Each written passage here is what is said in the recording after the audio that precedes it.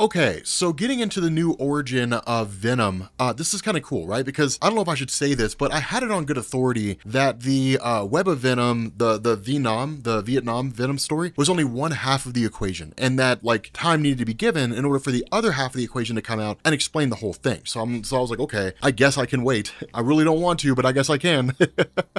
But the other half of this equation comes in the form of Wolverine, Captain America, Weapon Plus #1. And the reason why is this is designed to basically illustrate that like Venom is part of the Weapons Plus program, and that's a huge change. That's a massive shift from like what we expect in terms of like the history of this character. And the way this comes about with regards to this one and then the actual Web of Venom one shot is this basically picks up with like Captain America sort of going through and musing about his own experiences, about how he became the super soldier, so on and so forth. And then he's met by the arrival of Eva, the vessel of Phantom X, and then like a hologram of Phantom X himself. Now, the reason why this matters is because Phantom X is technically Weapon 13. Now, he first appeared back in New X-Men issue number 128, and he was actually part of Grant Morrison's whole run with regards to like reworking the entire Weapon X mythos, right? Like the history of Wolverine. Weapons Plus was always a very clandestine and almost completely unknown organization in the realm of Marvel Comics, right? Like the only real explanation we got in terms of Wolverine and Weapons Plus came by way of the little tidbits that we got from Chris Claremont's run, and then Barry Windsor Smith's Marvel Presents Weapon X. And that was basically it. That's all we ever really got.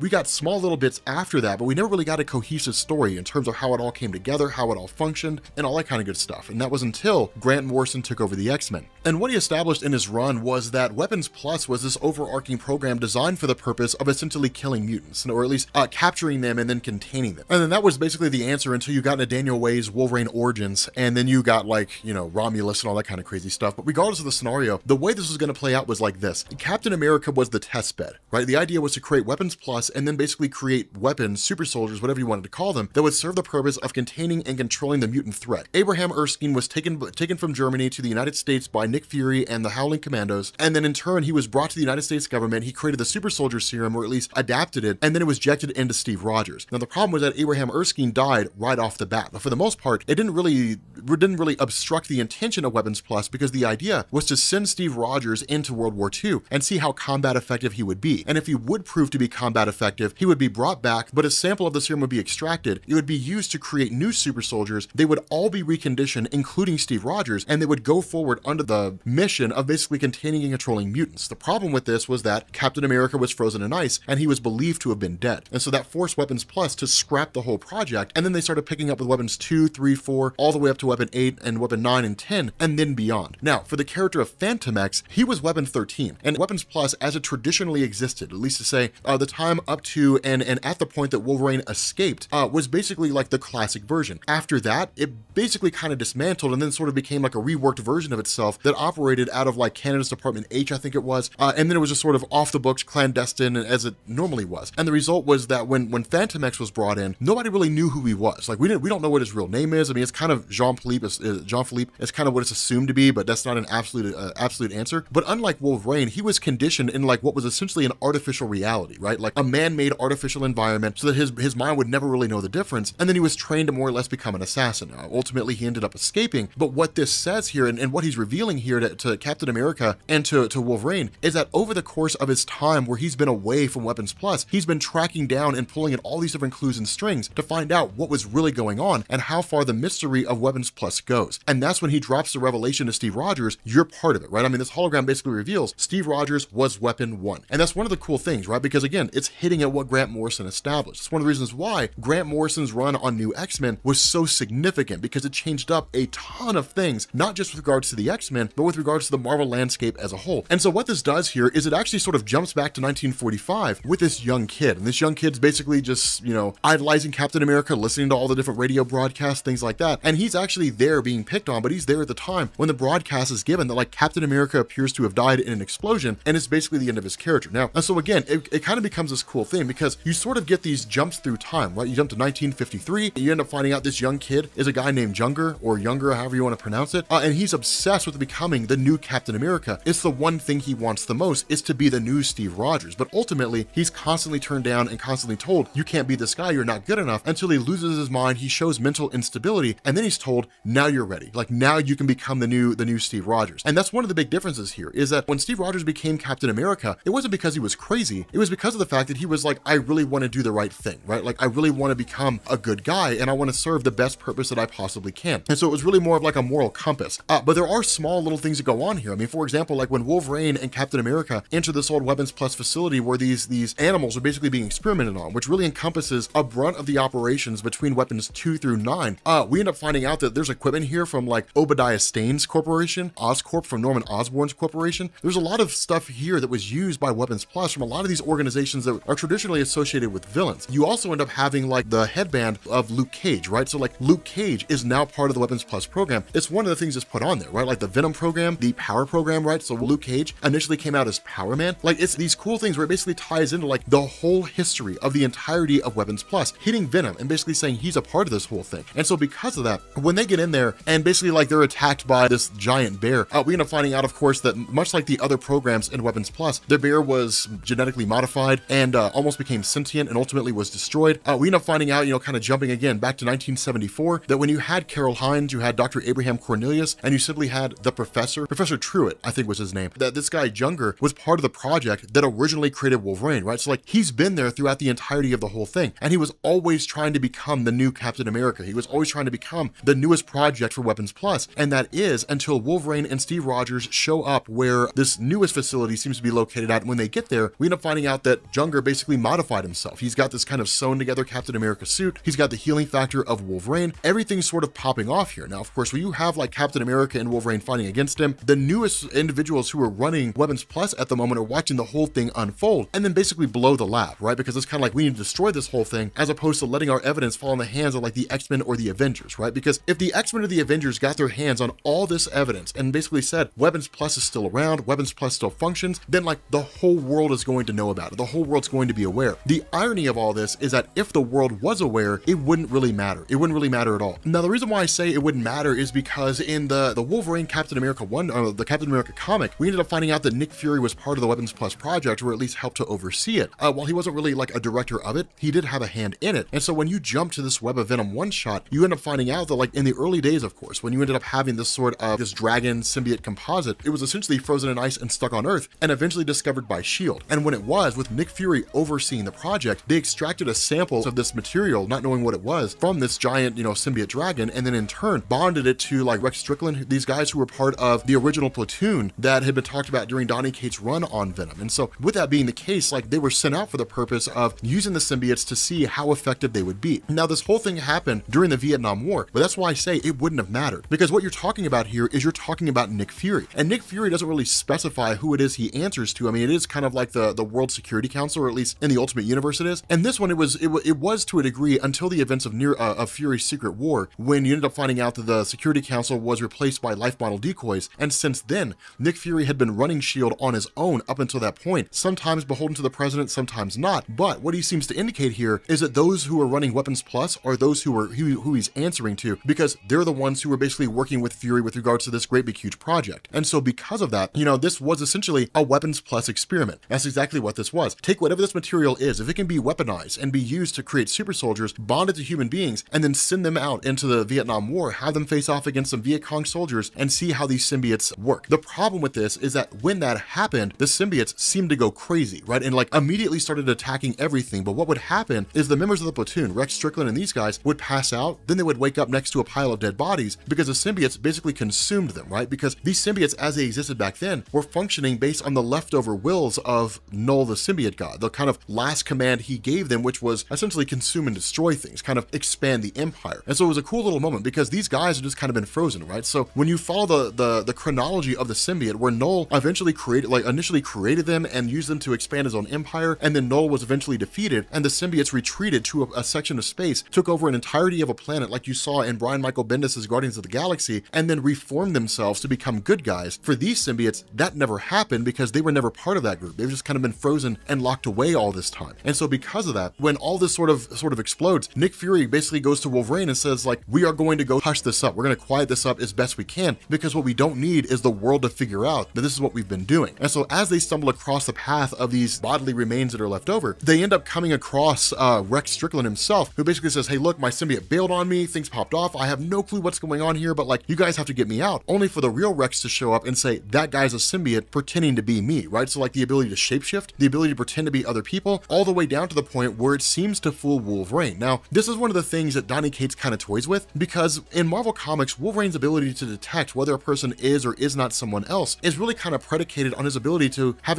encountered them before, right? So if he had met Rex Strickland once before and then showed up here, then he'd be able to sniff that out and say, that's not Rex. But with Wolverine having never encountered a symbiote before and having never met Rex before, he wouldn't know the difference. But with that being the case, suddenly they're set on all sides by all these different symbiotes, which have essentially taken over the bodies of the other members of the platoon, which again falls in line with what we've seen in Donny Cates' Venom run so far. And then in turn, he and Wolverine seem to be the only ones that are really left alive. And of course, this leads into Nick Fury basically, revealing that he's there, and all three of them kind of face off against these symbiotes as best they can. Rex Strickland like flees for his life. Wolverine tells him to get out of here, and it's one of the crazy things because in that moment, the symbiotes end up taking Wolverine and bonding themselves to him, and then Wolverine becomes Venom for like a very, very short moment in time. Because of that, it ends up resulting in Rex Strickland coming back, taking the Venom symbiote off Wolverine using fire, and then that's when it's revealed this version of Nick Fury is a life model decoy. Now, at the outset, you could look at this and you could say, okay, so this is basically just like Donny Cates taking the easy way out, but no, it's not. And the reason why is because it falls perfectly in line with the events of Original Sin. Those of you guys who read that story back when it first came out a few years ago, Original Sin basically showed this revelation that like Nick Fury and his Infinity Formula had actually been running out. The Infinity Formula had been gone for some time, and he had to have consumed it on a regular basis. When he stopped doing that, it stopped slowing his aging, and so he just ended up aging up and becoming very, very old. And so what he did was every single time we ever saw Nick Fury, he was running around with life model decoys. So it basically fits in perfectly in line with what Marvel has been doing over the last, however many years, especially when it comes to Original Sin. And so when that happens, Nick Fury basically says, look, I appreciate everything you guys have done here, but the world can't know about this. The world does not need to know this is what we did, because if they do, then suddenly every major governmental agency is going to want their hands on this symbiote technology. We don't need that. And so because of that, what he basically says is, your service has been respected. I appreciate everything you guys have done, but now you guys have to die. And it starts counting down. This timer starts counting down to 0, starting from 1 minute. And in that time, between Rex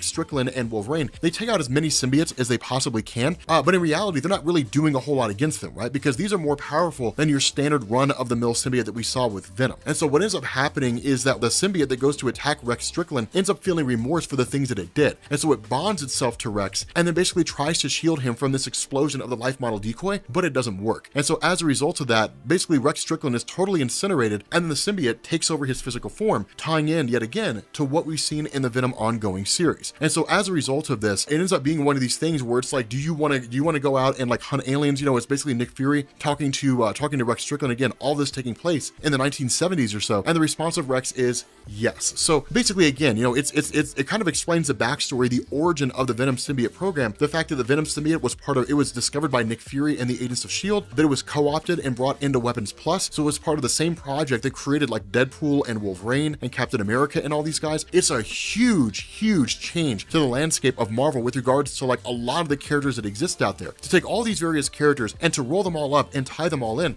If I'm being honest, I think they're doing this because this is how they're going to bring like Wolverine and the X-Men into the Marvel Cinematic Universe. They're basically going to say all these guys were part of Weapons Plus. Like after Captain America was frozen in ice, Hydra is part of S.H.I.E.L.D. or what have you. They created mutants in the whole 9 yards. They engineered them, whatever the case is. But like this is where all this stuff stemmed from, which is kind of ironic because that's the video pitch that I had like 6 months ago. Okay, so I don't know how many of you guys have been tracking this, but Donny Cates, he went on Twitter a little while ago and said that Absolute Carnage was supposed to be like the definitive Carnage story, right? Like the greatest Carnage story ever told. And I believe him because like with his run on Venom, like everything he's done on Venom, it's been nothing short of spectacular. And the way this first part ends, I'm excited to see what happens. But for those of you guys who are kind of jumping into this for the first time, a couple things I would suggest here. The first is to go back and watch our videos on Venom, and we'll have we'll have all the videos down in the description. We'll probably do a full story video out of it, so you kind of have you're caught up on essentially everything. But then we'll also I also suggest you guys watch my video on Carnage Explained. That way, between those two things, you can get caught up. I did call Carnage Venom a couple times, but people knew what I meant, so it's all good. But yeah, so this is amazing. Now, here's the cool thing about Absolute Carnage. If you choose not to do that, to really get caught up on Venom, to really get caught up on the history of Carnage, you can still kind of go into this and be okay. I think it'd be better knowing all that stuff, but you could still be okay, because in true Donny Cates fashion, we get this sort of explanation of things that have happened up to this point, right? So basically we get this idea that at one point in time, in the very early days of this universe, right, before there was any real life in it, and all you really had were the Celestials, and presumably after they won their war with the Aspirants, you had Knull, the symbiote god. Now, of course, as we were told in the first run of Venom, the first volume of Venom, that Knull, the symbiote god, was this being that was just sort of out there, right? Kind of existed in this void, this little pocket space inside the universe, created these symbiotes to essentially serve as his agents, right? To kind of spread his influence and chaos throughout the universe. Now, once he was finally defeated, once this major battle took place and he was finally locked away, this is when Donny Cates kind of ties into what Brian Michael Bendis did, right? Because if you go back and you read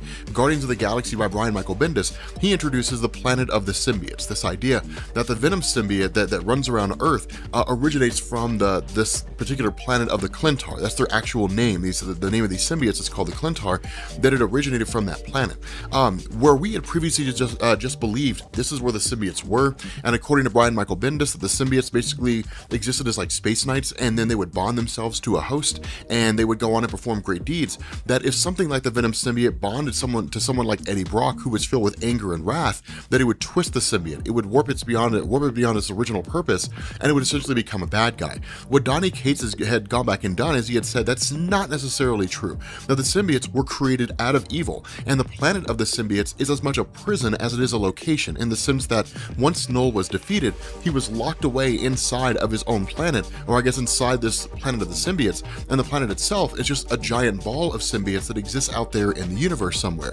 And so once he was defeated, they kind of began changing their tune, essentially became good guys, and willingly locked him away as best they could. Now, the issue with this is kind of one of the cool things that Donny Cates goes into, is if you go back and you look at the history of Venom and the various symbiotes, so like Toxin, Carnage, so on and so forth, Shriek and whatnot, you had this idea where whenever a symbiote left an existing host and then went to a new host, they would basically maintain information about their previous host, right? It's one of the ways that the Venom symbiote was able to dodge Spider-Man's spider sense, right? Like, Spider-Man was the first one to hold the symbiote and then cast it off at the advice of Reed Richards of the Fantastic Four. And so when it left him, it felt betrayed, and then in turn bonded itself to Eddie Brock, who was already pissed off at Peter for costing him his job, but it took the knowledge of Spider-Man with him, right? So like the knowledge of Peter's identity, the knowledge of Spider-Man's spider sense and how it functions and how to get around it. That's one of the reasons why Venom was so capable and so dangerous back in the day.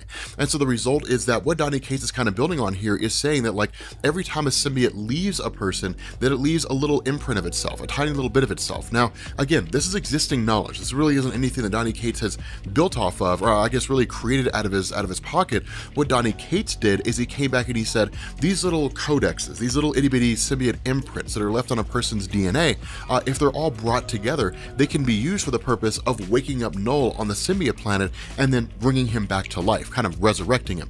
And that really seems to be the motivation, or at least one of the big motivations behind the Carnage cult. Now, what Donny Cates has kind of been tinkering with, kind of been toying with, is this idea that Cletus Cassidy wants to resurrect Knull for the purpose of killing him and taking his place, taking all of his power, and then controlling all the symbiotes across the universe. And to be honest, Carnage becoming God seems pretty insane, but that's really what happens here, right? Like, Carnage essentially becomes God in this bit, and that's what's kind of nuts, is because what it does is it switches over to Eddie Brock. Now, Eddie Brock is really kind of recounting all this stuff, right? Like saying all these different things and talking directly to Dylan. Now, again, in our first volume, we learned about the character of Dylan. We learned that Dylan is actually the son of Eddie Brock, but Eddie's basically led Dylan to believe he's simply his brother. And this is just because of the fact that Dylan is a son that Eddie never knew he had, right? That was just kind of dropped off at his father's house by a woman he was with at one point, who ultimately ended up taking her own life. But because of the fact that his father was so abusive, Eddie wanted to get him out of there, right? He wanted to get him away from that life and have him live a normal life. The downside of this is that as they're making their way in New York City, suddenly, like, all these different, digital billboards are met with like these wanted posters for Eddie Brock himself. And so like the whole world is aware of who he is. The whole world is aware that like he's a dangerous man that needs to be captured. Now, this is the cool thing here, because when this happens, you basically have Cletus Cassidy, who kind of pops out of nowhere and then sends Eddie and Dylan flying over into really in like the way of this oncoming subway train. Now, this is one of the cool things here, is because when Eddie was talking to Dylan about who Venom was, or I'm sorry, who Carnage was, Dylan was kind of like, you know, the eyes and ears of like the new person, right? Like the new reader. He was kind of the new reader in the story, in the sense that people who are just jumping onto this don't really know the history of Carnage. They don't really know the legacy of Carnage. They don't really know the madness that came with Cletus Cassidy, the willful abandonment, right? Like just murdering with abandon all these different people that he came across for no other reason than the fact that he could, right? It wasn't like he was trying to become some super criminal to amass great wealth or to attain absolute power, and he did all these things because he just wanted to, because he just wanted to arbitrarily take people out. That's the kind of villain that Eddie's talking about right now. And that's, again, a villain. That's one of the things we talked about in our video on Carnage Explained. It's one of the kind of villains that you never really see. A villain who just shows up and just arbitrarily takes people out for no real reason whatsoever, aside from the fact that it's a nihilist and it just loves it loves madness and carnage. It loves its own namesake. And so, again, like what we end up finding out here is that where Eddie and Dylan were running away from some man in a suit, that where Cletus Cassidy was the one who pushed them in front of the train, the man in the suit was actually the Venom symbiote. Now, for those of you guys who are kind of playing catch up here, there came a point during their first fight with what was essentially this giant dragon, this really old Grendel suit. It wasn't really Knull, the symbiote god himself, so much as like a facsimile of Knull, kind of like a taste of what would happen if Knull ever came back in like full and true form. Not really as powerful as he could be, but certainly powerful enough to like wreak havoc in the city of New York. And of course that story culminated with Eddie Brock grabbing the Venom symbiote and because fire is a weakness of the symbiotes, pushing Knull, or at least his facsimile of Knull, into a furnace, but also seemingly killing the Venom symbiote in the process. And so the result was that they were separated for an amount of time. Now, following this, what you had were basically two stories being told about Eddie Brock and then one about the Venom symbiote. The symbiote itself got its story in the War of Realms, right? It was basically dealing with everything with Malekith and so on and so forth, Malekith's dark magic, which we'll talk about here in a second, but then you basically had the story of Eddie trying to make his way and figure himself out. And that was one of the cool things about this, is because when the Venom symbiote shows back up and wants to bond itself to Eddie, the response of Eddie is, no, I don't want to. Like, I don't want to go back to this life again. And that's an important thing, because when Eddie first got the Venom symbiote, he saw it as a tool to be used to defeat Peter Parker, aka Spider-Man, for costing him everything. He was hell-bent on revenge and anger, and that was basically it. And then you started running into these stories where Eddie Brock began to sort of change his tune, where he began to become like a different kind of character. He became anti-Venom for a little while. He began to basically become like a good guy, almost like the reformation of Flash Thompson, right? The high school bully of Peter Parker who lost his legs in the military and went on to become Agent Venom. It's a cool thing in this scenario, because what Eddie Brock has discovered is a thing that really, as the reader, we kind of always knew, but Eddie was never really able to figure out for himself, that he's highly capable, that he's a very, very capable person. Now, the guilt of Eddie's past life, the idea that he and his friends had hit a kid when they were younger, his father got him off, these are the kind of things that have sort of driven him, that kind of made him the villain. But the idea of coming back and trying to reform, trying to be a better person, means casting off that past part of his life, which includes Venom. Being able to settle down, being able to raise a son, and to have some small measure of peace is the guiding force behind Eddie. The problem with this is now Carnage is back, and this is no small thing, because when Carnage arrives here, like, all hell begins to break loose, right? Because you're talking about Cletus Cassidy, who for all intents and purposes should basically be dead, toting the power of one of the original symbiotes as it was created by Knull, the symbiote god, basically meaning it's more powerful than Eddie Brock, it's more powerful than Venom. So this is one of the cool things that's interesting here, because it's sort of a tribute of sorts, at least in the first part. I mean, not fully on in terms of the entirety of the story, but in this first part here, it's a tip of the hat to Maximum Carnage. When the Carnage symbiote bonded to Cletus Cassidy on the blood level, and he became just way more powerful than both Eddie Brock and Spider-Man, he was a force to be reckoned with. We're essentially dealing with the same concept, except amplified even further. It's a symbiote joined to Cletus Cassidy on the blood level, but it's a more powerful symbiote than both Venom and really like any other one that we see out there right now. So this is an exceedingly dangerous, incredibly powerful Carnage that's running around out there right now. And like, it really shows, because he basically one punches Eddie Brock. He punches him in the face. He breaks his orbital bone, his brain is hemorrhaging. I mean, in like one fell swoop, Eddie Brock's been taken out. That's the kind of Carnage that we're dealing with. Back in the day, it was really more like Carnage's durability, right? His ability to create all kinds of different sharp appendages and so on and so forth, and his insanity that made him almost unpredictable. That's really what made him such a huge force back in the day.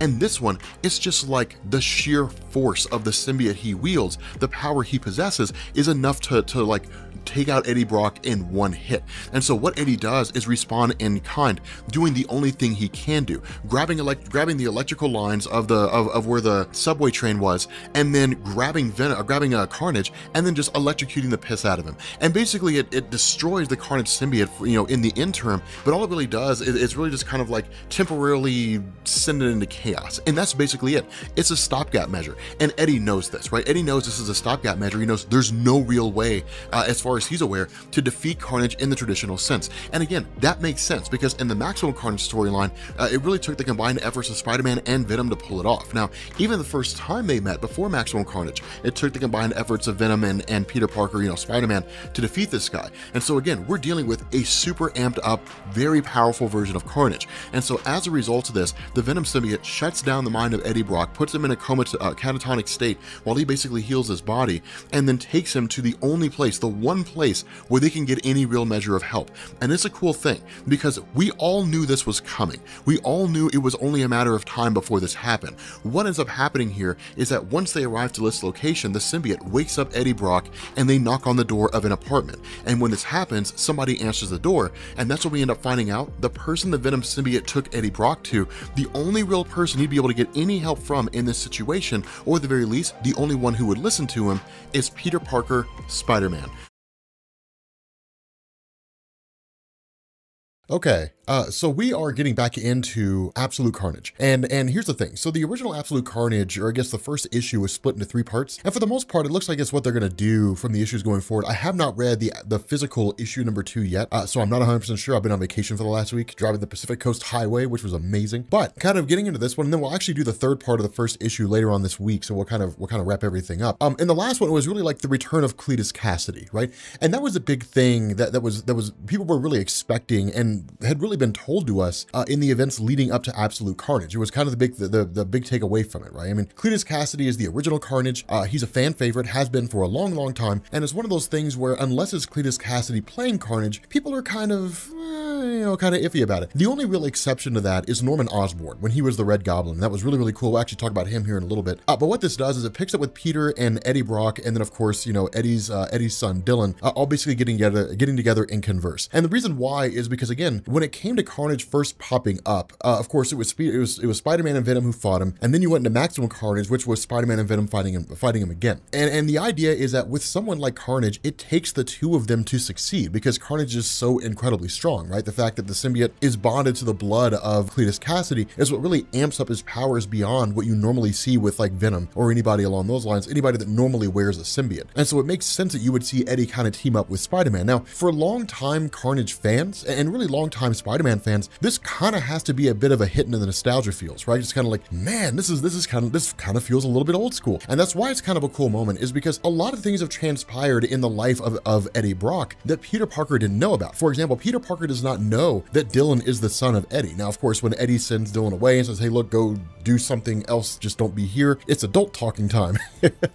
You guys all remember that from when you were kids. It's a chance for Eddie to basically sort of kind of let his guard down, right? And just sort of let the whole thing kind of be out there and say, hey, look, like, he's my kid. And this isn't really even about me. It's not even really about me stopping Carnage. It's about like stopping him to make sure that my kid's safe, right? Because if Carnage gets his hands on my kid, he'll kill him. And it's really just protecting people outside of myself. And that's why it's a really important thing, right? Because Eddie's been a bad guy. He's been a good guy. He's been a victim of circumstance. Spider-Man's seen a lot of things transpire with the character of Eddie. And this is kind of the newest take for his character insofar as he's out there and coping with a few things. And it works. And it's really cool to see because it kind of makes Spider-Man a little softer to him and say, okay, you know, I guess I can kind of get where you're coming from. But then suddenly they're met with a news broadcast and there's this mass grave that was essentially dug up out in the middle of nowhere. And initially it's kind of like, whatever, man, nobody wants to see this. They turn it off. Eddie Brock starts freaking out. Spider-Man's like, what the heck is going on? And he was like, everybody who's ever been a symbiote is buried out there. Like they're in that mass grave, right? And that's one of the big things that we recall from what we've been told, both during the prelude stories to Absolute Carnage and by the interviews that Donny Cates has done himself, that you have this circumstance where Cletus Cassidy is basically going around and grabbing what are called these codes. codexes, right? These little codices pieces, and it's designed to basically like kind of recreate the whole, right? It's sort of been that way ever since Knull popped up, in the sense that like when Knull was there, he was the guy that created all the symbiotes. They function as a cohesive unit, and following his defeat, they've kind of been separated ever since. And it's the Carnage symbiote basically grabbing all these different iterations of either itself or Venom, and then just combining them all into a singular unit, which will amplify his power even further, and then presumably try to take on Knull and then, you know, destroy Knull and then become like god of the symbiotes, which makes sense. It'd be actually really cool to see if Carnage like took over all the symbiotes and became their new god. But it's a cool little thing here, because what you get is this revelation, you know, where Eddie's freaking out and he's kind of panicking. The big thing to really come out of this is he's saying like Annie's body is buried out there somewhere. Now, for those of you guys who have not been keeping up with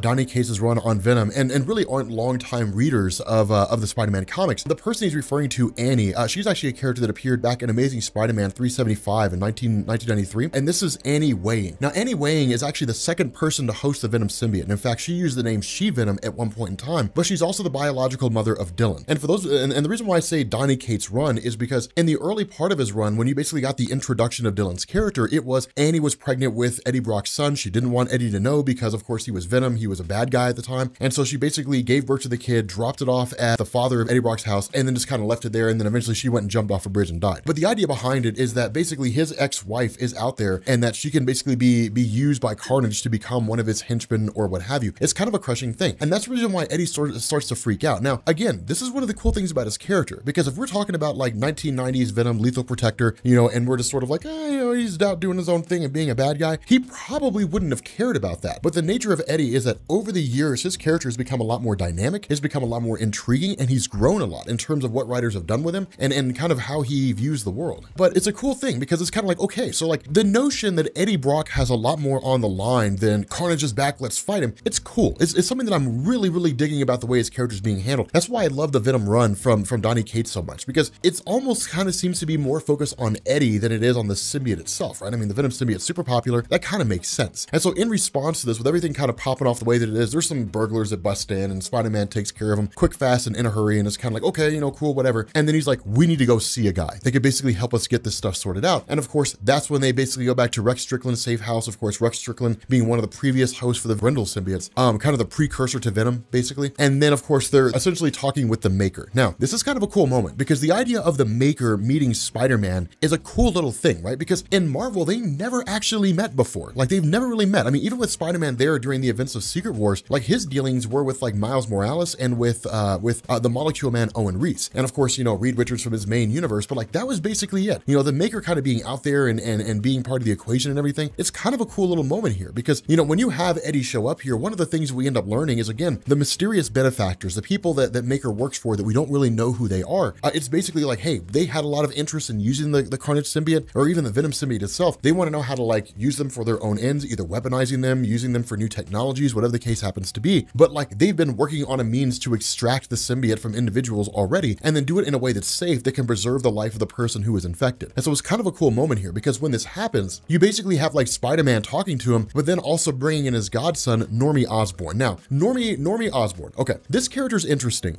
He almost kind of has the Franklin Richards effect in the sense that like he first popped up back in like Amazing Spider-Man 285, and then like nobody really did anything with him after that. Not for a long time. Normie Osborn really had his big moment during the Red Goblin storyline, and we never actually covered that, the go down swinging storyline. We never actually covered that, and I feel like we should, if for no other reason than the fact that like it ties in pretty neatly with Absolute Carnage. But basically, Normie Osborn is the son of Harry and the grandson of Norman. So Norman Osborn, as most of you guys know, is the Green Goblin, right? And the big moment he had over the course of his entire publishing career was throwing Gwen Stacy off the bridge. And in certain circles, there's still a debate that goes on over who actually killed Gwen Stacy. If it was the Green Goblin who killed her before Spider-Man got there, or if it was Spider-Man shooting his webbing into her foot and then like her neck snapped, right? Because it goes both ways. There's an actual onomatopoeia in the comic that says like snap, right? Like her neck snaps. And then in the same comic, you know, the Green Goblin's like, I killed her before you got here. So there's fans that kind of go either way, and really kind of the argument rages still to this day. But following that, really like the next big moment, I would say, in the history of Green Goblin, like the really huge landmark kind of character shifting moment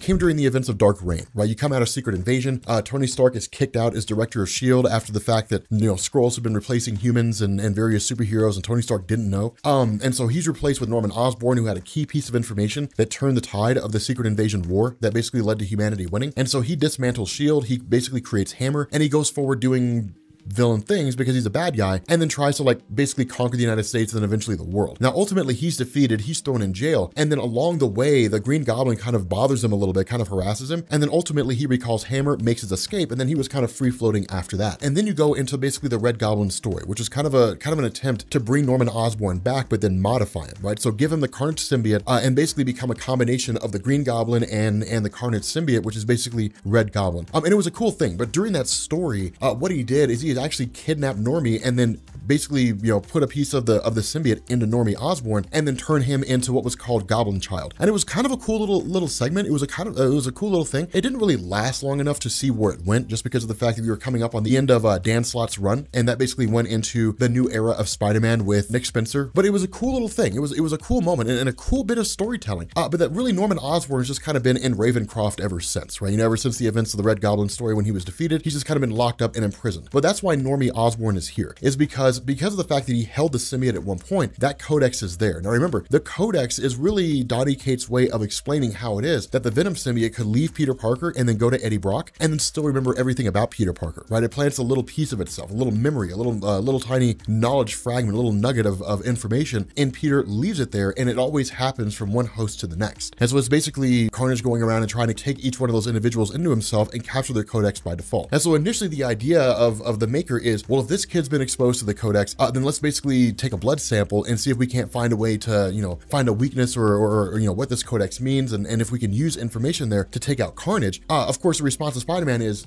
absolutely not. I'm not going to let some crazy guy who's an alternate reality version of Reed Richards take a blood sample off of my godson, because I don't know what this guy's going to do with it. If he's going to create like 1,000 clones of this kid, who knows? Like, this guy's kind of bonkers, and in reality, he's right. The maker is kind of crazy, but as a result of this, the maker's like, well, then fine, get me somebody else. Get me anybody else out there that you know of off the top of your head right now who's held the Venom or the Carnage symbiote, and then bring them here. And there's only one person that these two guys are aware of. There's only one individual that these two guys know that they could basically find, locate, bring them back, and then use that person as a means to achieve this goal.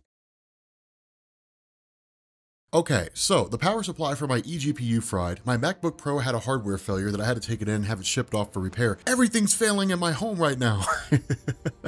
What's going on, guys? This is Rob, and we're covering part 3 of Absolute Carnage. In part 2, really parts 1 and part 2, because remember, the first issue split into 3 parts. The first 2 parts, it was basically panic mode, right? It was the idea that Cletus Cassidy had essentially returned. Now, the way that Donny Cates had written this is that Cletus Cassidy had been coming back for a while. It's just that right now, Eddie Brock just realized what was really happening, right? He just realized that like Cletus Cassidy's made his return. And I love the way that Donny Cates wrote that, right? Because for the person who's kind of getting into Carnage and doesn't really know anything about the character, it's like, cool, a new symbiote. For people who are familiar with Carnage, it's like, cool, an old symbiote, and a lot of people are going to die.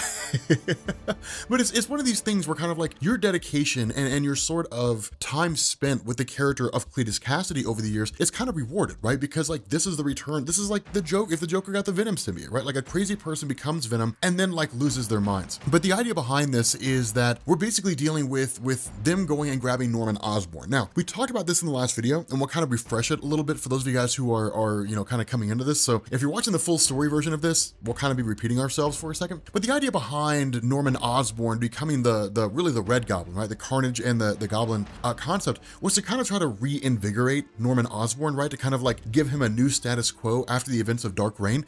In reality, you don't really need to, right? There are some villains out there in the realm of comic books, the Joker, Lex Luthor, characters like Norman Osborn, who's probably, well, he's not certainly the most iconic Spider-Man villain, I'd say he's probably the most important. And so what they did is Marvel basically said, let's give him the Carnage symbiote and then in turn have him bring back the Green Goblin, so he basically becomes the Red Goblin. And it was really popular for a little while, right? Like it's one of the more popular stories involving the various symbiotes. I would say it's more popular because it involves a symbiote as opposed to just the Green Goblin himself. But again, he's a legacy villain, right? So it's one of those things you don't have to really change all that often. What you end up having here is Spider-Man and you have Venom, who basically race off to grab Norman Osborn. And this is kind of an important thing here, right? Because with Norman Osborn as the Red Goblin, I wouldn't say he pushed the symbiote to new heights by virtue of like his intelligence and so on and so forth. It was really more like merging with the Green Goblin and the Venom symbiote that kind of pushed it to new heights. But Norman Osborn is not an unintelligent guy. And the real question, the idea behind this is that with Venom really realizing what's going on and this idea that Cletus Cassidy is running around and tracking these codexes, right? Like trying to kill the various individuals who have been symbiote hosts. The question is, we kind of have to save Norman Osborn. Now, it's interesting here because on the surface, you would say, well, then let him die, right? Like just let Norman Norman Osborn die. And it's one of those funny things because it's really more of the moral quagmire of Venom and Spider-Man. What kind of superheroes would they be if they just let Norman Osborn die, right? I mean, that's kind of the issue that you run into here. What kind of heroes would they be if they let this guy die? And that was basically the end of it. And so again, it's kind of intriguing because in the midst of all this, suddenly you end up having Spider-Man who goes nuts. And this is one of the more important things that Donny Cates is doing here. Again, we talked about this in the first couple parts and it bears repeating here, but the idea is that in years past, right, going all the way back to like, even you go to like David Michelini's original like Venom Lethal Protector, but like you go all the way back to like when Carnage was first introduced, and even before that when Venom was introduced, and all the various symbiotes between them, right, like Scream and Riot and all those guys. The way this always worked, and it was kind of etched in stone by Venom, is that when a person becomes a host, the symbiote can leave, right? Like if by, you know, by whatever manner and whatever means, if the symbiote leaves, the symbiote takes memories of that person with them, right? So that was the case of Venom, knowing the identity of Peter Parker. The Venom symbiote had bonded to Peter, it was cast off in Web of Spider-Man 45, and then it bonded itself to Eddie Brock, taking the knowledge of Peter Parker's identity of Spider-Man with it. And so the reason why that's important is because what this does is it basically allows Donny Cates to build on that concept and say, actually what happens is for all those individuals who have been a host of the Carnage symbiote, it leaves back, or it leaves behind itself a kind of sample, right? Like a kind of little genetic code that the Carnage symbiote, that Cletus Cassidy can tap into. Now, the big question to ask here, and this is kind of the big thing to come out of this, can Venom do the same thing? Can they tap into and can they basically control the minds of other individuals by using that genetic code? One of the other big changes that Donny Cates is making here is Carnage's ability to spawn more symbiotes. What Cletus is doing here is basically creating these little mini pods, and then they're forcing themselves into various prisons, going into the bodies of those particular prisoners, and then basically creating more symbiotes, so to speak. Now, it's kind of interesting here because these aren't really Carnage symbiotes in the traditional sense, which is to say they're not really like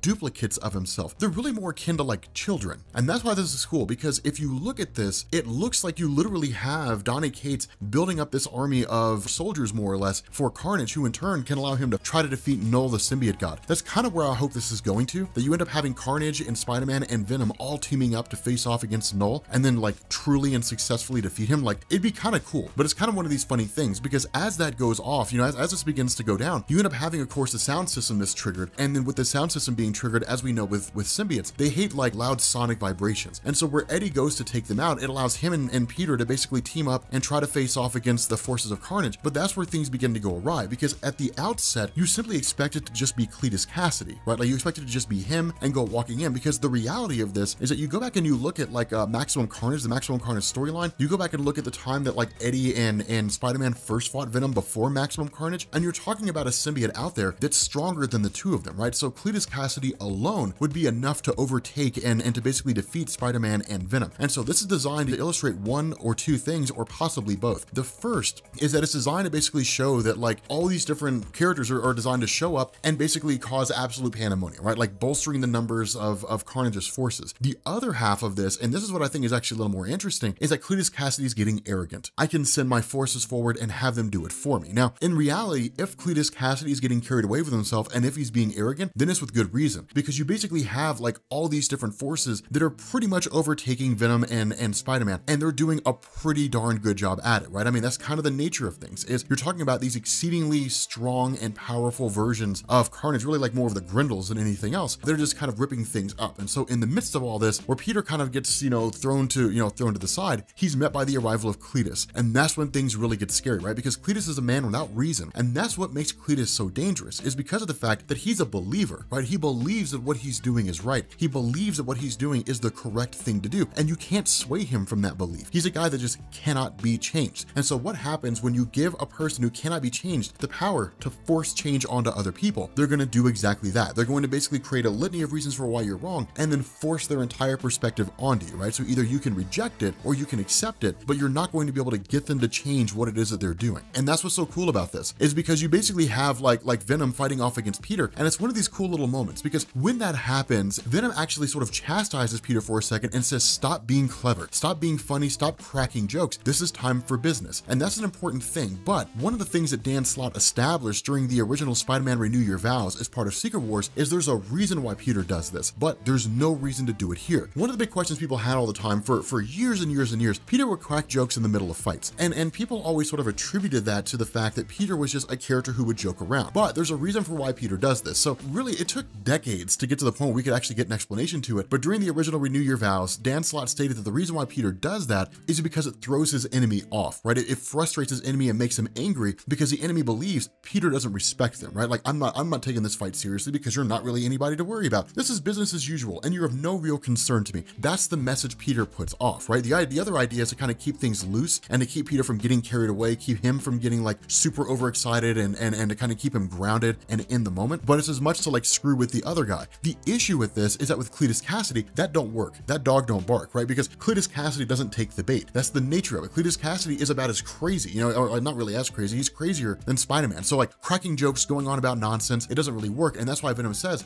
it's not the time to be clever. It's not the time to be funny. It's not the time to like crack jokes and be your usual self. This is the time to be serious, because if we're not, we could die here today. And Peter knows that, but Venom doesn't know that Peter knows that. It's just Peter's way of doing things. This is kind of how Peter is. And so following this, the two of them are basically like knocked out of this cell, you know, sent flying out into the hallway. And that's when Peter basically begs for Carnage not to kill Norman Osborn. And that's when he says, I'm not here to kill him. I'm here to add him to my forces. It's literally Carnage absorbing Norman Osborn into himself and basically turning Norman Osborn into one of his various henchmen. Now, Norman Osborn does not have the Grendel insignia on his forehead. And the indication here is that Norman Osborn is something wholly new. Like it may be that he's something wholly different and wholly new. Probably not. He's probably just like all the other ones, right? There's nothing really special about him. But I have a hard time believing Donny Cates wouldn't have him depicted in this manner if he wasn't different from everybody else. So I'm really excited. I'm really curious to see where it goes. Okay, so we are a little behind on Absolute Carnage.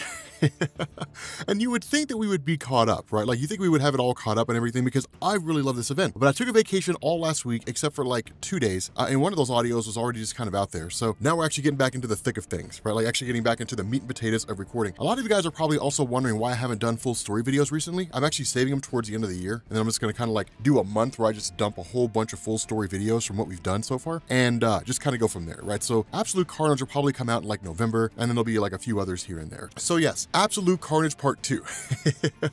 Okay, so what Donny Cates has basically written so far is this story where things are in dire straits, right? I mean, and here's the funny thing about Absolute Carnage is in this issue, and this really, technically it's the second issue, although it's like the fourth part more or less, it almost kind of feels like Spider-Verse meets like Carnage. I mean, we're not dealing with multiversal versions of Carnage, but it does feel like that insofar as anybody who's ever held a symbiote is basically being tracked down by Carnage and being consumed. Now, this is one of the things that I kind of wanted to toy with in the last video, and we kind of want to bring to light in this one, is that really Norman Osborn is not fully under the control of Carnage, right? And it's something that a few of you guys pointed out in the comments of the last video. For those individuals who were totally under the control of Carnage, they have that little spinning spiral thing on their face. For Norman Osborn, he doesn't have that. Now, why he doesn't have that is not explicitly given to us, right? Because looking at this off the top of our heads from what we've seen so far, those individuals who Carnage has consumed are under his control, right? But the individuals that we've seen him consume so far, at least in the first few issues, have just been those that he's basically taken a portion of himself and put it inside of them. So we don't really know, at least at the moment, at least at the time I'm making this video anyway, like suspend your disbelief for a second. But the idea behind this is that it doesn't look like Norman Osborn is totally under the control of Carnage. And this is cool because it allows Norman Osborn to basically maintain himself, right? It allows him to kind of keep the personality that we've all kind of come to know and love over the years, the kind of rebellious guy, the guy that like, you can't tell me what to do, because what you basically have here by virtue of Cletus Cassidy and Carnage is you've got two roosters in the hen house. That's essentially what's going on, and one of them's gonna have to go. That's basically what's taking place here. Now, of course, for Spider-Man and Venom fighting off against these massive numbers of Carnage forces, there's no way they can win, right? And it would be a foolish measure to try and stay. It would be stupid. I mean, there really wouldn't be any sense in it, right? They're throwing away their life for something dumb if they were to stay here. Now, remember, Spider-Man does not know all the changes that have gone on with the Venom symbiote. He doesn't know everything that's happened here. And so this is important because for Eddie Brock himself, of course, having come into contact with Knull basically sort of expanded the powers of his symbiote, which in turn granted him, of course, the power of flight by use of wings. Spider-Man doesn't know all this stuff, right? So he's kind of coming into this thinking, this is Venom as I've always known him. We're standing at the top of, like, you know, Ravencroft Asylum. If we jump off, we're probably going to be dashed to pieces on the rocks. We're screwed.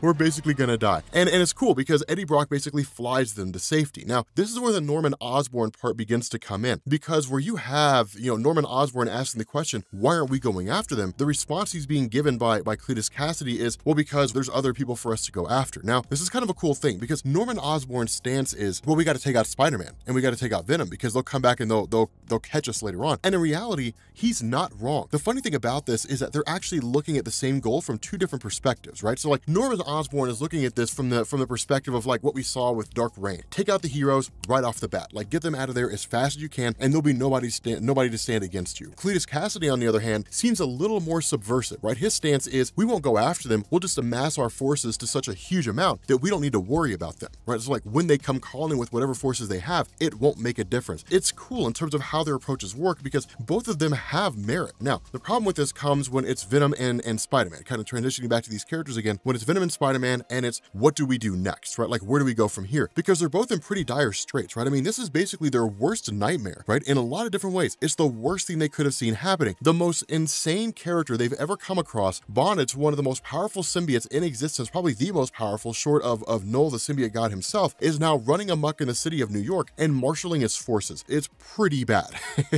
It's pretty terrible. You're talking about a crazy guy. So he's leading the show. He's running the show here. And then he's creating a whole mess of people, like a whole army of people who can avoid Spider-Man's spider sense. It's the most horrifying thing ever because at any point Spider-Man could die and he'd be dead before he heard the sound that killed him. So it's one of these crazy scenarios. Now, for Eddie Brock himself, things are a little bit different. The cool aspect is that because of the fact, and this is really what Donny Cates seems to be going with, and it can kind of go two different directions, right? But Venom himself can kind of feel the forces of Carnage. It doesn't mean he knows he can pinpoint them exactly where they are, right? Like he's no Molly Walker from Heroes, but it's one of these things where he can kind of feel the fact that they're out there and they're kind of making their way towards him. So it almost kind of seems to be an empathic thing. How it is that he picks up on that again, it can kind of go a couple different ways. It can go by way of the fact that all these forces are being marshaled by a Grendel symbiote, which is kind of the precursor to the symbiote of Eddie Brock and of like the Venom symbiote and all that kind of stuff. We can kind of go that route, or we can go the route that I think is a little more interesting, is that basically Carnage is spawned directly from Venom. And so because Carnage is spawned directly from Venom, and because Carnage bonded with Cletus Cassidy on the blood level, even though he's using a Grendel symbiote, it kind of seems to carry over, and it allows Eddie Brock to basically feel the offspring of Cletus Cassidy in the form of all these different forces out there. So it's kind of a cool little moment here, but ultimately they end up settling on the idea that Spider-Man is essentially going to marshal the Avengers, right? Because remember, Spider-Man is an Avenger, and he has been since the New Avengers by Brian Michael Bendis. It's one of the things a lot of people tend to forget, that Spider-Man is kind of, he's out there and he does his own superhero thing, but unless you're reading an Avengers story that involves him being part of the team, it's easy to forget that he is a member of the team. The issue with the Avengers comics, as you usually see them, is that they often focus on the core Avengers rosters, right? The ones who are there day in and day out. Now again, it's kind of a cool little show by Donny Cates, because in this day and age, in the age of crossovers with Marvel, it's the one question a lot of people would ask is like, why doesn't Spider-Man get a hold of the Avengers, right? So like he nips that right in the bud. Like we'll call Captain America, we'll call Wolverine, those two guys specifically because they dealt with a Grendel symbiote in the past and they kind of know how to defeat them, or at least have a much better understanding of how to face off against them. The problem is that in the middle of all this, suddenly Eddie Brock basically gets a call from the Maker, Reed Richards from the Ultimate Universe. Now the idea here is that Reed, this version of Reed, the Maker, has kind of just been safeguarding Dylan, right? The son of Eddie Brock, albeit Dylan doesn't know. And so one of the funny things is that he,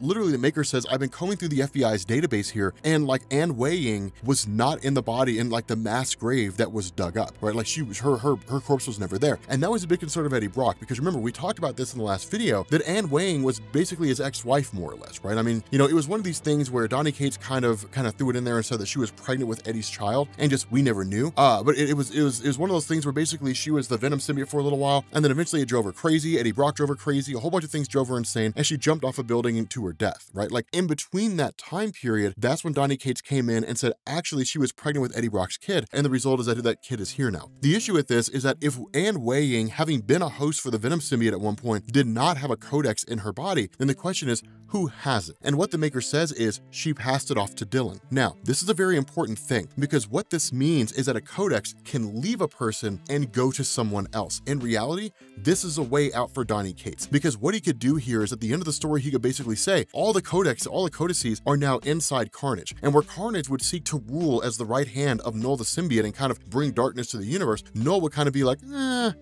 no, and then just kill Cletus Cassidy, take everything and take all the codices to himself, and then, well, everybody would probably end up dying anyway because he would be returned to full power. But the fact remains that a codex can be passed from one person to the next. Now, we don't know if the codex is a physical thing. I mean, we know it's written into a person's DNA, but as we know, when it comes to offspring, it's not like a mom gives birth to a child and then all her blood goes into the child and all her DNA goes into the child and she loses everything about herself. It's more or less just kind of copying her DNA and the father's DNA into that baby, and there's kind of a combination of both. And so this creates a really interesting scenario here, because normally you would look at that and you would say, well, the codex just kind of copied from her into Dylan, but instead it just went into Dylan entirely. So it's kind of a cool little revelation here. I mean, there's a lot you can extrapolate from these small little things. And that's why Donny Cates is such a great writer, because you can bring these small little bits and pieces into this stuff and just kind of throw it in there. Now, from here, of course, you basically deal with Eddie Brock facing off against like all these Carnage Grindel guys who are all running up on him. It's like as fast as they can. And so it's kind of, it's like a cool moment because it's like Venom's last stand. And so it's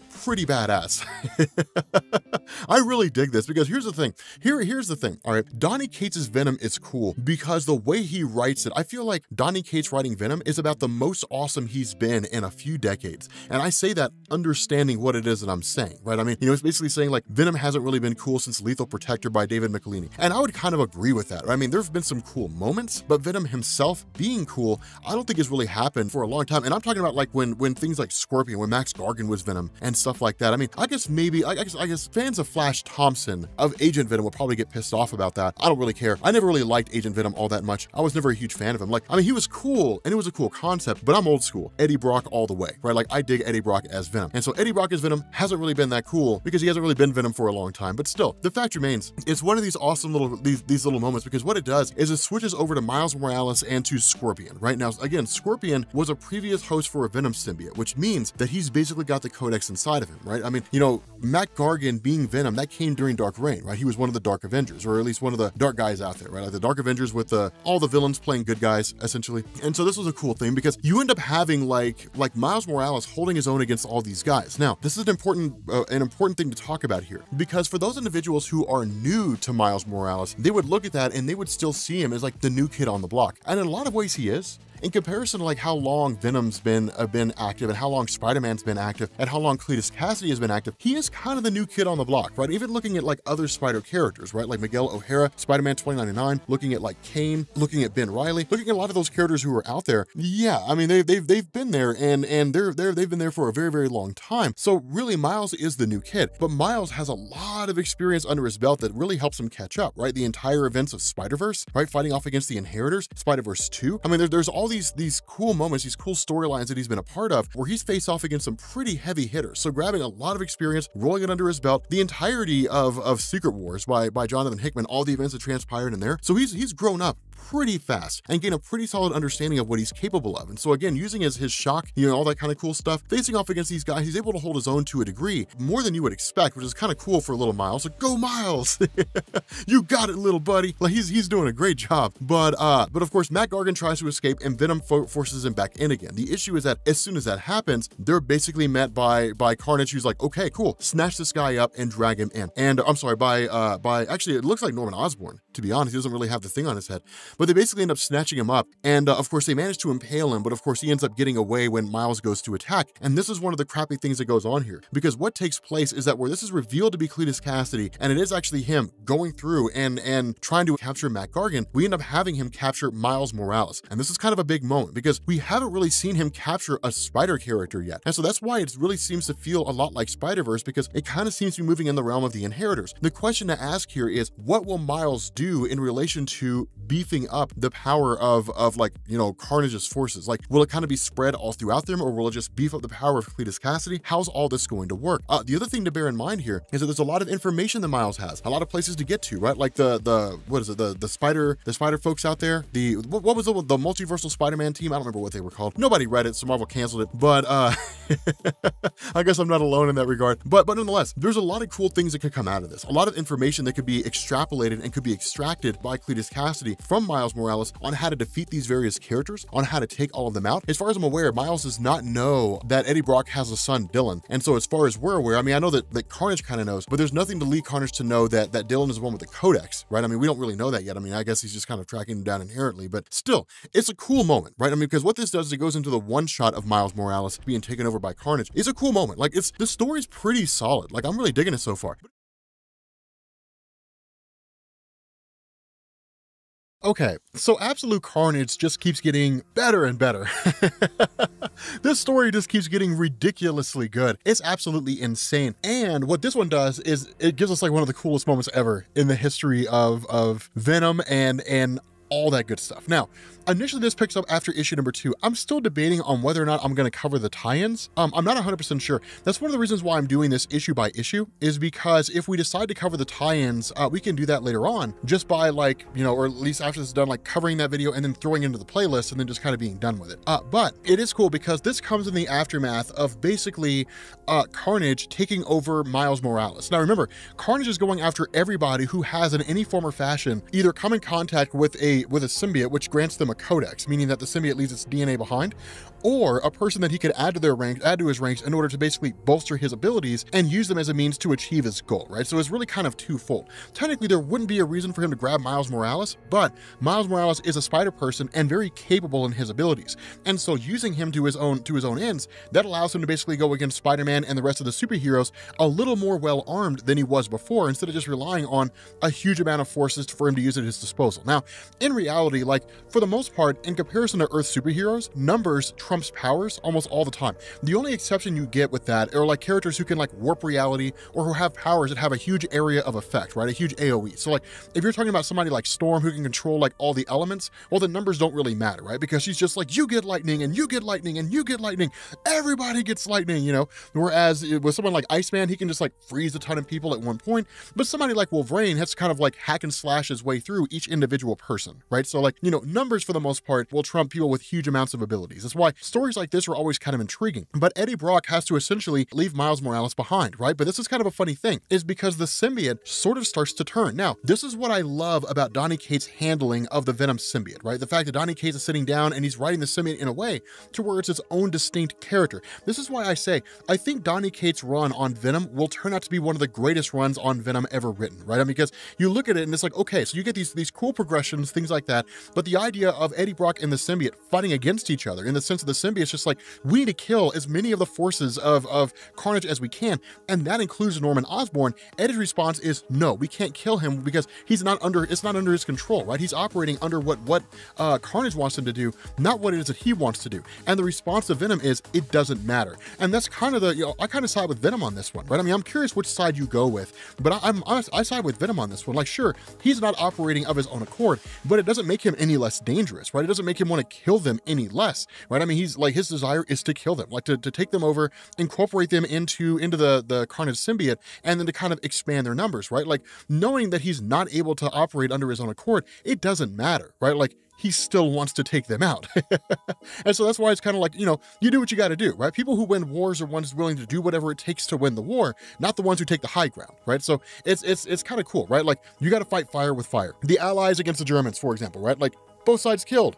And we saw how that worked out. So it's cool when it comes to this, because what ends up happening here is Eddie actually tries to turn his back on the Venom symbiote for a minute, because the symbiote goes and tries to kill Norman Osborn, and the response of Eddie is, you can't. Like, if you really want to kill them, fine, go on ahead and do it. Like, go on ahead. Like, I'm gonna go save somebody. Like, I'm gonna go be a hero. And this is interesting because what it does is it pits the symbiote in a way to where it basically has its own moral struggle. And that's what I love about this, is because the symbiote is now as much of a person as Eddie Brock is, right? The symbiote's in a spot where it's like, okay, yes, like Norman Osborn can't operate of his own accord.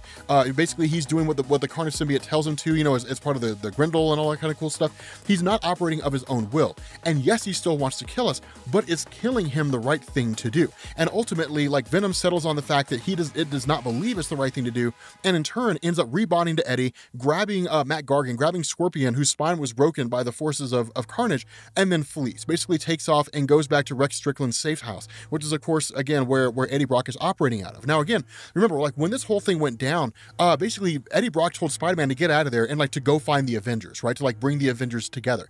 And so of course that's exactly what Spider-Man did. Now of course we get Wolverine and we get Captain America, two old school members of the new Avengers when Brian Michael Bendis wrote them. We also end up getting Ben Grimm, who again is a heavy hitter and is kind of what they need.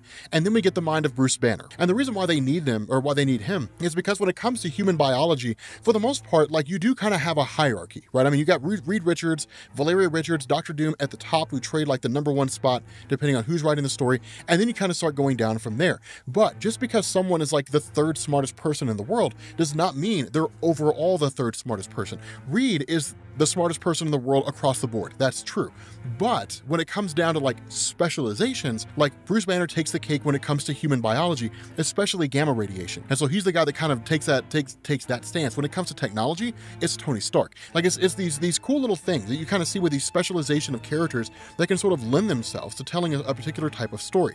And that's what's been going on here, is that the science behind the Maker in terms of curing the son of Venom of his codex works, right? Like the codex is now gone from the son of Venom. I'm sorry, gone from not the son of Venom, gone from Normie, from the son of Norman Osborn. And so it basically, I'm sorry, the grandson of Norman Osborn. But it works for the purpose that it serves, because what it means is this technology can be used to basically cure all the various superheroes of their codices. Now, what it does is it removes 1/2 of the reason why why Carnage would want to take them, right? I mean, if these various characters have been hosts of the Venom symbiote in some form or another, and a codices was left behind on them, then in turn, like Carnage would want to take them in order to get that codex. With that codex being removed, now Carnage doesn't have a reason, at least as far as that goes, to take them. But the power and the knowledge of Captain America, the power of like Wolverine, the power of Ben Grimm would still serve as an asset, meaning Carnage could still take them if he chose. So again, like there's still motivation there for him to basically capture these guys and snatch them up and run away.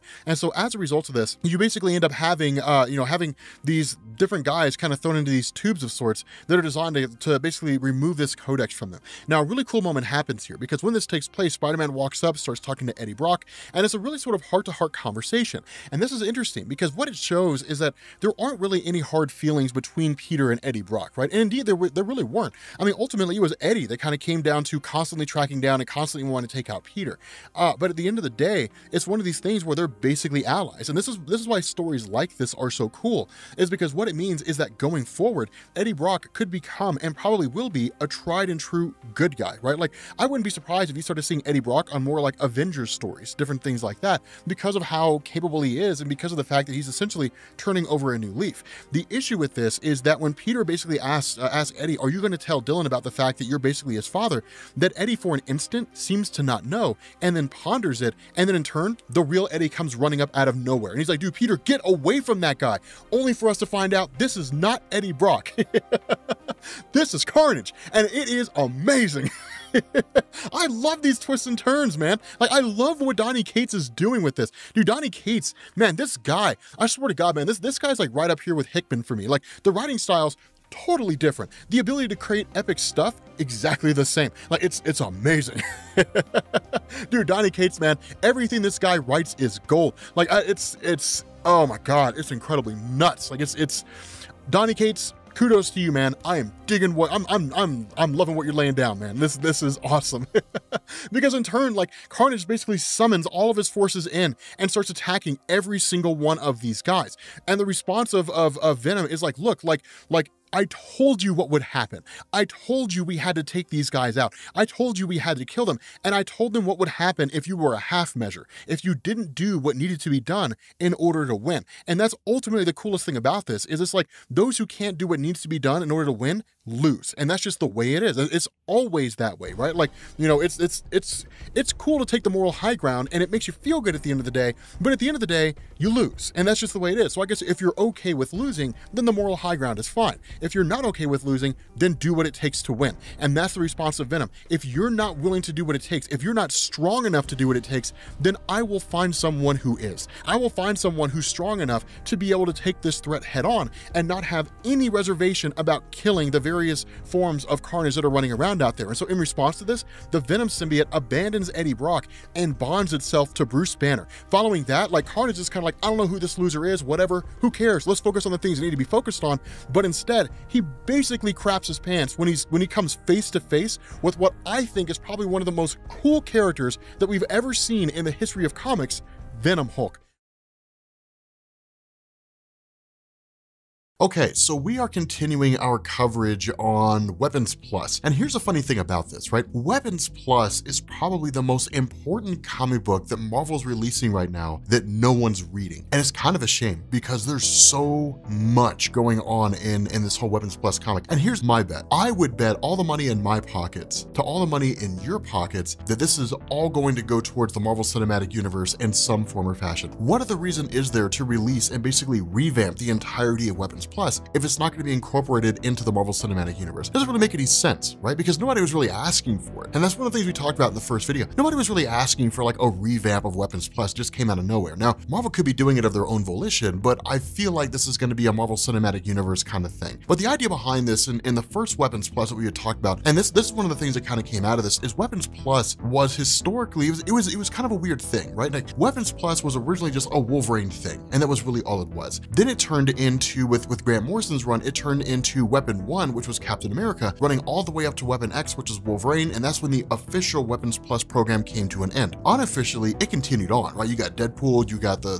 Stepford Cuckoos with, that were basically clones of Emma Frost. You got all kinds of stuff that came after Wolverine. But the officially sanctioned Weapons Plus program, as it was operated as a joint venture between Canada and the CIA, was basically disbanded. Like, it was essentially gone. And so the funny thing about this, and what this did, at least in the first video that we did, is it basically established that Weapons Plus was alive and well, right? Like, it was keeping on. And the extent of it, we didn't know, and we still don't know. But the crazy thing about this is that what it does is it basically has like this Weapon V facility, right? And it's interesting, you could call it Weapon 5, and that really kind of seems to be the case. It sort of seems to be like a dual meaning between Weapon 5 and like Weapon Venom. But what it does here is it basically says, okay, essentially, like, during the events of Absolute Carnage, when, Cletus Cassidy and his various mini counterparts, more or less, were kind of terrorizing throughout the city of New York and attacking various places, that what Cletus Cassidy has also been doing is striking at the heart of these various facilities. Because remember, the overall theme behind Absolute Carnage is that Cletus Cassidy is going after anybody who's ever worn a symbiote, right? Because anybody who's ever worn a symbiote gets this kind of codex that's basically bonded to their genetic material. And in turn, Cletus Cassidy, in order to increase his strength to become this wildly powerful being for what seems to be the purpose of going toe-to-toe with Knull, the symbiote god, all really seems to be rooted in this idea of gaining like these codices, right? These little codices that have been bonded to people. And so what ended up happening is somewhere along the line, he attacked this Weapon 5 facility. Now, what this does is it jumps directly to Clayton Cortez. Now, here's the thing about Clayton Cortez, right? I would say about a year ago, Greg Pak had this really, really cool idea that Marvel just kind of wasted. And the idea behind this was to essentially introduce something called Weapon H. Now, Weapon H was a cool idea. Like, when it first popped up, it was a cool idea. But like, I was considering covering it. The problem was I was looking at the entirety of the Marvel landscape at the time, and as soon as I saw that come out, my immediate thought was, Marvel's not going to do anything with that. And the reason why is because what it ended up turning into was Marvel doing like this grand reshuffling, right? So it was like during like the old Dan Slott Spider-Man run, when Peter Parker went back to being Spider-Man, and it lasted like 12 to 14 issues, and then we got Secret War. So it was like, okay, so Peter Parker's back, but none of it's going to matter because we're basically getting Secret Wars, so you're going to have to wait until Secret Wars is done to see what happens with all of this. Of course, then we end up getting all new, all different Amazing Spider-Man and so on. But, looking at this, I was like, okay, I've seen this a million times, right? Like, some character is introduced basically at like the precipice of what's going to be like a huge reshuffling at Marvel, and usually Marvel ends up wasting them. And that's what they did here, right? They wasted Clayton Cortez. The idea behind this is that William Stryker had his own kind of Weapons Plus program going on, not tied into like the overarching Weapons Plus thing, but basically his own sort of Weapons Plus idea. And that was really predicated on the notion of, we got to kill mutants, so we'll just use Weapons Plus technology in order to do it. And so what ended up happening is William Stryker gathered together the genetic material of essentially the entire X-Force team at the time, and then in turn had them all bonded to Clayton Cortez. Now, there was Weapon Beta and then Weapon Alpha, or at least Weapon H Beta and then Weapon H Alpha, or whatever you want to call it, H Beta, H Alpha. It was kind of a weird thing. But the idea behind this is that Clayton Cortez is basically Weapon Alpha, Weapon H. He was the prime version. And this is a guy who essentially has adamantium bonded to his skeleton. He's got the Incredible Hulk concept, right? So it's not unlimited strength, but it is like an insane amount of strength. And then he's also got Wolverine's claws, right? So he's a merger between two of these characters, along with some other characters too, right? Like Domino, different things like that. And this is an amazing idea. Like it is a super cool idea, but Marvel being Marvel wasted it. I imagine as time goes on, he may become more prominent, but the reality is that Weapon H is largely just a Greg Pak concept. That's really all it is, right? It's just only Greg Pak's thing. And so as a result of this, it's kind of crazy. For those of you guys who are new to comics, I want to talk about this for a second. For those of you guys who are new to comics, Marvel Comics operates very similar to like the WWE from wrestling. You have a character who hits their peak, usually the championship belt, and then for the most part, they just kind of fall to the wayside to make room for the new guys. And that's basically what happened with Greg Pak. He's an incredible writer, an amazing writer, but the idea here is that he basically peaked, for lack of a better word, with his run on the Incredible Hulk. But because it was selling so well, Marvel's just kind of like, do your own thing, man. So he just sort of gets shuffled off to no man's land, but has total control over what he wants to do, right? So he's like Starlin with the Infinity Saga. But the idea here is that Clayton Cortez, you know, some 6 minutes into this video, the idea is that Clayton Cortez ends up arriving back at his family home, or at least where his family's kind of residing at. Now, this is an important thing, and the reason why is because after he became Weapon H, and after he fought the Incredible Hulk, Wolverine, and then essentially left them and went to go do his own thing, he started going from Eagle Star facility to Eagle Star facility and essentially wiping out all the records of himself. And the reason why this matters is because Eagle Star was the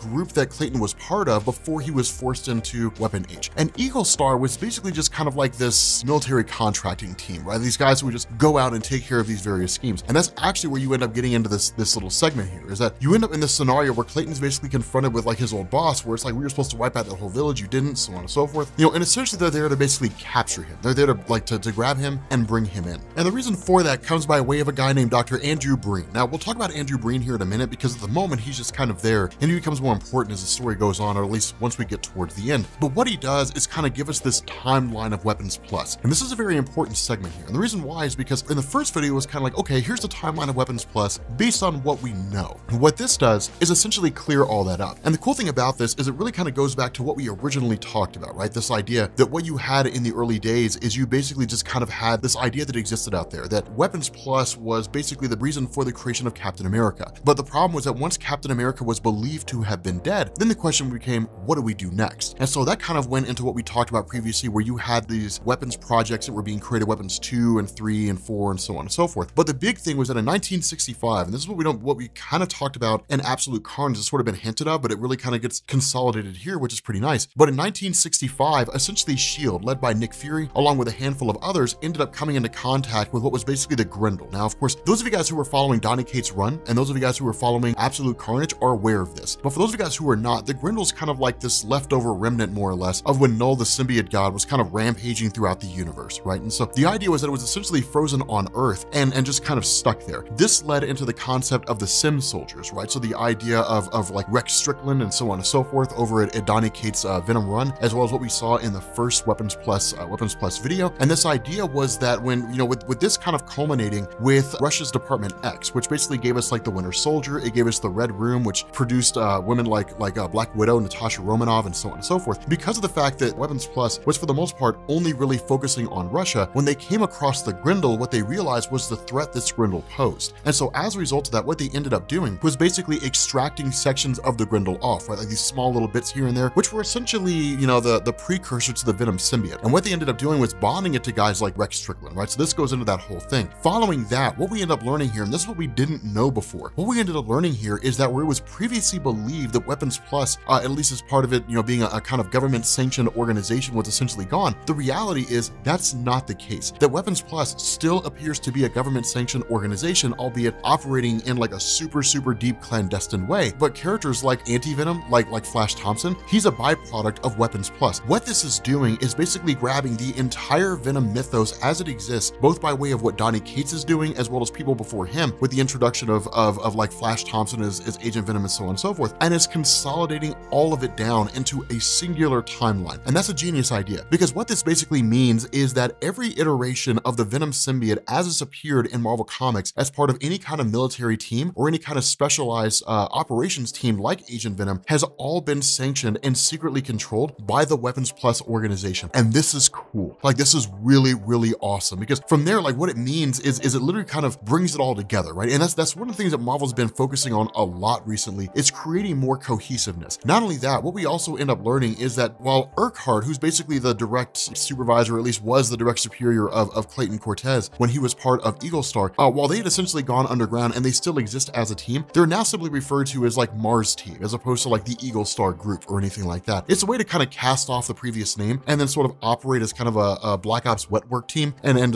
essentially stay off the radar without anybody hitting them up for like contracts or anything along those lines. But the idea here is they were the ones that were originally at the Weapon V facility when Carnage first attacked in the beginning of the story, and then they basically made it out, you know, by the skin of their teeth, but they're launching this attack yet again. And that's why they're bringing in Clayton Cortez, because Clayton Cortez is a heavy hitter, right? Like he's a big hitter. And so that's when you kind of end up switching over to Cletus Cassidy, who's actually sitting at a bus stop. And the idea here is that Cletus Cassidy is ultimately drawn to these guys. And this is a cool little bit of a revelation here, right? Because this is one of the reasons why tie-ins can oftentimes really expand and make a story a lot more interesting. The Cletus Cassidy is traveling all over the world to find anybody who's ever hosted the Venom symbiote. And the fact that these you know, former Eagle Star turned Mars Team guys are basically sim soldiers, meaning that they're harnessing the power of the Grendel, means they all have codices. And so as a result of that, Carnage is going after them as well. And that's the cool thing, is it's not just about superpowered beings. And it's interesting to see, because when this bus comes cruising in, right, this bus comes flying in, Cletus Cassidy of course is on it, but he's killed everybody there. And this is one of the funny things that goes on, is because what this really shows is that in terms of the government's perception, or at least Weapons Plus's perception of Carnage and what it is that he's capable of now, they're painfully ill-equipped, right? They're painfully unprepared. And the reason why is because all they really know about what Carnage is capable of at the moment is what they've seen in the various footage from the Battle of New York, because they're not really there, as well as the existing knowledge they have when it comes to the symbiotes. But remember, the Grendels are cut above the rest. This is not just your regular Venom symbiote. These guys are really bred, and really the Grendel concept itself is really designed to be like this kind of uber symbiote, which of course serves the will of Knull, the symbiote god. And so with Carnage walking around with this sort of power, and then in turn these sim soldiers walking around with something akin to this power, their initial thought is, okay, so symbiotes are basically weak to sonic and fire, so we'll use that. Neither of which work, right? I mean, neither of those bring him down, and Carnage just comes running out. And it makes sense, right? Like the entirety of Absolute Carnage would be kind of a bust if it's just like, so all they need is fire. Okay, well then just go get Pyro from like the X-Men and just watch how fast he kills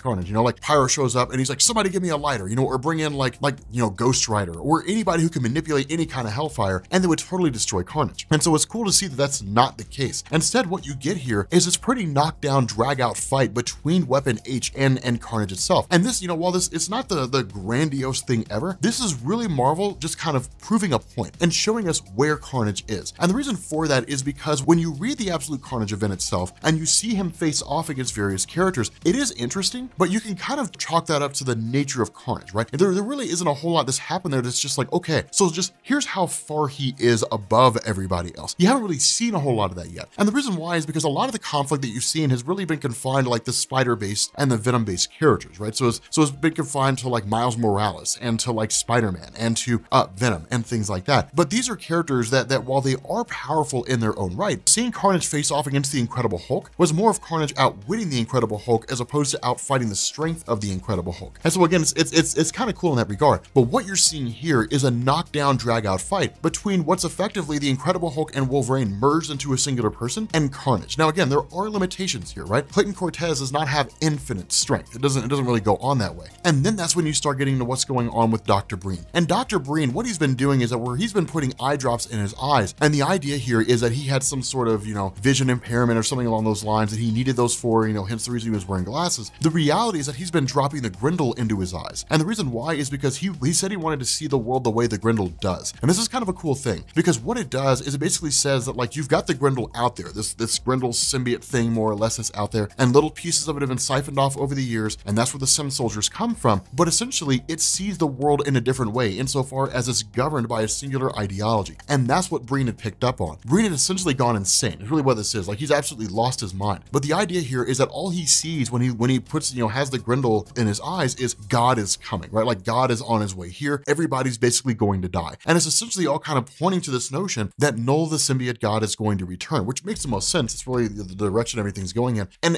Absolute Carnage would kind of be a bust if like Knull never returned, right? If it was just like, no, he's not coming back, he's just been dead this whole time, that'd be kind of a bust, right? It'd be kind of disappointing. And so it's cool to see that kind of thing showing back up here. The result of this is that because of the fact that Clayton Cortez had never actually worn a symbiote itself, and because Clayton Cortez doesn't really care, right? He's kind of out doing his own thing. He ultimately just ends up leaving Mars Team to itself, right? He's just kind of like, whatever, I'm gonna leave. And he ends up taking somebody with him and basically bailing out. and that's basically it, right? Like he grabs the stepmom and they end up leaving. It's kind of a funny thing because the stepmom hates him, but to see them kind of reconcile is interesting, but that only really matters if you're reading Weapon H, right? If you're not reading Weapon H, none of that really matters to you. It's not really relevant to you. The idea and kind of the big takeaway that seems to be coming out of this is Weapon H, it looks like Clayton may end up joining the Avengers, but that's the nature of it, right? The nature of this is that this guy's trying to go out and do his own thing and doesn't really want to be bothered with the rest of the world. He kind of wants to just stay off the radar and stay hidden. And so it would make perfect sense if he didn't, if it was just like him fighting Carnage, which is kind of a cool little thing. In reality, if that's the case, all this is really designed to do by Marvel is to get, you know, him out more into the public eye and get people to read his comics more. But it is a cool concept, right? Because this entire conflict was basically being monitored by Weapons Plus. They were watching this whole thing go down. And ultimately, Weapons Plus sees it. It's just an interesting concept. But at the end of the day, they're like, we've got other things we want to worry about, namely Weapon 30, right? Like Weapon XXX. And this is kind of a cool thing because it's like, okay, so like what other weapons are they focusing on? But the overall gist behind this is that it still continues the kind of mystery behind the idea of Weapons Plus. It continues the mystery behind what's going on with it and how all that's kind of unfolding. Here's kind of a cool thing here is this guy, this person who's overseeing it is actually just drinking from a Captain America mug, right? And it's kind of a cool thing because while you do have one of his guys off to the side who's basically reporting to him, my question, and this would be really, really awesome here, if it turned out to be Steve-O, evil Steve Rogers from like Secret Empire, that would be amazing. It'd be like this amazing revelation where he's basically rebranding and reworking and running the entirety of Weapons Plus behind the scenes. I would love that.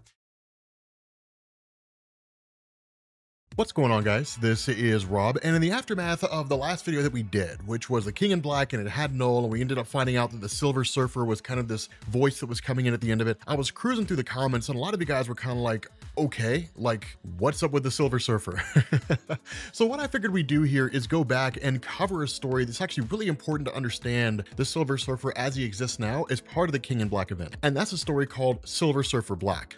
This basically is the first time the Silver Surfer encounters Knull. So this takes place quite some time before the King in Black event. But I wanted to cover this here so you guys basically have a better understanding of what's going on with Norrinrad's character. So what this initially does is it kind of picks up sort of a refresher for the Silver Surfer, and that's the way these comics usually go, right? For a character like the Silver Surfer, whom you don't really see all that often. With somebody like Iron Man, Captain America, you don't really get a refresher when it comes to this, right? It's largely just kind of relying on your knowledge of previous issues because you see them all the time. But with somebody like Silver Surfer, it's kind of like, you don't really see him all that often, right? And so it kind of gives us a little bit of a rundown in the sense that he's the Herald of Galactus, that he kind of goes along and does his own thing, but it also ties into like the old Jack Kirby and Stan Lee and even the post Fantastic Four first appearance stories that focus heavily on the nature of the Silver Surfer, which is to say the kind of morality that comes with him knowing that he's basically a guy who leads Galactus to worlds that in days gone by would normally have been devoid of life, but that in this day and age, he largely just takes him to whatever planet he needs. And in this instance, with these different worlds that have been consumed by Galactus, there was one world in particular that was interesting in the sense that when the Silver Surfer showed up as kind of a harbinger and basically said like, your world's gonna die, you know, so get out while you can, that the people on that world actually came together and sang songs as praise to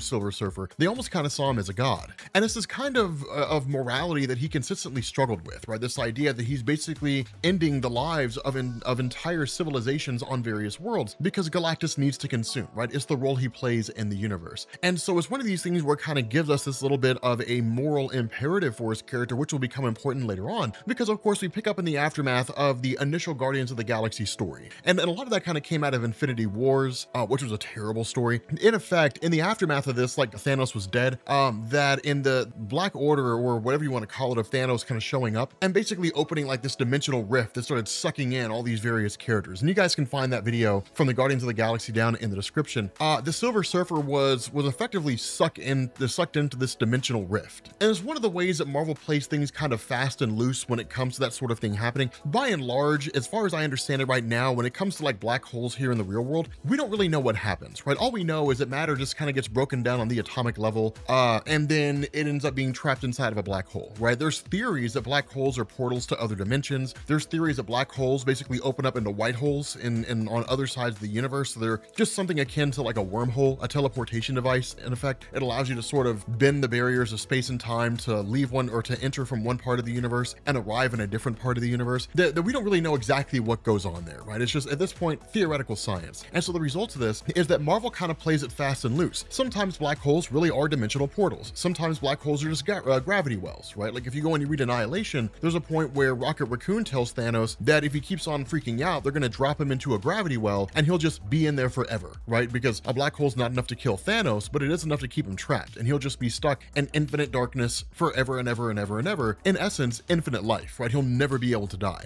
So we kind of see Marvel playing it in different ways depending on the situation. In this scenario, Marvel treats these kind of dimensional rifts or artificial black holes or what have you as basically dimensional barriers, right? That where the Silver Surfer is able to use his power to kind of get a lot of people out there and to essentially save them, at least to some degree, trying to race out at the same time. He's ultimately trapped. And the result of that is he wakes up in this place where there really is no light whatsoever. Now, based on hindsight, on what we know about Knull and things like that, he's basically woken up in the realm of Knull. But there's a little more going on with regards to this place he's waking up in than is initially given to us. And we'll find more about that as time goes on. But what he starts to realize is that in this place he's in, that of course there is eternal darkness, but there are these moments, or at least, you know, a huge amount of darkness, but there are these moments when like a light will flicker into existence and then it'll disappear. Then it'll come into existence and then it'll vanish, right? Stars are literally blinking in and out just consistently. Now we know a lot of that has to do with the fact that Knull prizes just kind of oblivion, right? The idea of darkness, death, things like that, that there is no light in this realm that he lives in. And so that's why we're kind of able to look at this in hindsight and know that it is in effect the place that Knull calls home. But Silver Surfer finds this place hugely unfamiliar, right? And so he does the only thing he really can do, which is to don his surfboard and then to take off, right? And ultimately come across this place that he sees as being some sort of planet that has at least a small flickering of light on it, and then basically arrive there and find out what's going on. The problem is that as soon as he gets there, he's immediately met with this colossal doorway and these sentinels that basically stand guard, right? These three individual beings there who almost act as you know, guards of this place. And so what's kind of crazy is Silver Surfer approaches it the way that he normally approaches things. And it's kind of interesting to look at him because when you see him over the years, especially in more recent years, he has a lot more personality than he used to, and he's very much an adventurer. But when you look at it like in this situation, it's a lot of curiosity. That and the fact that he's seemingly in a very, very weak state, given the amount of energy he had to expend in order to try to get out of this gravity well. The fact that it was an exceedingly difficult thing for him, and ultimately he ended up just tiring out and acquiescing and allowing himself to be sucked in, that at this point he does the only thing he can do, which is coming to them for help. The problem is that when he talks to them, he's like, I mean you no harm, you know, do you have a master?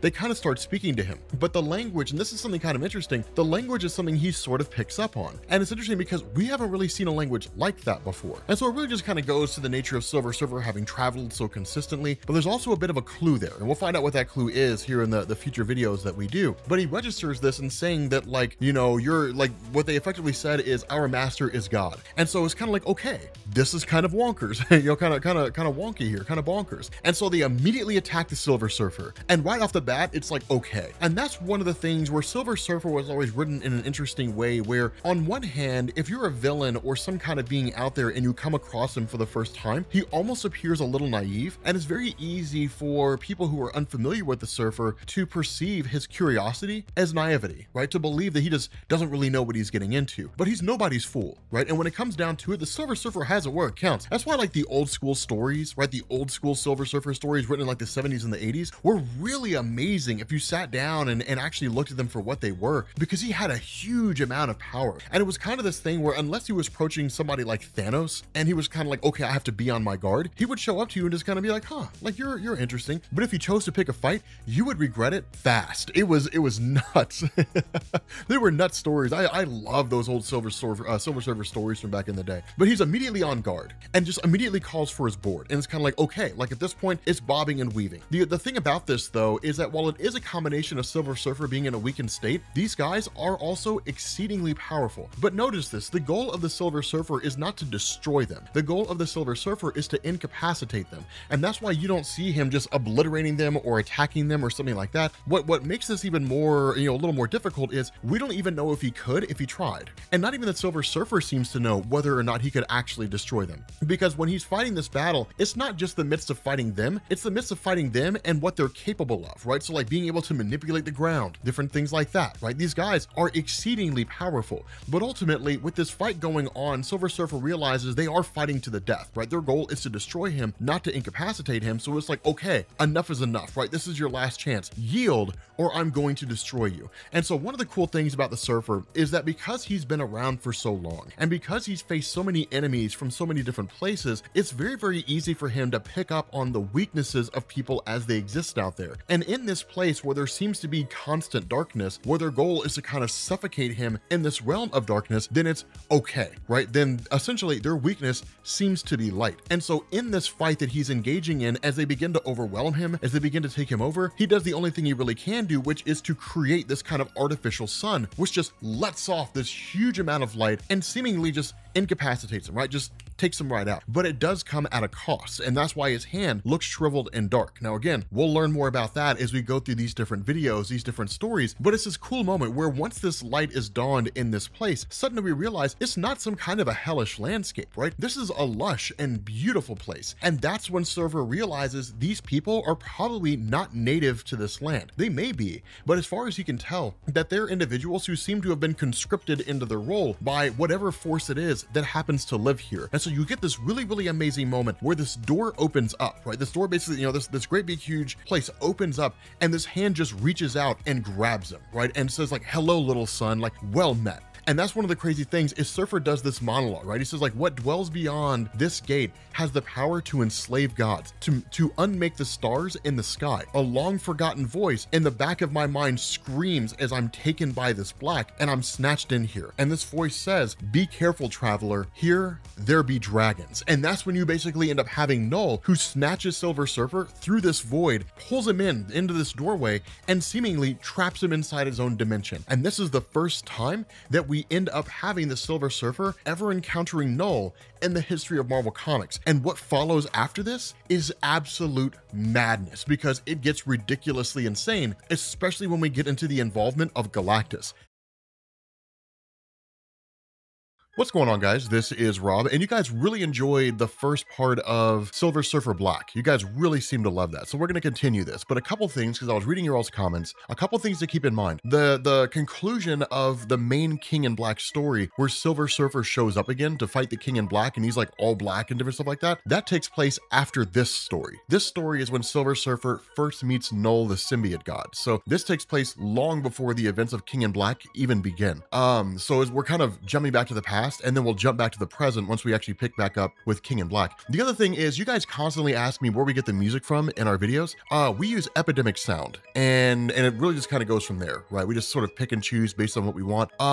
If you guys want, I can have my editor compile a list of the tracks that we use for Epidemic Sound and post some of those down in the comments or in the description or something like that. But that's where we get our audio from. We're set up, we're really partnered with Epidemic Sound and use the music that's provided there. So in the last video, we basically talked about how Silver Surfer had kind of been sucked to this black hole and basically ended up at some point along the line where he meets Knull for the very first time. What this does is it basically tells us that this journey the Silver Surfer went on through this black hole took him to the very beginning of all creation, right? The very beginning of all things, or seemingly the very beginning of this universe. Not really the beginning of the multiverse or anything, but the very beginnings of this universe. Now, given the way things are transpiring here, this looks as though he goes all the way back to the time and encounters Knull before Knull was defeated by the Celestials and cast back into his own dimension. That looks to be the case. But the important thing here is that Silver Surfer facing off against Knull, that for those of us who are huge Silver Surfer fans, we always recognize the fact that the Silver Surfer's power has waxed and waned a lot over the years, right? And that's one of the things that we talked about really in different videos that we've made, that if you go back and you read the old Jim Starlin Silver Surfer style stories, that in those stories, he was wildly overpowered. Like, he was just immensely powerful. He could time travel and do all kinds of crazy different things. Over the years, his powers have been decreased a lot. And a lot of that, I think, was just for the idea of just telling a particular story. But by whatever manner and whatever means, Marvel's really decreased the power of a lot of their characters over the years. That's kind of a common trend. If you read Marvel Comics back in the 70s and 80s, characters were a lot more ferocious. They were a lot more powerful. But if you read them now, they're a lot weaker than they used to be, which is kind of ironic here. You know, even looking at that and how powerful the Surfer used to be, and looking at this and saying, okay, so maybe Donny Cates is taking the Surfer back to the way his power used to be. In the end, it still doesn't matter,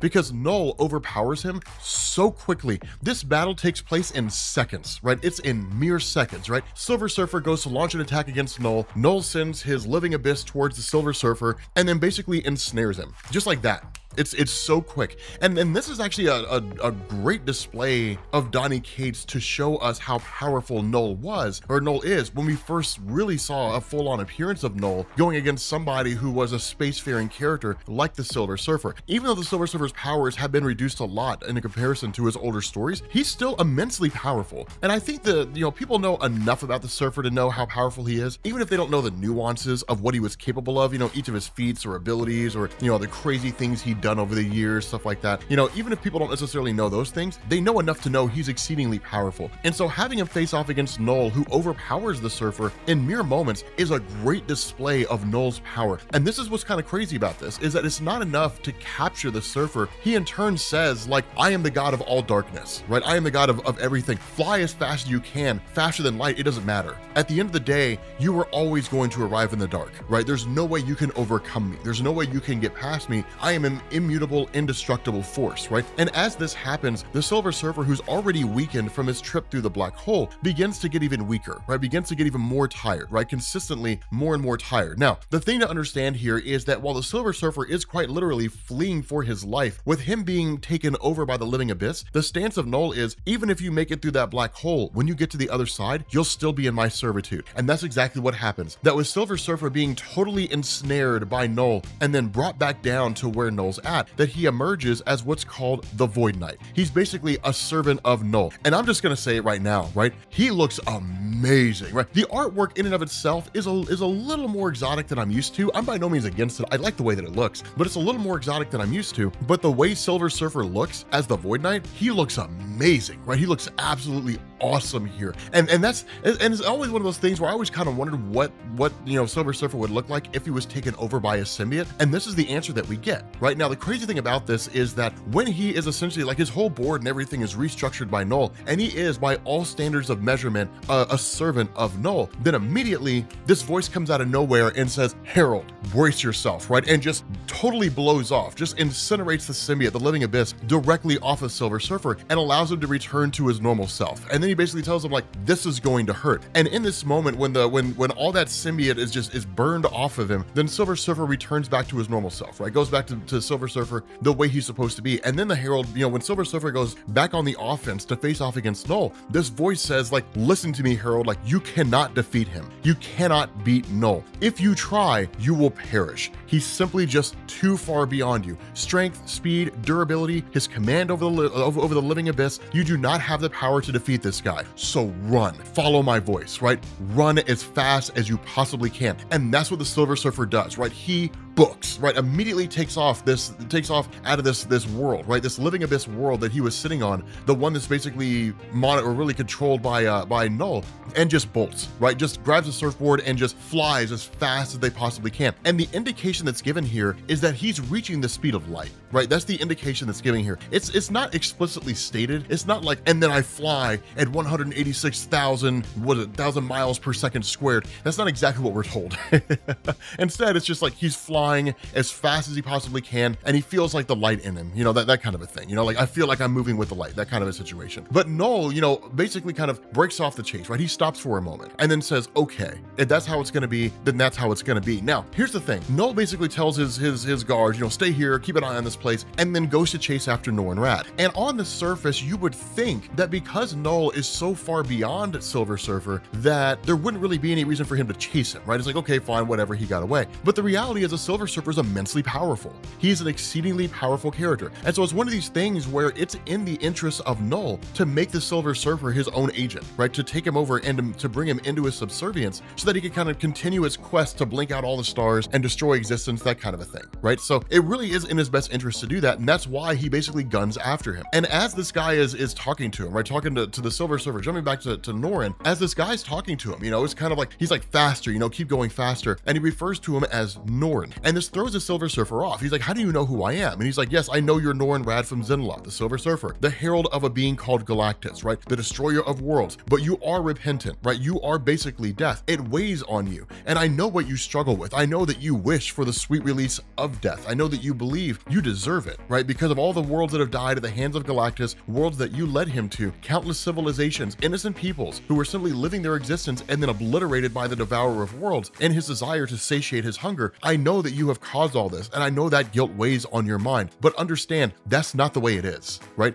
That's the role that was imparted upon you, but you didn't do it out of malice. You didn't do it out of a desire to watch things die, right? You did it to save your world. That was your punishment for saving your world, if you want to call it such a thing. And while you are bringing Galactus to other worlds, Galactus in and of himself is not a violent being, right? He's not a hateful being. He plays a role in the universe, right? He's no different than a star going supernova and wiping out its solar system, or a black hole moving towards some kind of a galaxy and sucking everything in it. It's just a force of nature, right? It's just the way in which the universe functions. And so ultimately, Knull ends up catching up to the Silver Surfer, and the Silver Surfer uses a portion, or really a fragment of his energy to basically blast out, to try to blast away from Knull by, or really just kind of fly into him by flying into his dragon and then incinerating the whole thing. But remember, as he does this, he's using his power up, that he's consistently weak. And it's one of these things where it seems to really point to this idea that the longer he's away from his current time and in a universe of light, the more of his power cosmic that he drains, the weaker he becomes, because he needs to rest to effectively recharge it. But if he's constantly on the run and constantly using more power that he can bring back through recharging, then he just becomes progressively weaker. This and the fact that he's experiencing the taint of being possessed by Knull, or being controlled by Knull, is what starts to turn his body black. That's what turns him into Silver Surfer Black to a degree. And so basically, in the weakened state that he's in, he grabs his board, he says, just follow the voice, right? The board basically keeps taking it, right? It keeps sending him in this direction. And finally, they arrive to their destination, the being that's been talking to him this entire time. And this being turns out to be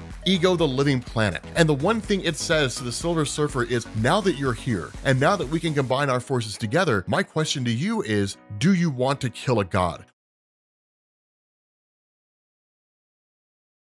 All right, what's going on, guys? This is Rob, and we are picking up with the conclusion, or really ending with the conclusion of Silver Surfer Black, which is a story you guys really, really seem to enjoy.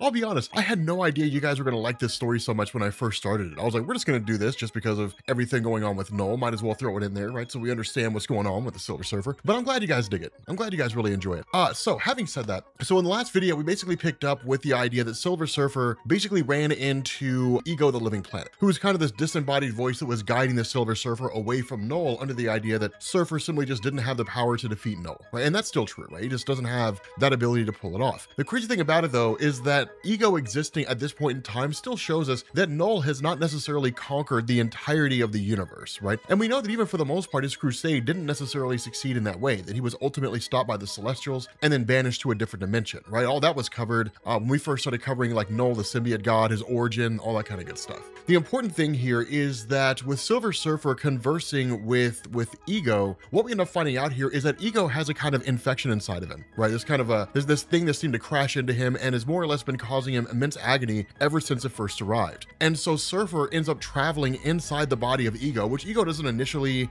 tell him is a good idea, right? It's kind of like, you probably shouldn't do this, man, because I am a living planet. Like, I do have an immune system. And in your weakened state, that immune system may very well kill you, right? But the response of the server is, it doesn't matter, right? In this instance, like, I need your help in this. And if this is causing you immense pain, I will cure it, I will get rid of it, and then you and I will work together, right? So entering down inside the body of Ego, what he ends up fighting here is Galactus. He ends up fighting Galactus, and that's kind of a crazy thing, right? Because this is new stuff. This is stuff that's really kind of being made up on the spot with regards to Galactus. That whenever it is that you look at Marvel Comics, when it comes to the origin of Galactus, that he was originally Gallon in the universe that came before the current universe as it exists, and that you ended up seeing him just kind of being born into this almost energy-like state. He basically created a cocoon around himself, and that in turn he emerged from it, and then the first planet he consumed was Archaeopia. This is more or less new information being thrown in, but at the same time, it's kind of not, right? And that's what makes things a little wonky. That traditional origin of Galactus comes from what we call the 6th universe, right? And he was born into the 7th universe, which is the version of the universe that we saw that led up to Secret Wars in 2015, right? This could be looked at as a new universe, but it's one of these things where Marvel kind of confirmed it possibly is, but it's possibly not, because it's got a new name, but it's still the same numerical designation. So by all standards of measurement, this is the same universe that we've always been in, right? So it's basically Marvel changing the origin of, or at least a portion of the origin of Galactus, in the sense that when he first emerged inside this universe, that he crashed into Ego the Living Planet. And it's kind of nuts to know that like Knull and Ego and Galactus were all sort of occupying the same sector of the universe around the same time. But ultimately, Silver Surfer travels directly inside this, kind of protective sphere of Galactus, Galactus with the intention of essentially killing him, right? Like once he emerges, like once he leaves, he kind of puts this great big huge chain around it. Then once he leaves, he intends to pull it and to get rid of it because Ego asks him, like, what are you gonna do with this? He's like, I'm gonna kill him. I'm gonna take him into a star and drop him off, right? A white dwarf star, and like drop him off in there, and his energy is just gonna disperse. But as he gets there with the intention of killing Galactus, Uatu the Watcher pops up, and Uatu the Watcher basically stops him and says, you can't do this.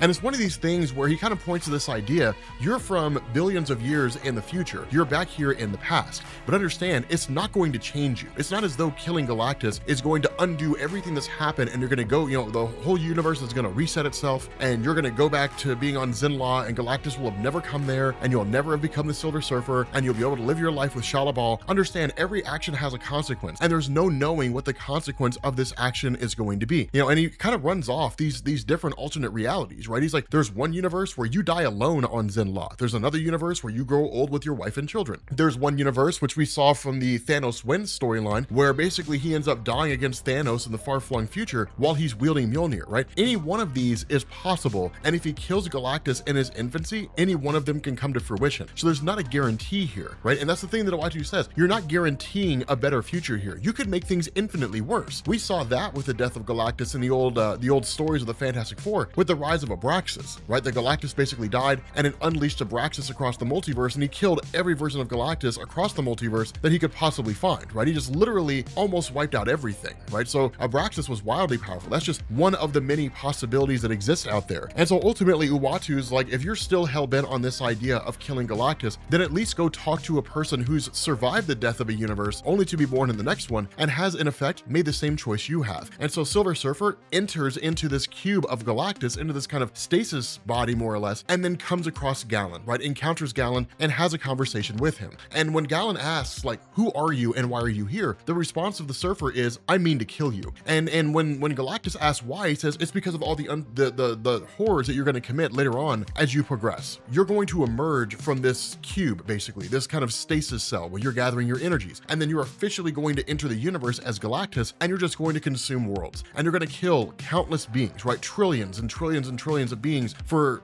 billions of years across the cosmos because you have to feed, because you kind of maintain this sort of balance in the universe, or at least you claim you do, right? Silver Surfer almost kind of calls him into question. And so when Silver Surfer says, my job here, what I want to do is basically eliminate you so that all these horrors can basically come to an end, then the response of Galactus is, then aren't you the same as me in that case, right? If my existence here in this universe serves the purpose of maintaining a kind of balance between the light and the dark, that I consume worlds to sustain my essence in order to ensure that, like, whatever forces may come across this universe, that I as a cosmic being am constantly alive, right? That's kind of the role that I play. And you intend to kill me based on some kind of cosmic balance that you've created for yourself, then what's the difference between the two of us? And really, like, Silver Surfer doesn't really have an answer for that. And so the response of Gallon is, do as you feel you should, right? But if there's one thing that I've learned over the course of my existence, it's this: you cannot defeat the dark with darkness. It doesn't work that way, right? You cannot become as bad as the people you're fighting in order to win. You have to kind of maintain a higher ground. Now, I don't necessarily agree with that. You know, I don't really agree with that philosophy, but there is truth to the statement of Uatu the Watcher. If Silver Surfer were to kill Gallon in his current form, which he's capable of doing, then in turn, he could lead to a worse future. The universe could be far worse off without Galactus than it is with Galactus. And so because of that being the case, that basically leads to the Surfer saying, okay, fine, then we're not going to do that, right? We're not going to play that game. He ends up basically taking the cube of Galactus and just flying it across the cosmos, where it'll eventually arrive at the planet of Archaeopia, where Galactus will emerge for the first time and then basically consume that world the way he's supposed to, right? Kind of ensuring the timeline continues the way that it's supposed to continue on. From there, he ends up traveling directly back to Ego, and he asks Ego for a favor. He's like, I need you to give me a portion of your power, right? Give me a portion of your ability because I'm going to need it for the thing that's coming. And he takes this soul bit of power, immerses it within himself, and then in turn travels to find Knull, or at least Knull finds him, right? Knull ends up locating him directly on,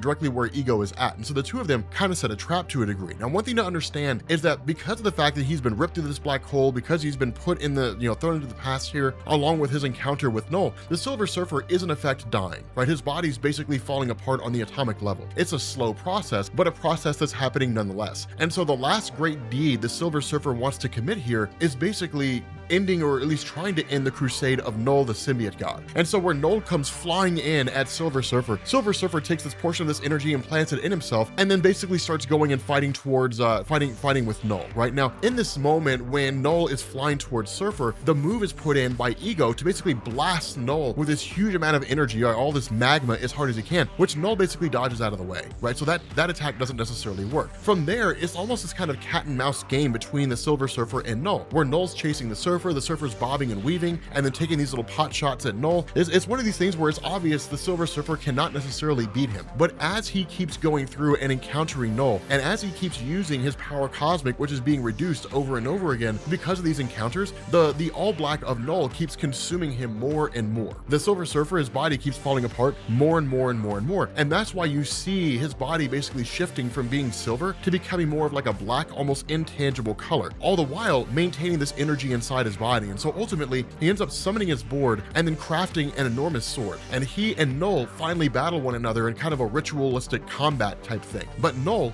gets the upper hand because, again, Silver Surfer is just not on the same power as Knull. And so as the two of them continue fighting, finally Knull ends up pinning him down, right? Ends up pinning him down and then basically trying to force a symbiote directly onto him. And ultimately he keeps saying, like, your power belongs to me, right? Like, all this light that you have, all this ability you have, it's going to be mine. You are going to be my knight, because it's one of the things that we established in the last video. The Silver Surfer is immensely powerful, and if he can become a source of power for Knull, then there's almost no telling what the two of them can pull off together. More than enough to kill Galactus, and certainly more than enough to conquer the universe. But the Silver Surfer has one last ace up his sleeve. Using what little power cosmic he has remaining, he in turn says, fine, then if what you want is all this energy, all this light that I have, then take it. And he uses it to spawn a miniature sun and basically grows it in the face of Knull. And as we know, light, energy, things like that are kind of like a weakness for Knull. It's one of the reasons why he likes having this universe, or this section of the universe, filled with darkness, because he wants to kind of fill the entire universe with darkness. There's no light, none of that stuff. And so using this basically sends Knull flying across the cosmos, right? It also changes his appearance and makes him look the way that he does right now in the current day, but it sends him flying across the cosmos. The problem with this for the Silver Surfer is that it's not enough to kill Knull, right? It's just enough to kind of push him at bay. But what he ends up doing is basically using his power, along with the power that he received from Ego, to craft these kind of life seeds, right? These small little galactic seeds, as they're called. And then he plants some of them, or really plants most of them, on this small little world, which he names Zen-La. And then from there, takes off, right? Like, basically his energy just kind of dissipates, his physical form completely eradicates, and he kind of just dissipates and becomes one with all this, you know, the universe itself, in effect. And so what he ends up doing is, by virtue of this, one, Zen-La comes into existence, so he basically creates the world he hails from, right? So kind of a self-fulfilling circular prophecy, but his actions also lead to the recreation of the worlds, or at least the formations of the worlds that Galactus had previously consumed somewhere along the line, right? So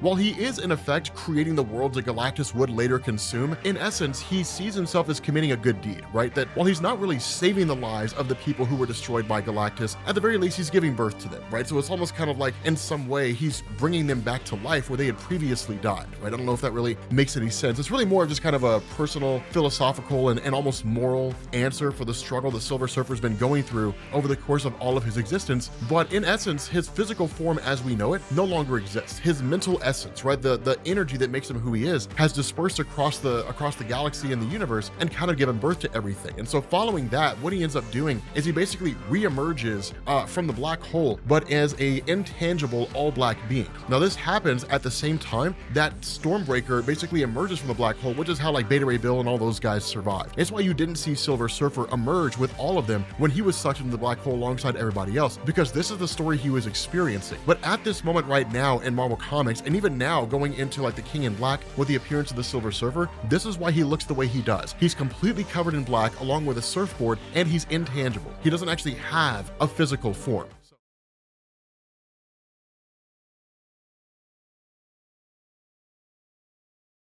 All right, what's going on, guys? This is Rob, and initially I didn't plan to cover this soon, but once I got into issue number 27, I was like, okay, I'm gonna go ahead and just cover this first part now, and then we'll just cover it as it gets released. And so the next one won't be out until September 16th, right? So we have a little bit before the next issue gets released, but Venom Beyond basically comes in the aftermath of Venom Island, and Venom Island wasn't overly important, right? I mean, it had a couple things that were kind of important to it, but if anything, it was probably like an epilogue to Absolute Carnage. The cool thing about Venom Beyond is this is actually a really great jumping on point if you really want to, right? Like all you really have to do is search for like Dylan, like do a quick little thing on Dylan, and then that's it, right? That's really all you need. And so the really two big important things that came out of Venom Island is that one, Eddie Brock was offered membership to the Avengers, but doesn't really seem to have joined yet. And two, he basically told the Avengers about the coming of Knull, right? So that sets up the whole like Knull arriving on Earth event. So at the very least, the heroes are aware. Now, something that goes into Venom Beyond with this initial instance is we basically pick up with this guy basically fleeing for his life, right? Just essentially running. And ultimately he bumps into Eddie Brock. Now, the crazy thing about this is the guy, you know, Eddie's like, dude, what's going on, man? Is everything cool? And the guy's like, yeah, man, something's chasing after me. And he's like, oh, that? Oh, here's the deal. You're a hard man to find. Like, I just had that guy go after you. I had my symbiote attack you to basically chase you here so that I could catch you, right? So literally setting up a trap.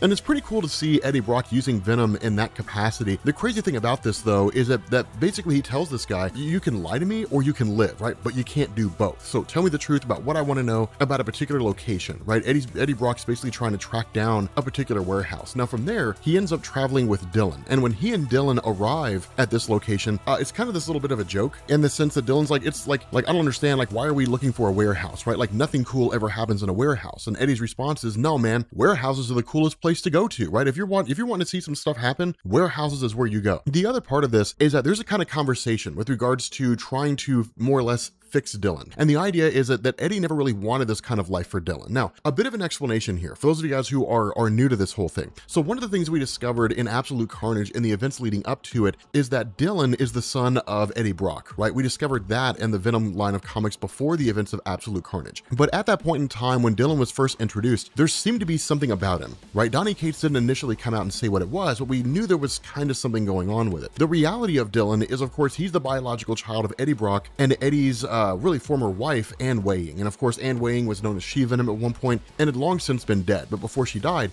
she handed Dylan over to Eddie's father, and he'd been raised really in like an abusive way until Eddie discovered him and then took him under his wing. But the idea here is that Dylan is basically the result of a symbiote taken on a human form. He's kind of the opposite of what we normally expect. And the idea behind Dylan, and we'll get more into this when we cover the Web of Venom one-shot with regards to Dylan himself, is that he can actually control symbiotes, right? We know that from the events of Absolute Carnage, that a symbiote can basically be dominated and controlled by Dylan, whether it wants to be or not. So he has that kind of unique power going for him. He can sense symbiotes, different things like that. And so Eddie never really wanted him to have this kind of life. And so what they're doing is basically tracking down a location where a person can essentially undo this, or at the very least, give Dylan the kind of control over his powers that he's looking for to give him some semblance of a normal life. And so what we have going on while Venom and Dylan are traveling to this location, we have a character named Virus. Now, Virus is a character that we don't know anything about, but the cool thing is he almost looks like Punisher meets War Machine meets like Iron Man. And the cool thing about it is that if you look at the way his eyes are more or less spray painted on his face, it looks like the Spawn design, which is really cool, right? So whatever this guy is, because we don't really know anything about him, whoever this guy is basically chasing after Eddie Brock, right? He's constantly chasing Eddie. And the cool thing is that once they arrive at this warehouse, and then Eddie kind of freaks out and smashes down the door, you end up finding the Maker. Now, the strange thing about this is we know the two of them are kind of working together, but immediately the Venom symbiote starts hitting to Eddie along with Dylan and saying something's not right here, something's wrong. The symbiote himself should be able to detect the Maker, right? Like recognize him as an object that's there, as a being that's there. Dylan should be able to do the same thing. But the problem is that both the Venom symbiote and Dylan, as far as they're aware, there's nothing there, right? They can physically see him, but they can't actually detect him. It seems like something's off. And so whatever it is basically seems to kind of be cloaking or clouding the existence of Maker to a degree. And that's what's kind of nuts, is because you see this sort of conversation going on between Eddie Brock and the Maker, and it's kind of like this idea of hitting at like codexes and so on, what we saw during the events of Absolute Carnage. But at the end of the day, it always seemed like the Maker had this kind of nefarious plan against Eddie. And the reality is that what we know about the Maker is he's just trying to return back to his native universe, right? Trying to get back to the Ultimate Universe. We know there's also another plot going on with this character we don't have a whole lot of information on, but what we also end up learning here is that the reason why the Venom symbiote and Dylan cannot detect Maker is because Maker is wearing the Ultimate Universe version of the Venom suit. Now, for those of you guys who are unfamiliar with that, in the Ultimate Universe, unlike the main Marvel Universe, the symbiote was engineered. But the reason why the Ultimate Universe symbiote matters so much is because the main Marvel Universe symbiote, to a degree, was static insofar as it had a set of abilities, and those abilities couldn't really be modified. But with the Maker and having a engineered symbiote, it means it can be changed on a whim. You can do anything with it, right? You can adjust its powers, you can do all kinds of stuff. It's just adjusting code. And so because of that, it basically overpowers Eddie Brock and actually knocks him out of his own symbiote, which is a pretty cool display of power. And the Venom symbiote, of course, reconstitutes itself to Eddie, but then it's just kind of like, okay, what in the world is going on here, right? Like, we've got to find a way to be able to topple this guy, but the symbiote he has is a lot more powerful than our own. The funny thing is that in the middle of all this, Virus arrives, right? And Virus shows up and just starts attacking everybody, right? It's going after Venom, but it attacks what he perceives to be everybody who's in the way. And it's kind of cool because Virus basically has like anti-symbiote, weaponry to a degree. But the other thing here is that Eddie doesn't know who this is. And Virus keeps talking about how Eddie ruined his life, right? How he ruined his life, he screwed things up, and he's just trying to get back at him for this, right? So he really seems to be more of a revenge character. The other part is that Virus is basically using what amounts to a hodgepodge setup. All the technology he has, right? The pumpkin bombs and the Green Goblin's glider. This is all old stuff, right? These are things that he just seemed to have collected from like what amounts to superhero junkyards and different things like that. He's not professionally backed, right? He's not funded by any real money. He's just a guy who took some stuff and now he's doing things. So one, this shows that he's operating of his own accord. And two, it shows the guy knows what he's doing in terms of understanding how this technology and how this equipment works. And so in the middle of this great big huge conflict, he ends up basically throwing one of the pumpkin bombs at a portal that the Maker had set up. And the portal immediately activates. Now the Maker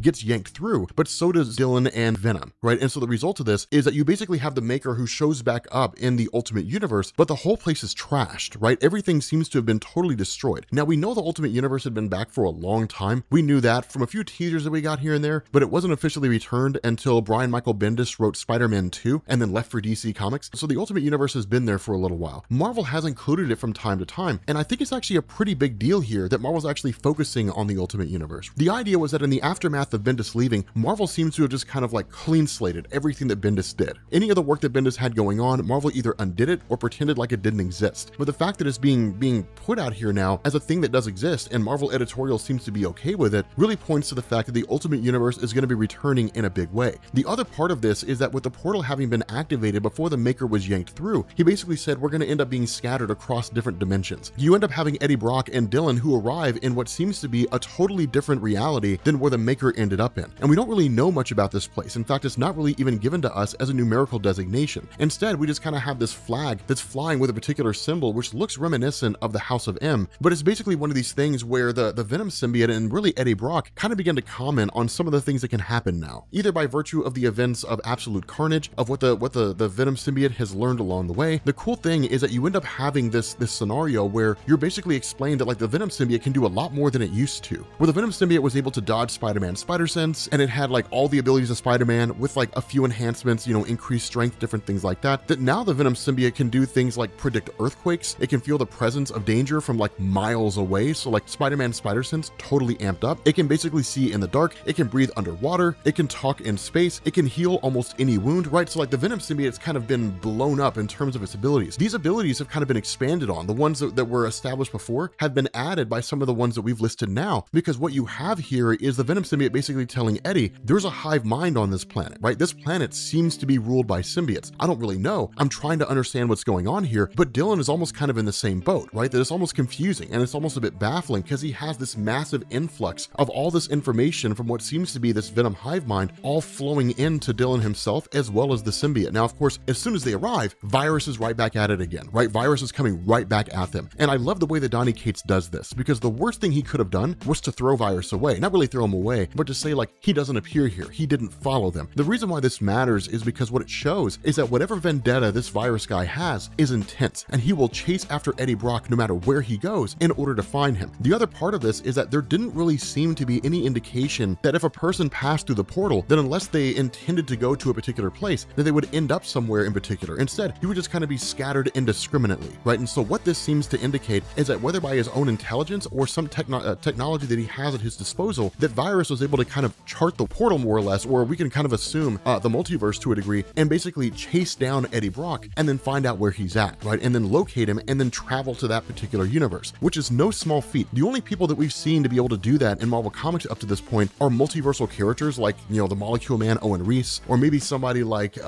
Protege, or somebody, who could basically copy anybody else's powers. It's kind of a big deal, right? This is kind of an ability reserved for super powerful beings or those with sufficient technology. And so this fight between the two is pretty cutthroat, because you basically end up having, Virus basically, seeming that he's he's either going to go after Eddie Brock's son or basically take out Eddie Brock first and then go after Dylan. Regardless of the circumstance, because Virus is basically out to kill Eddie, once Eddie gets out of the view of his son, then it's kind of like, okay, the battle's on. Like, you know, I won't kill anybody in front of my son, but I'll do it when he's not there, right? And so they're basically just kind of fighting to the death here. And again, this is what's kind of crazy, is because of the fact that there's so much information coming in from like all these symbiotes that are basically around this world, that Venom can't really focus. It's almost like being surrounded by just a blaring horn and then trying to focus on yourself, right? It's difficult to do. Like, this horn almost keeps you distracted all the time. It does allow the symbiote to basically pop some wings like we've seen it do before, and then grant him, you know, the ability to fly and kind of continue the attack going on with Virus. The other thing that we're kind of given here is the symbiote developing a sort of new power, in the sense that what it can do is it can basically absorb the energies that are sent out, the attacks that are sent out by Virus, and then channel them back at him again, right? So kind of like the power of Bishop. Now, the reason why I call this video Venom's new god powers is because this is one of these circumstances we talked about so many times before in Marvel Comics, where a character has an existing set of powers, and then those powers will be modified or new powers will be added to that character, and then will never be given an upper limit. This is significant because Venom's ability to control energy and then throw it back at somebody is what puts beings like Vulcan, for example, into the Omega level category. If you can channel somebody's energy back at them, you can control that energy. And if you can control that energy, you can do all kinds of things with it. You can turn it into a different form of energy. You can use it to bolster yourself, to enhance yourself. Plus, the other part that's given here is that Eddie seems to be able to hold on to it, right? So if somebody like Iron Man shot Venom with the repulsor blast, then he could basically absorb that energy and then hold it and potentially use it to improve his own powers. That's why this is important. That's why I call it that, because this is the kind of beginning stages of having Eddie Brock's powers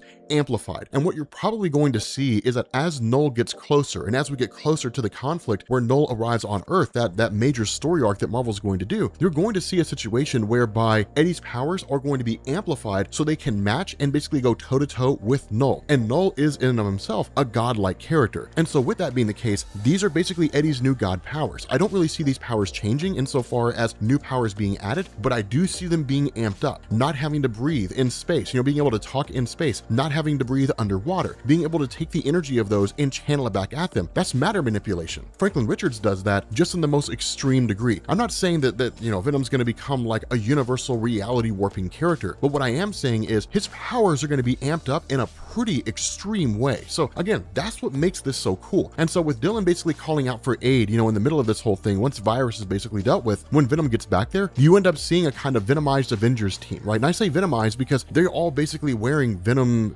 costumes, right? Like all the costumes they have the Venom marker on it, right? With his Thor, with his Captain America, Iron Man, Black Widow, which I think is especially ironic, right? Because the Black Widow spider is a type of spider, and now she's a Venom spider, whatever that is. Black Panther seems to be the exact same way. All the superheroes here are Venomized superheroes. Now, it's not the first time we've seen that, but Eddie initially tries to rationalize with them, right? Because in his mind, it may not necessarily be that they're in a different dimension so much as they've been sent forward through time. But with him talking to these guys and saying, look, Cap, Steve, like it's me, it's Eddie Brock, like you know who I am. They're like, we don't know who you are, right? But put the symbiote down and put your hands on your head. And with Eddie Brock, of course, saying like, no, like not really doing that, that leads to an assault. That basically leads to Virus launching an attack against Eddie. And then from there, you end up having Virus going against the Venomized superheroes. Now, this is going to be a testament to how powerful Virus is, because it's one thing to go against Venom. It's another to go through a group of superheroes that are complemented by the power of Venom. And I say complemented because when you have Black Panther, who presumably has the powers that were given to him by Bast, right? So enhanced strength, speed, agility, so on and so forth. Those powers are amplified by the Venom symbiote, assuming that we're talking about a 1-to-1 ratio between what the Venom symbiote powers are in the main Marvel universe and what the powers are here. You're talking about Captain America, who's basically just a guy, right? There's really nothing special about him getting the Venom symbiote. And then in turn, like Thor, you know, that kind of a thing, his powers being augmented and amplified. You're really talking about some heavy hitters here who are even stronger for the symbiotes they have. And so with that being the case, you end up finding out that one of the ways in which Virus gets the upper hand, while you have Eddie Brock basically fleeing, one of the ways in which Virus gets the upper hand on these symbiotes is by using symbiote disruption technology, using a combination of what seems to be sound waves and fire and using them to blast Captain America. But what you end up learning here is that much like the Venom symbiote that we see in the main Marvel universe, these guys can reconstitute themselves. You know, you destroy them and it blows a piece of the symbiote off, but it just reforms, it restructures, which makes them wildly difficult to kill. The other part of this is that using anti-symbiote technology is illegal within this reality, right, on this Earth. And so, of course, Virus being overpowered is taken into custody. From there, you end up following Eddie and you end up following Dylan, and it's kind of like, okay, like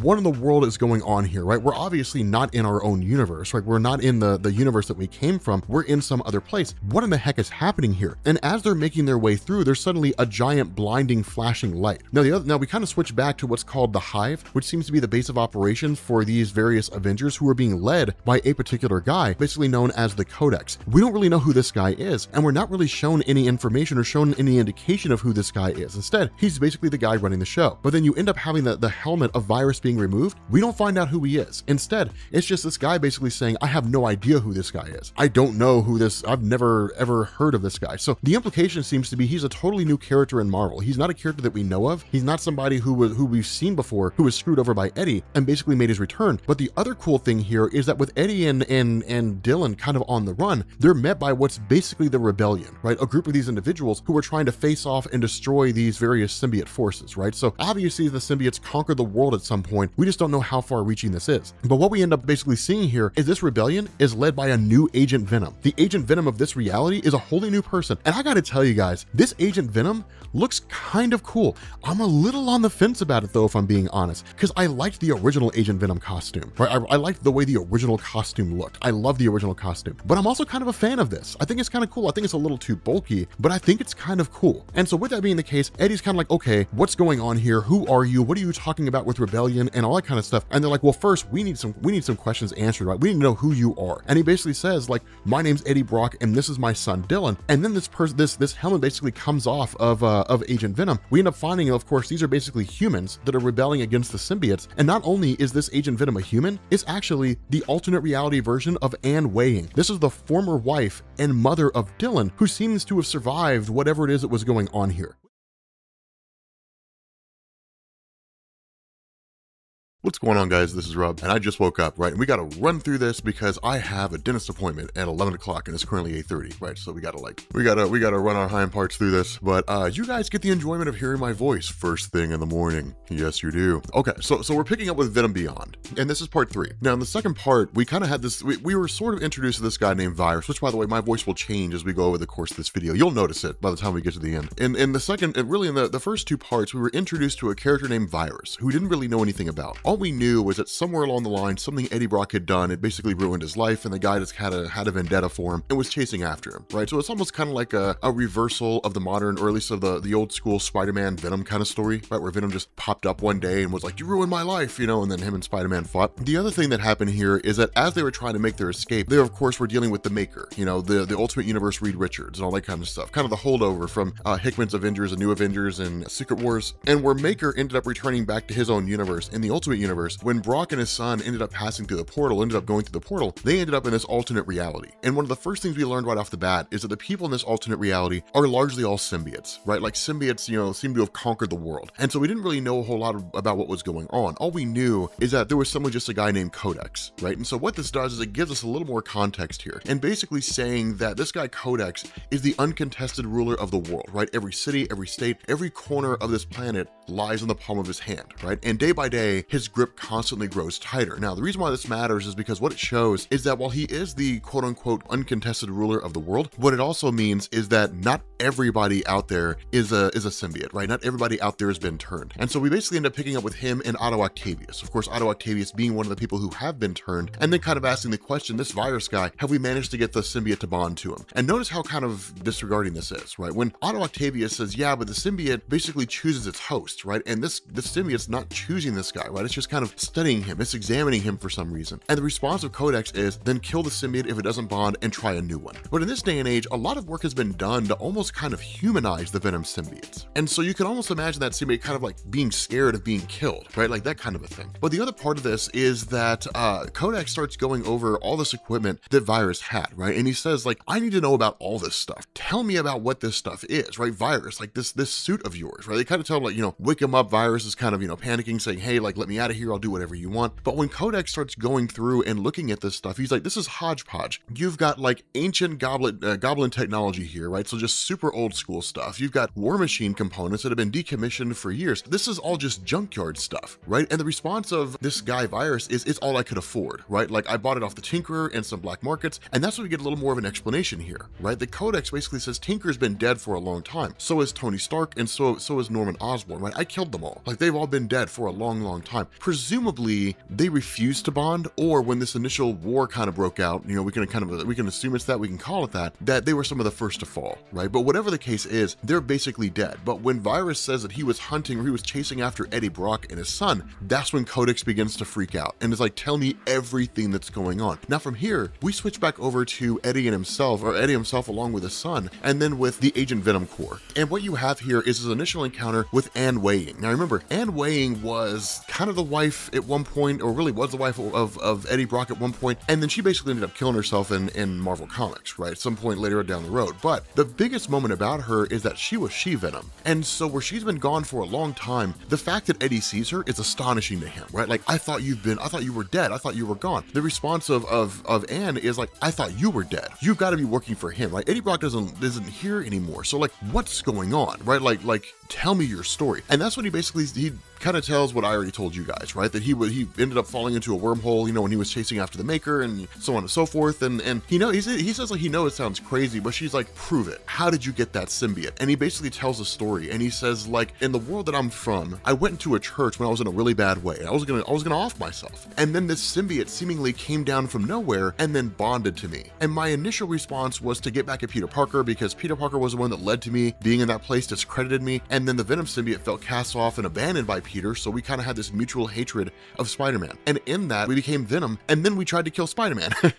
And then over the years, I've kind of seen the error of my ways, right? Like over the years, I've seen the error of my ways, and now I'm kind of being a good guy. And that's when he's kind of like, I don't really understand. And she's like, this is all because of you. And he's kind of like, what are you talking about? And she's like, on my world, in this world, when you went into that church, you pulled the trigger. And it's just kind of like, wow, like it was the craziest thing, because like, she's like, yeah, like you killed yourself. Like you actually went through with it. Now, of course, this seems to indicate the idea that she was pregnant with Dylan at the time. And so what we end up finding out is that in the aftermath of Eddie basically dying here, right, that Anne was pissed, right? She was angry that he just took himself away from her, right? That he basically left her in that way. They, of course, again, were like still married. They were still a couple, you know, that kind of a thing. And so in her grief, she actually ended up going to that church where Eddie did himself in, and the symbiote was still there, right? The symbiote was still there and just waiting on somebody to arrive. And that's what happened. Now, we're not necessarily given the kind of gaps in between, right? Between the time that happened and what's going on here. But what we are told is that the reason why her symbiote doesn't look like the others, right? And the reason why those guys' symbiotes look different is because of the fact that her symbiote immediately started spawning, right? In the expectation, the preparation that something was basically coming. And that's what's kind of weird here, is because Donny Cates did a lot insofar as kind of adjusting the Venom history, right? The history of the symbiote and all that kind of stuff in Marvel Comics. But even if we say that the death of Eddie Brock took place in this alternate reality around the same time that it happened in the main Marvel universe, then there wouldn't really be a need for the symbiote to start spawning right off the bat, right? Because Knull was not really considered to be an enemy that would be returning anytime soon. But if we're assuming that timelines basically happened at around the same time, meaning that Knull's arrival, in the sense that he was basically kind of broken out of his multiversal tomb in the main Marvel universe, if that happened around the same time across all universes, and so, you know, it's basically in this moment that it took place, then it would make sense that her symbiote started spawning, and that seems to have been what happened here. But again, it's a little murky when you're talking about things happening around the same time in alternate realities. But what she says is that along that timeline somewhere, that Rex Strickland was one of the first people, really the first person to be bonded to a symbiote, and that Rex Strickland and the guy President Thomas, who was kind of the co-creator, I guess really the main mind behind the Shadow Unit, well, they died in the war against Codex, that what it did is it left behind some symbiotes for, you know, for other people to be bonded to, right? Basically for her to create her own kind of Agent Venom group, and that they basically use these old tunnels, right? These old tunnels that S.H.I.E.L.D. used to use to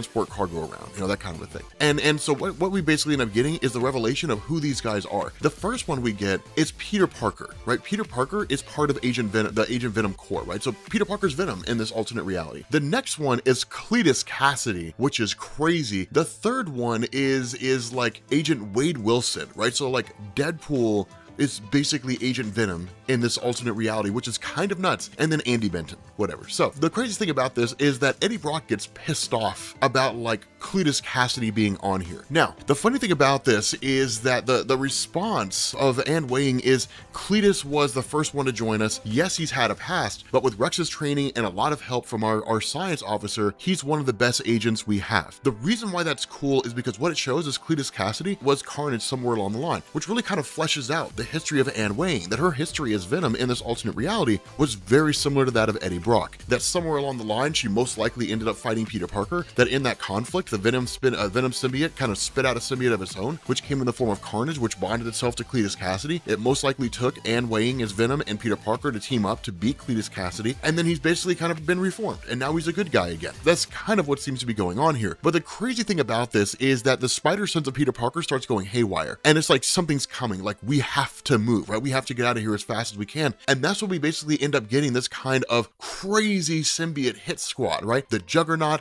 the Thing, Ben Grimm, you've got Omega Red, you've got Sabretooth, and you've got Wolverine. This is a nuts team. Like, just to throw it out there, this is a pretty hard-hitting team. What's also kind of crazy about this, I'm not even really impressed that like Wolverine or like Ben Grimm or any of those guys. I'm impressed that Juggernaut, right? That like somehow Codex managed to get a symbiote onto Juggernaut. Agent Venom basically goes and attacks the Agent Venom squad, basically attacks these guys. And this is actually a cool battle to see because for the most part, they're able to get the upper hand to a degree. And that's one of the big differences here is that it looks as though being bonded to a symbiote, especially with the character of Juggernaut, being bonded with a symbiote kind of means, you know, like one way or the other, right? Like, for example, Venom is able to overpower Juggernaut. Now, in no universe would anybody ever believe that Venom could overpower the Juggernaut, right? I mean, you're talking about a sheer force of nature, right? When the Juggernaut starts moving, his movement can't really be stopped, especially when you're talking about like Worldbreaker Hulk, for example, had to divert his movement. He couldn't punch Juggernaut out of the way. But like Venom being able to like knock Juggernaut off of his feet, I don't really believe that. And so it looks like maybe it's Kane Marco in illusion only, right? In symbiote form only, or maybe it's Kane Marco with like his look, but he, you know, he's got that same size. So maybe the symbiote just makes him look big, but he doesn't really have the Crimson Gem of Sidorak, right? It's just the way the symbiote makes him look. I don't really know, but I have a hard time reconciling Venom getting the upper hand on Eddie Brock. It's the same thing with other stuff, right? Like Ben Grimm being able to be, you know, to be knocked down and hit pretty hard, at least enough to almost subdue him by a Venom symbiote, right? Doesn't really work that way. But again, like every time shots are taken by these guys, right? Bullets are shot and so on and so forth, the guys themselves almost kind of seem to break down and then kind of reconstitute themselves. And so you actually end up getting Venom and Carnage teaming up to fight Juggernaut, which looks amazing if I'm being honest with you guys. Like, it looks absolutely amazing. Now, the biggest question you have to ask here is Dylan. Dylan, the son of Eddie Brock, has the ability to dominate the wills of symbiotes. Why doesn't he do that here? We don't really know. Instead, we get this amazing moment where Wade Wilson basically pops up and says, all right, guys, time for plan X. The X stands for explode. And so it's like, everybody run. They're like, what are you doing? He's like, I don't know, man, but I'm the only guy who's going to survive this. And then just like literally detonates himself, right? And seems to bring like a whole bunch of these guys down. Now from there, you switch back over to Otto Octavius and to Codex. And like finally, the Venom symbiote has bonded itself to this guy. And it's like, we've achieved full symbiosis in the sense that instead of years past, instead of previous instances where we saw the Venom symbiote bonding to a host, which basically meant enveloping that host, instead what you have here is the Venom symbiote bonding with the host on a genetic level. This person seems to be irrevocably bonded to the Venom symbiote. Now, it may be that you can undo that, but it doesn't really seem to be the case. Instead, once this guy pops up, you know, the response to Codex is, your name is Virus. Yes, well, we need to change that. And one of the things he says is like, Eddie paralyzed me, right? He took my legs. He's not taking my name. From now on, you can call me Scorpion. And that's when Virus refers to him as Mr. Gargan. This guy was Matt Gargan. Now, here's the thing. One, he looks ridiculously awesome as Scorpion, and he almost kind of looks like the Vindicator from Spawn, right? Like as the Scorpion, which really looks cool, right? I mean, I got it looks amazing, right? That's just the best thing I can say. He just looks absolutely amazing. And then number two, I love this idea, because here's the thing, I never really cared about Matt Gargan until he became Venom, right? Like until he took over the Venom symbiote during the events leading up to Dark Reign and during Dark Reign. I loved that. But basically he says like, swear allegiance to me and serve me as one of my henchmen here on this world and bring me Eddie Brock. And so from there you end up switching over to, you know, back to the team more or less to, you know, with Anne Wang and all them. And they basically get back to their base of operations. And we end up finding out that their science guy, right? Like their main science guy is Reed Richards, you know, and he's kind of like, okay, so like one, I got to deal with another Reed Richards, but two, this guy looks like he's insane. And Anne's like, yeah, I mean, he is kind of off his rocker, but here's the thing. If it wasn't for him, we never would have made it this far. And so Eddie introduces himself, and then his son introduces himself. He's like, what's your name? He's like, my name's Dylan, sir, like Dylan Brock. And it's like, Dylan? And then it's like people are just like, what in the heck? And then like Anne Wang is just like, tell me, is he your son? And he's like, yeah, I mean, that's like, he's my son, like, what's the big deal? And the response of Anne is like, dude, it's him. On our world, Eddie, Dylan is Codex. Dylan is the one who conquered the world using all the Venom symbiotes.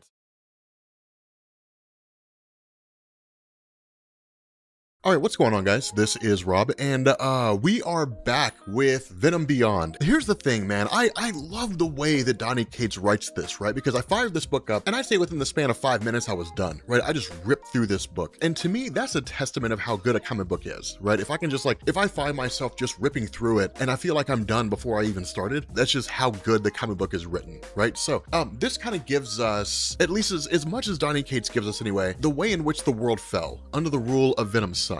We're not given a whole ton of stuff here, and in reality we probably don't need to be, but the idea here is that at some point in the past, in this alternate reality, that there was, you basically had, you know, Anne Wang, who of course was possessed by her Venom symbiote and more or less operating as what amounts to Agent Venom, alongside Spider-Man, who ended up defeating Dr. Octopus, right, in some campaign that was called Octopi Wall Street. It was kind of goofy, but Anne Wang basically reveals that she's pregnant here. Now, this is what's kind of bonkers, is Donny Cates doesn't necessarily seem to have given us the indication that Eddie Brock is the one who got her pregnant. It's just simply that Eddie Brock, you know, Eddie Brock and her were married at one point in a relationship. If we follow the, you know, a reasonable timeline here, we don't definitively know when it was that Eddie Brock shot himself. We're not told here in this particular comic that like 3 days after Eddie Brock shot himself, you know, we're not really told that. Instead, it's just Eddie Brock ended up killing himself in the bell tower, and then Anne went there and she ended up getting the Venom symbiote, right? So we don't really know how much time has passed. I would expect that under most circumstances, whenever a woman realizes she's pregnant, it's usually because as she goes through her womanly times that she realizes that she's not doing the things she's supposed to be doing, and as a result of that, we can largely assume that at most a month has passed since Eddie Brock died. By whatever manner and whatever means, if we assume that Eddie Brock is the one who got her pregnant, then that makes sense. We could also kind of assume that it's like a miraculous conception, right? That like the symbiote ultimately just ended up creating an offspring inside of her. Again, we're not given a definitive answer here. We just kind of have to swing for the fences, because when she's sitting down with Peter Parker and she tells Peter Parker that she's pregnant, when he asks who the father is, she's like, I don't know. Now, the third option here is that Anne's just really promiscuous, and like any number of guys out there could be the dad, right? We just don't know, right? It's like an episode of Maury Povich, right? You bring like 20 guys on there, none of them are the father, right? You have no idea which one it is, you know? So that's also an option too, right? But whatever it is, she ended up being pregnant, and of course, that was Dylan, right? She ended up being, you know, getting pregnant and having Dylan. The crazy thing about this is Peter Parker basically talks about, hey, like, you know, it's gonna be tough being a single mom. I was kind of raised there, but if you ever need any help, I'm here. And her response is, I'm not a single mom, right? I have Venom, and so like between the two of us, we can raise this kid to become, you know, a productive member of society, right? We'll just be fun, you know, we'll be just fine. And so what you end up finding out here is that as time passed and Dylan grew up and got to the age that he is now in the main Marvel universe, that he grew up as any kind of a normal kid does, right? He had his good moments, his bad moments, right? You know, kids misbehave, they push boundaries, different things like that, you know, and so he did what any normal kid does. But then one day she came home and all those different drawings were on the walls, right? The drawings of like the Grendel. And that's kind of the telltale signature of like Knull, the symbiote god. And so what she basically shows here is that at some point along the line, that Knull ended up taking over Dylan, right? Now this, I believe, is shown in a one-shot comic that focuses on Knull basically getting his hands on Dylan and influencing him and actually teaching him how to use his powers, or at least teaching him the base on how his powers work. And then the rest was kind of left to Dylan from there. But one of the things to keep in mind, for those of you guys who are a little behind here, Knull the symbiote god was Donny Cates' invention. And what he basically did is he introduced introduced this idea that where Brian Michael Bendis had previously given us this explanation of the symbiotes, in the sense that Venom was not a one-off, right? The Venom actually comes from a planet of symbiotes, and those symbiotes are ideally space knights, right? So they basically bond themselves to a host, and they go forward as protectors of the universe, that sometimes a symbiote can be corrupted. And that's what happened. That in the original Secret Wars, Peter Parker came in contact with a symbiote, and he was supposed to be a space knight of sorts, right? Like a protector using the symbiote. The result was that once he was told by Reed Richards in the old Web of Spider-Man comics that the symbiote was an actual sentient being, and that the things that Peter was doing were basically because the symbiote was acting of its own accord, that Peter cast it off. And in doing so, that corrupted the Venom symbiote. And that's how it ended up becoming, quote unquote, a bad guy. And then basically bonded itself to Eddie Brock later on, and that's the whole history of Venom in the main Marvel universe. The idea was that when Donny Cates came along, Donny Cates said, everything that Brian Michael Bendis said with the Planet of the Symbiotes is still intact, but I'm adding on to it. And he created Knull. And Knull was the person who created the symbiotes in the first place. He created them as basically his henchmen. And that once Knull was ultimately defeated and kind of cast back into the void, or at least, kind of locked within his own planet, more or less, and surrounded by all these symbiotes, the symbiotes then in turn became more or less autonomous. And that's when they formed their idea of becoming protectors as opposed to henchmen of Knull. With Knull basically re-emerging in the aftermath of absolute carnage, that Knull began to exercise his control over the symbiotes yet again. That's really where this comes from, in the sense that Knull basically reached out from his place within the multiverse and has influenced this version of Dylan and basically taken him over, right? In the sense that like Dylan now kind of operates seemingly as an agent of Knull. And the result of this is that he ended up taking a piece of his mom's symbiote and then used it to create his own symbiote. Following that, he ended up taking off to a different location, and this is kind of us reading between the lines, or at least from what Anne's telling us, that he ended up going to basically the bell tower, and then in turn started spawning off all these different symbiotes and then controlling them and then rejecting them. And this was designed for the purpose of him basically creating symbiotes and then kind of usurping his control over those symbiotes and sending them forward. In response to this growing symbiote threat, President Flash Thompson ended up creating Anne Weying and the Agent Venom force, more or less. And in doing that, the idea was to take on the forces of Dylan. The issue here is that by the time they realized that Dylan was literally a credible threat, it was simply too late. That with these symbiotes he had created, he had basically forced them onto the superheroes and some of the supervillains and turned them into his symbiote henchmen. And so he literally laid waste to virtually any other superhero and villain that was left, right? Killed pretty much all the superheroes and all the supervillains on Earth. Following that, and with the death of President Flash Thompson, Dylan essentially made himself a dictator, right? He made himself absolute ruler of the Earth, and then sent his symbiotes around the world and started basically taking over everybody around there, right? Like the average person. And that's kind of what Anne says, is that Dylan killed the world. That he essentially conquered the world by using Venom symbiotes. And that's why this is just a Venomized world, right? All the heroes, all the villains are all symbiotes. Now, some of these heroes are actually heroes who have been taken over by symbiotes. Some of these heroes are just Venom symbiotes looking like heroes, right? Like, kind of appearing as these individuals. It's kind of a mishmash of these different things. But the long and short of this is that the concern of Anne is that Dylan could essentially fall down the same way. And this comes in a couple different forms. The first form this takes is her asking Eddie, does Dylan have these powers? Now, keep in mind, this is a highly emotional situation for Anne because one, like, she lost her son, right? She lost her son to the power of Knull, and there doesn't really seem to be a way to bring him back. The other part of this is that she is kind of emotionally tied to Eddie Brock. This is not her Eddie Brock, but this is in a lot of ways kind of the Eddie she could have had, right? In a lot of ways, they're a mirror for the life that she lost. And so that's when she asked the question, like, does your son have that same power? And the response of Eddie is, yes, he can do that, but he can't really be taken over by symbiotes. It creates a kind of feedback loop, and ultimately it causes him pain. But two, he's not an evil guy. He's not a bad kid. He's not a villain in the way that your son was. It sucks to say that, but he's not that way. Now, the issue with this is that Dylan overhears everything, right? Like the main Marvel Universe Dylan overhears them all. And for him, it's kind of crushing, right? It's crushing to hear that this alternate reality version of himself became such a horrible person, right? That, essentially took over the world. And that there's a concern that he could become that exact same kind of person, right? It's like if you were met with an alternate reality counterpart of yourself who was just a horrible human being. And the concern of everybody that you knew is that you would become that person, right? There's a part of you that screams out, I'm not that guy. I'm not going to be that person. But Dylan has never really met his mom, right? He never really met Anne. She gave birth to him, but like she ran off to Eddie Brock's dad and dropped the kid off there when he was a baby and then went and did herself in, right? And so he's never actually met his mom. And this one woman that he sees, that is the closest he ever came to meeting his mom, has essentially rejected him. This is emotionally crushing for really all parties involved here. The caveat to this is that as they're sitting down and as Anne just kind of says, look, I can't really do this. This is too much. And as she begins to leave, she's met by Venom Pool. And he's like, you guys have to go. And it's like, why? And it's like, because they tracked us here. Like they tracked you guys to your base of operations, right? Like you guys gotta get out of here as fast as you possibly can because they're sending someone here to take you out. And as soon as she, you know, as soon as Anne calls in the SOS, then suddenly you have Scorpion who pops in. Now remember, Matt Gargan was operating as Virus at the start of this story, right? He is the main Marvel Universe version of Matt Gargan, who has basically been taken over by a symbiote of sorts that was given to him by, or at least imposed on him by Codex in order to track down Eddie and then bring him to Dylan, and then of course kill everybody else. And the issue with this is like, as soon as they show up, all hell breaks loose. The caveat to this is that Eddie Brock is aware that the weakness of symbiotes comes in the form of like sonics or huge amounts of electricity or fire. And so what he ends up doing is grabbing like these live electric lines, just grabs them and reads like those are electrical currents, right? Like no one can survive any of that kind of energy. His response is, yeah, that's what we're counting on. So he basically channels it through himself and shoots it out in what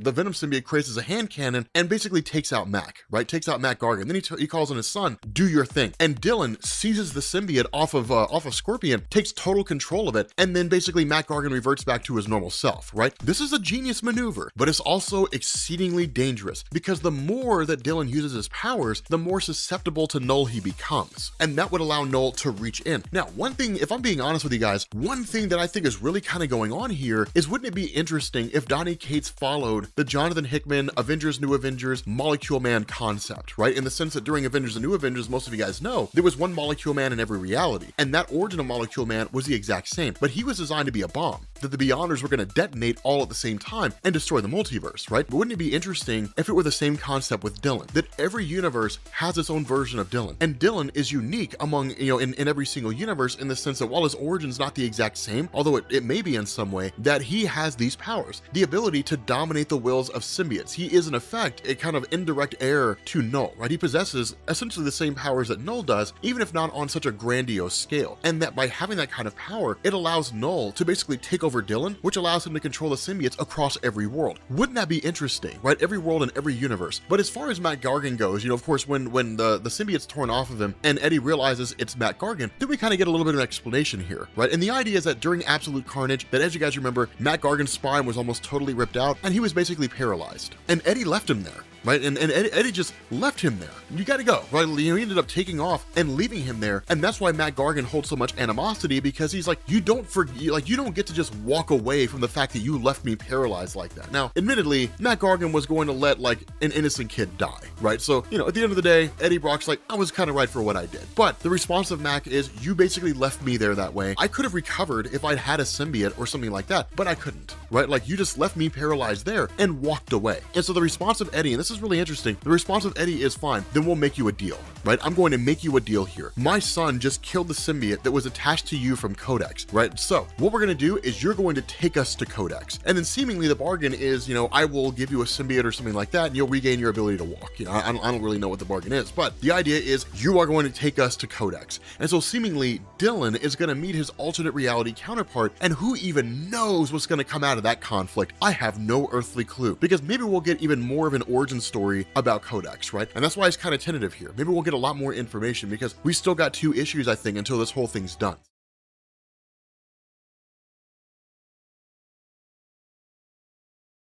All right, what's going on, guys? This is Rob, and we are picking back up again with Venom Beyond, right? And this is basically the start of the King in Black, and you guys will see what I'm talking about once we get towards the end of this, but this is basically where King in Black begins, right? So I'm really excited about this, and I think that what we might do sometime this week as part of a lead up to the whole King in Black thing is we might take all of Donny Cates' Venom run and just kind of condense it down into a full story. We'll call it like part 1, or like the King in Black lead up, or something along those lines, but something to indicate this is all the stuff that you need to know going into like the King in Black. But this basically picks up again with this alternate reality that we're in, Earth 1051, whereby you have Dylan, this alternate reality version of this alternate reality version of the son of Eddie Brock, who basically conquered the world, and where Matt Gargan had been sent to the forces of Eddie for the purpose of basically taking them down, that he also operates as a kind of spy of sorts, right? That Dylan can see through his symbiotes. But what we ended up seeing was that, like the previous video, Scorpion was essentially defeated. And so this all kind of coincides with Dr. Octopus showing up to Dylan, right? Codex. We'll call him Codex for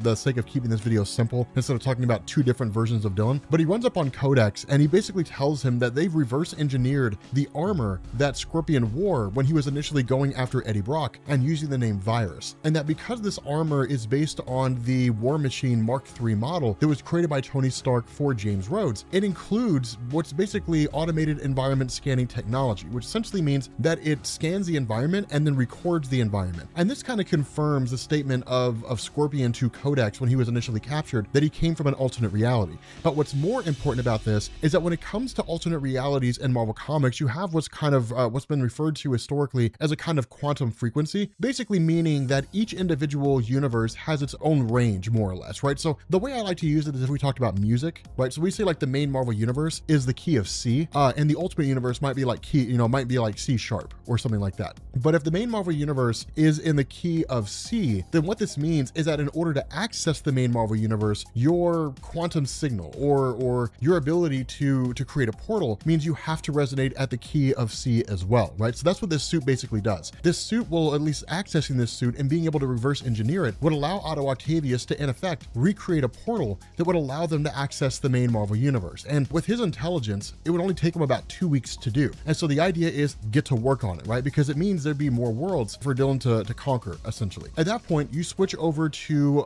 the underground laboratory of Reed Richards in this alternate reality, the crazy Reed Richards, who's basically kind of talking to Scorpion, to Matt Gargan. And he really just kind of reiterates everything that we were already told. And it's kind of nuts because there was an Iron Man in this universe. And of course, much like the main Marvel Universe, Reed Richards and Iron Man were friends, meaning that he's well versed in Stark's technology. The problem with this is that he's also insane. And so his response is, yes, I can rebuild that gate, but it'll take me like 5 years to do, right? It'll take me like 5 years to do that because their resources are exceedingly limited. If they had like all the resources available out there, then sure, they'd be able to do it. But between his insanity and the lack of resources, they simply just can't. And so you have this moment here where they talk about the idea of going back, and then the response of Dylan is, but I don't want to. The reason why is because Dylan never knew his mom, right? He never knew Anne Wayne. And so being in this alternate reality where he meets her for the first time, it makes sense he doesn't want to go back, right? It makes sense that he doesn't want to leave anymore, that he wants to stay here. He never knew his mom, right? And so he's always wanted to get to know his mom. He's now in a situation where he can. Why would he want to give that up? It's everything he ever wanted. And so with that being the case, it's almost like he's kind of being forced, right? Pulled, ripped away from this life that he wants so dearly. And so with that being the case, Anne just kind of realizes that it's turning into a kind of sentimental moment. And Anne has still not gotten over the fact that her son in this universe, this reality's version of Dylan, became a bad guy, right? He became Codex. He conquered the world and killed pretty much everybody she cared about and turned them into symbiotes. And so she basically like tells everybody, get out, right? Everybody's got to go. Everybody go rest. Tomorrow we're taking this war to my son, right? Now it all kind of comes to a head when you've got, Anne doing her thing because she can't sleep. And then Dylan shows up. And the two of them have this very, kind of sentimental moment. And the reason for that is because whenever Codex came across her symbiote or tried to contact her symbiote, she would burn. But with Dylan from the main Marvel Universe, that doesn't happen. And the reason for that is because much like we've seen with like something like the Infinity Gauntlet, which only works in its native universe, Dylan, Codex, can only control symbiotes in his own universe. And so any symbiote or any being that's attached to symbiotes outside of this universe, Codex cannot control. And that's the reason why when Dylan approaches Anne Wayne, because he's from the main Marvel Universe, he does not affect her symbiote in the same way. He can hug her, he can interact with her, he can treat her like a mom. And that's kind of what he says, right? He says like, when this is all said and done, like, I don't really want to leave. I don't really want to go. But if we do have to go back to my universe, then come with me, right? Like, come with us. Be my mom in that universe. It's a very touching moment, right? This is especially touching if you know the history of Anne Wayne, how tragic her story's been over the years, or at least was until they killed her off. I mean, it's a very, very intriguing thing to see here, and it's really, really cool. And so what this does is kind of, really inspire a kind of renewed vigor inside of Anne, in the sense that she realizes she can't run away from who her son's become, right? She can't run away from the fact that her son has become Codex, that her son has done terrible things. It's not necessarily to say that she has, but that's kind of the impression that's being put off here, is that historically speaking, when it comes to her son Codex, sure, she's been fighting the good fight, but she's also been dreading the time at which she would actually have to take him down. In this moment, realizing the man her son could have become, and if he can be saved, the man he can still become, then there's all the incentive in the world to kind of leave that fear and that anxiety behind and travel headfast into facing off against this guy. And that's exactly what they do. The other part of this is that Codex comes to the realization, of course, the one that we already realized, that he cannot control the symbiotes from alternate realities either. Much like Peter Parker and Venom, he also can't detect them. And so that's kind of the funny thing, is that for him, whenever he tries to reach out and detect the symbiote of Eddie Brock, the Venom symbiote that's attached to him, he can't pick up on it, right? Because it's not from his universe. And so as they're kind of in the middle of all this, and as Otto Octavius is continuing to work on this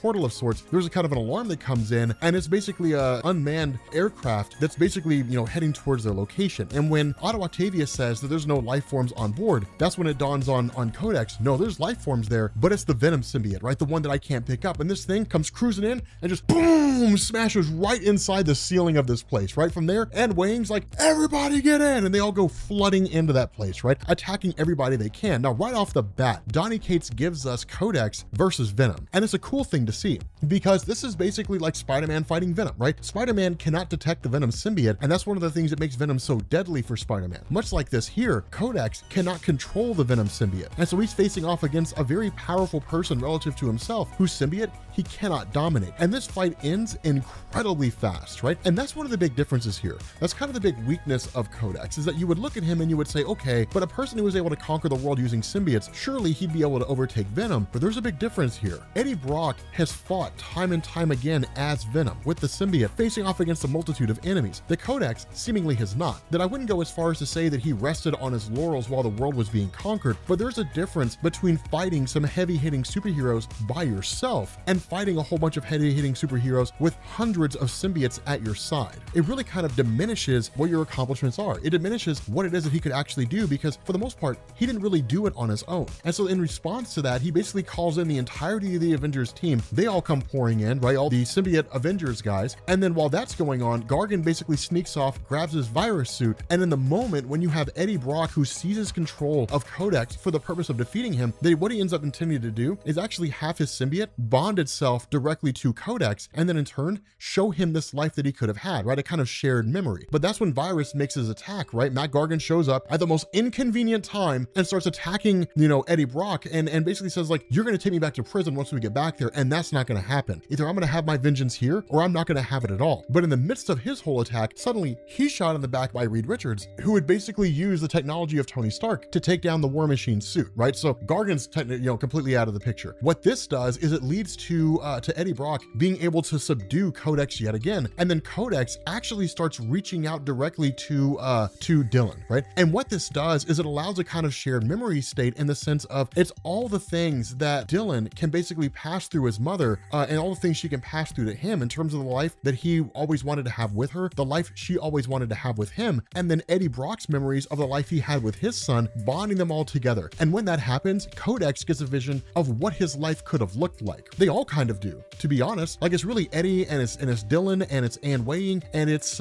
Codex, all kind of experiencing this joint memory of how life could have been, how fantastic it could have been. But because of the decisions of Codex, it never happened. That and the fact that Eddie Brock took his own life, those never came to fruition. And so because of that, Codex is completely overwhelmed by the experience, but in turn basically gets rid of all the symbiotes, right? He just stops his influence over them and stops, and kind of comes back to his normal self. Now, the other part of this seems to be that Knull had an exceedingly strong grip on Dylan, on Codex. And so when this whole sort of shared memory took place, it actually released him from the influence of Knull and kind of returned him back to his normal self. But regardless of how you slice it, he's basically back to being a good guy now. The problem is that he falls into what's essentially a catatonic state, right? So you jump forward by about a year or so, and this is a pretty significant moment, that in all this time that they've been here, you have Dylan, you have Eddie Brock, and you have Anne, who have all just basically been spending time together as a family, the way that they always imagine themselves doing this. That is basically a pretty chill world. And the response of all this, I mean, I'm sure you probably have some small-time criminals, but nothing too crazy, right? Nothing too outrageous. Instead, it's basically just them kind of enjoying their lives. And so because of that, there's always kind of looming on the horizon this idea that they're all going to have to go back, right? That they're going to have to go back to their universe. And so about a few months after that, with Dr. Octopus having had the absolute tar beat out of him by Reed, to the point that he actually started giving him information on how to build this thing, that the portal is effectively finished. But Anne is actually going to stay behind, because with her son, her son Dylan, I guess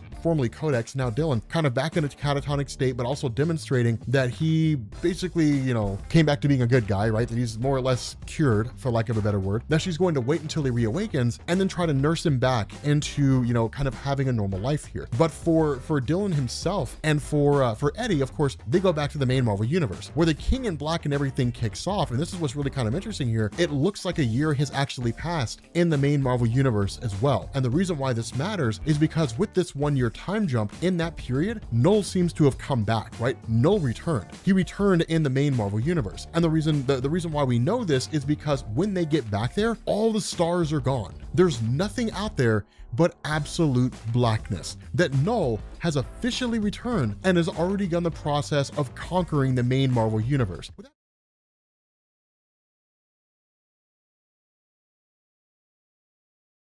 What's going on, guys? This is Rob, and we are back with Knull. We're back with King in Black #1. Now, here's the thing. This is a one-shot. So the King in Black event is very much like Swords of X in the sense that we get a one-shot to open it up, and then we get all the tie-ins. And again, one of the things we talked about during the I guess, 10 of Swords, if that's what you want to call it, is very much reminiscent of the 1990s comics, right? Those of you guys who remember something like Age of Apocalypse, for example, I think we got Age of Apocalypse Alpha, and then just a whole bunch of renamed comics, right? So Marvel basically just retitled all their comics for 6 months, and then we got Age of Apocalypse Omega. That's basically what's happening here, albeit not Alpha and Omega, it's just a one-shot opening story. But this story is amazing, right? So if you guys are going to the comic book stores and you're buying King in Black, make sure that you guys buy the comic that actually has the King in Black cover on it, right? The King in Black banner. It's the only one that ties into the King in Black event. And of course, you can find reading orders all over the place and everything, but this initially picks up with Eddie Brock. Now, here's one of the funny things about this, right? This is where things get a little wonky here. And I'm not really sure how he got from here to there, but if you guys remember the ending of the Venom story, Eddie Brock and his son returned to Earth when there were no lights. Here, the sky's still bright and everything. Now,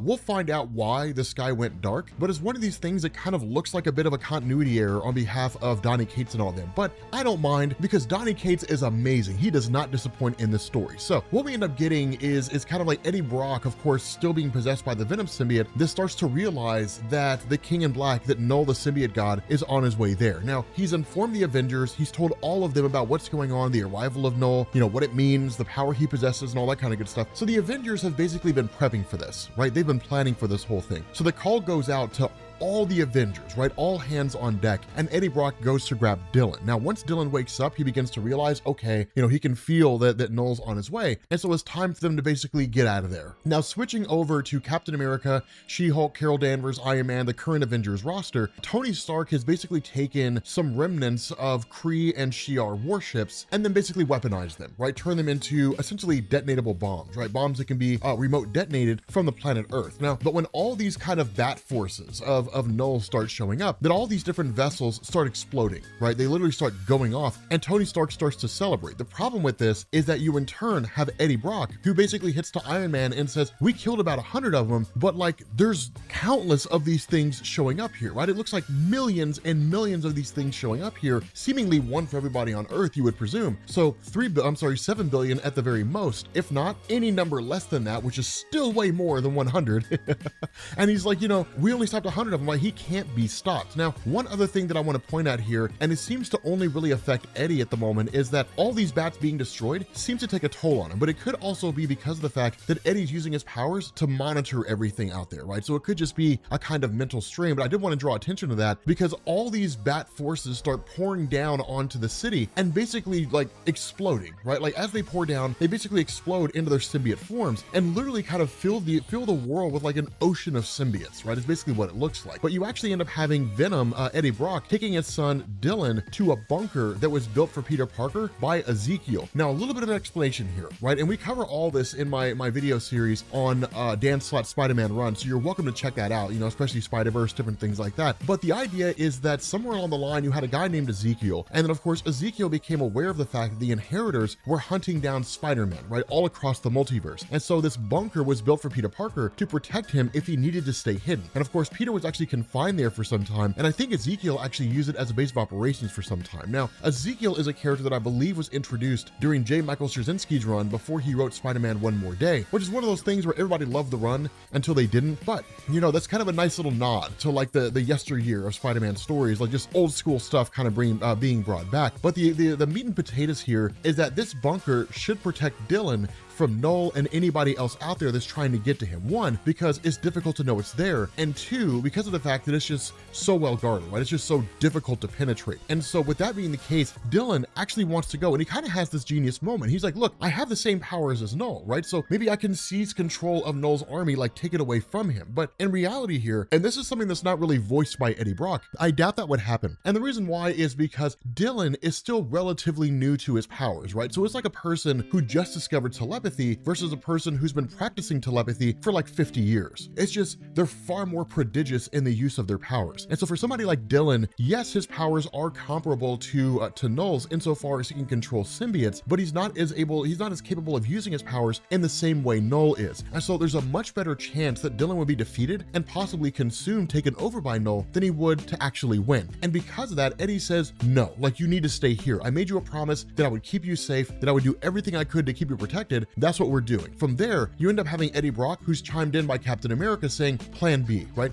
And plan B is exactly what we just described, right? The idea that all these symbiotes come pouring down. Well, while that's happening, the Avengers are largely waiting on Thor, right? They're hoping for Thor to get there. You've got Doctor Strange, you've got Namor, you've got Iron Fist, you have all this great big huge roster of people who have ever been Avengers who are here. But Thor is also one of these guys where having the ability to control the lightning and fire and lightning being one of the weaknesses of symbiotes would go a long way towards being able to stem this conflict. But currently, Thor's not here. What they get is something better in their stead, right? While everything is popping off, right? While everything is popping off, you have this like speech bubble. And you guys know speech bubbles usually mean telepathy. So this voice pops in and says, Iron Man, Captain America, please excuse the intrusion into your minds. This is Charles Xavier. If you require backup, please stand by. My X-Men have arrived. So you have Cable who shows up here, Cyclops, right? I think you have even Phantom X, which is kind of weird. You've got Nightcrawler, right? You've got Storm, Jean Grey, a full contingent of the X-Men arrive. And it's one of these things where Xavier's kind of like, I know you guys are waiting on Thor, but surely like a woman who can control the thunder and the lightning would be pretty much just as good. Now, the other part of this is that with Plan B basically commencing, that Eddie Brock actually ends up going to the throne that was used by Carnage. And Carnage used this during the Absolute Carnage event to control the army that he created. And the hope of Eddie Brock is that he can basically use the throne to extend his reach all the way out to the symbiotes here on Earth that have been brought here by Knull, and then basically take over control of those symbiotes, right? So using the throne to do what Dylan could do, but on a more grandiose scale, right? On a more fine-tuned scale. The problem with this is Eddie Brock is having a wildly difficult time punching through this kind of control that Knull has over his symbiotes. At the same time, Doctor Strange is facing off as best he can, only for us to realize just how powerful Knull is in the sense that all these little symbiote monster things that he has, right? All these little dragons are just punching right through Doctor Strange's shields. There's no way for him to stop them, right? But just in this small moment, right, when they have a chance, when like Doctor Strange falls and Eddie Brock is like, okay, I'm pushing through, right? I'm pushing through to the other side and I should be able to take over this. Eddie comes to this massive realization that all hope is lost. And the reason why, when he punches through, he realized it's not just the dragons and it's not just Knull. Knull's first enemies were the Celestials. When Knull arrived here, he bonded to the Celestials and took them over. Knull, the symbiote god, has conquered the celestial race in the Marvel universe, son. Man, dude, it's nuts. It's like all these Celestials come pouring down. And at that point, the Avengers, the X-Men, whole nine yards, start crapping their pants. What else could you do? At that point, like one of the holes open up and Knull comes walking out. And he's just like, so who are you guys? Right? Like, who are you supposed to be? Are you guys like the force that's here to assemble to take me out? Now, while all this was going on, they were waiting for like this big heavy hitter to show up, right? It's not Thor, but they were waiting for this big heavy hitter to show up, right? Finally, this heavy hitter finally arrives, right? Now, I was sitting here looking at this and I was like, man, I really hope this is who I think it is. And it turned out to be exactly who I thought it was, right? Like literally Iron Man chimes into Captain America and says, okay, the guy's here, right? Like he's gonna be here in 10 seconds. He's here and he's waiting your orders. Does he have permission to engage? And the response of Captain America is permission granted, only for us to find out it's the Sentry, man. It's Robert Reynolds, son, man, it's Robert Reynolds. The Sentry has finally returned. And I was like, okay, this guy comes flying through, whoosh, comes flying through, punches a hole through a symbiote's head, right? It's like, damn, son, dude, he like punches a hole through the symbiote's head. Dude, he goes flying for Knull. Knull's like, no way, right? So like, he comes, he's like, Robert Reynolds grabs Knull, flies him into the air, and he's like, hi, my name's Bob.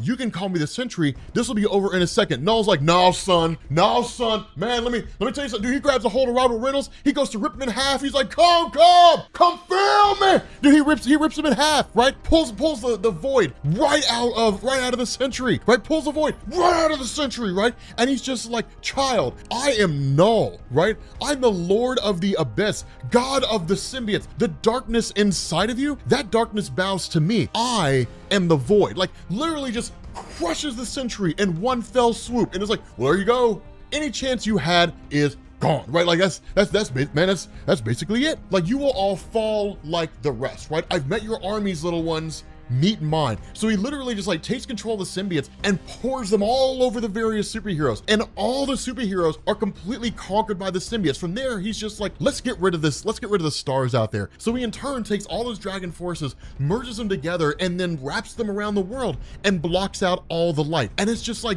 damn, right? So like, Storm is like the only one left standing, right? Like, Storm's like the only one left standing. So Storm goes out like a hero, man, right? She's like, okay, look, here's the thing. If I'm gonna fall to this weird looking guy who looks like a failed 80s rock star, then like, I'm going to go out with a bang, right? Like, I'm gonna go out with a bang, right? Just summons every ounce of lightning she possibly can, just starts shocking the piss out of these things, right? Just electrocuting these things all over the place. Knull basically summons his symbiotes again. They go wrapping up into the, into the spire over top of right where Storm is, and just like snatch her up. Storm is basically gone. This one person who can control the lightning, and that was the only real weakness of these symbiote dragon things, is now done. And Xavier's pissed. So you end up having this thing where Eddie's like, okay, Iron Man, here's what we're gonna do, right? Knull showed up here, said, give me Brock, and I will kill you as painless as possible. Now, the reality is Knull intends to destroy the world, but Eddie Brock's stance here is, no.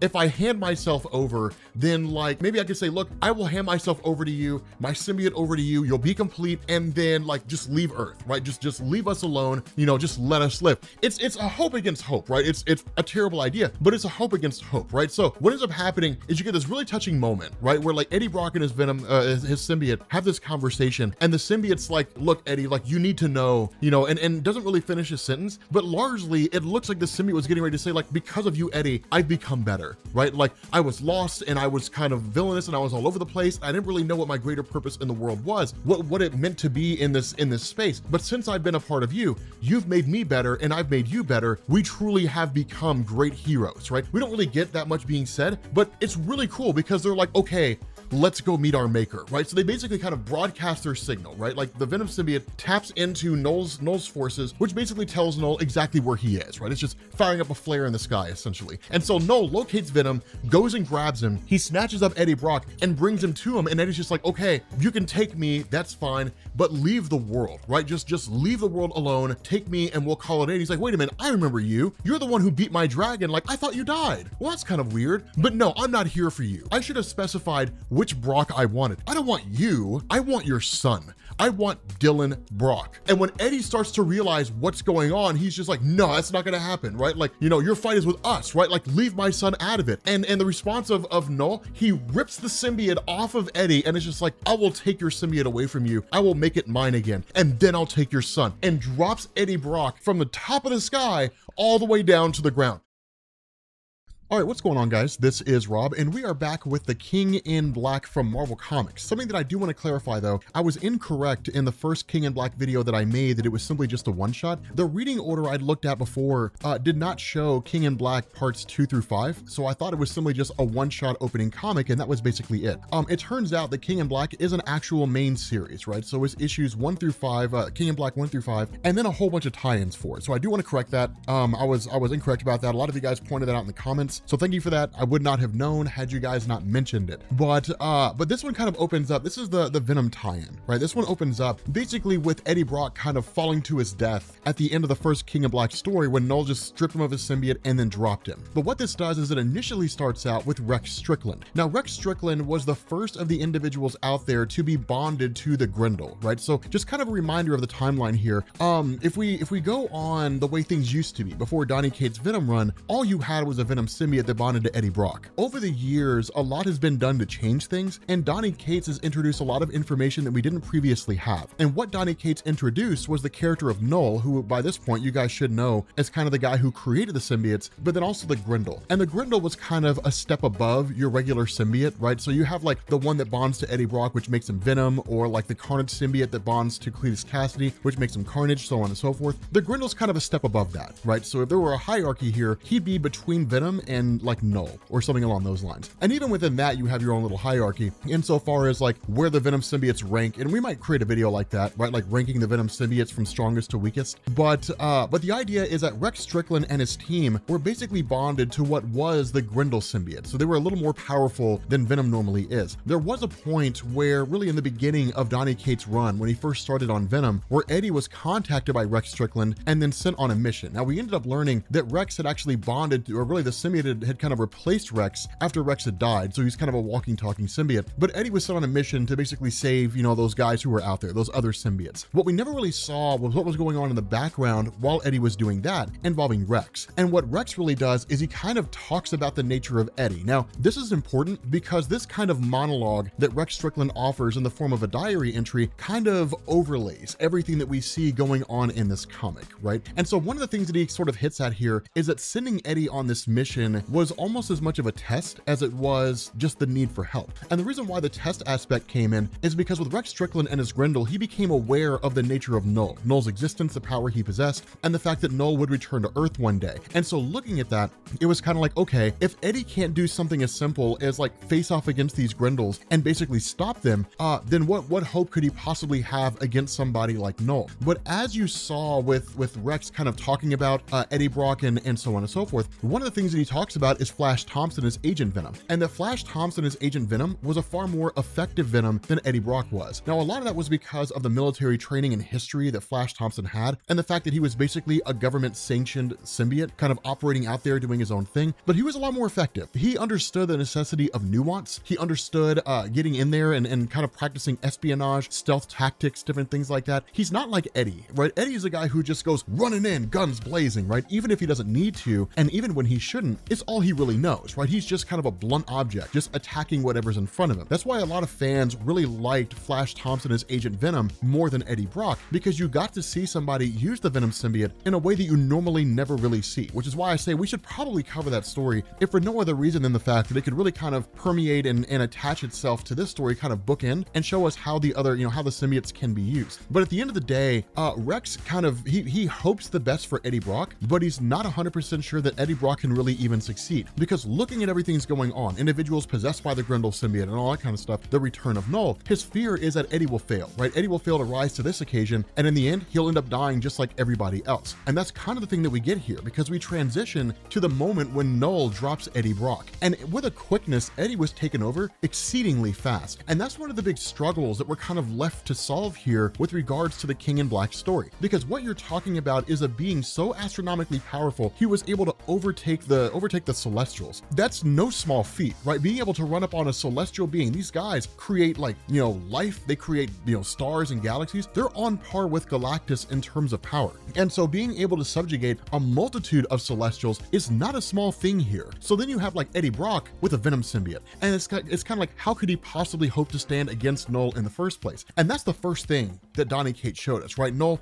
ripped the symbiote off of Eddie Brock, dropped Eddie Brock to his death, and the symbiote actually begs and pleads, right? It's like, no, like, do not take me from Eddie. He absolutely needs me. This is really one of the best developments that came from the work of Donny Cates, and even some of the people that came before him with regards to the Venom stories, is it gave the Venom symbiote more humanity. Instead of it just being this symbiote that bonded to Eddie Brock and it was pissed off that Spider-Man rejected it and they're just gonna get revenge by doing bad things, and then eventually he teams up with Spider-Man to fight Carnage. Instead of something like that, the Venom symbiote actually has a mind of its own. It has desires, it has ambitions. It wants to stay a good guy. It doesn't want to be, kind of enveloped into the fold of Knull and kind of taken to a place of subservience. It wants to keep being a good guy alongside Eddie. And that's cool. That's a really, really amazing concept. But ultimately, the Venom symbiote is seemingly absorbed by Knull back into his essence, and then in turn, Eddie's just kind of left to fall to his death. Now, this is probably one of the most beautiful moments of this story, right? And this is why Donny Cates smashes it when it comes to his handling of Venom. So here's the thing, this is what's so cool about this. Stories like this, these are the kind of stories that we reference when we do character explanation videos or something like that, about how like a character is totally reworked. So like when we talked about Magneto, for example, we talked about how like with Uncanny X-Men issue number 200, Magneto totally changed and became a good guy. This is the equivalent of that, right? It's a little long, a little more long form insofar as the transition of Eddie Brock becoming a good guy. It certainly, you know, happened a lot longer than the transition of Magneto, but the principle's still the same, right? If in 10 years we do a video, kind of an updated video on Venom Explained, we'll reference this, right? And we'll say like, once Donny Cates took over the title, he totally changed up Eddie Brock and the Venom symbiote and kind of revamped them into a whole new form and so on and so forth. This is what we're talking about here, right? So you guys are kind of seeing this happen in real time.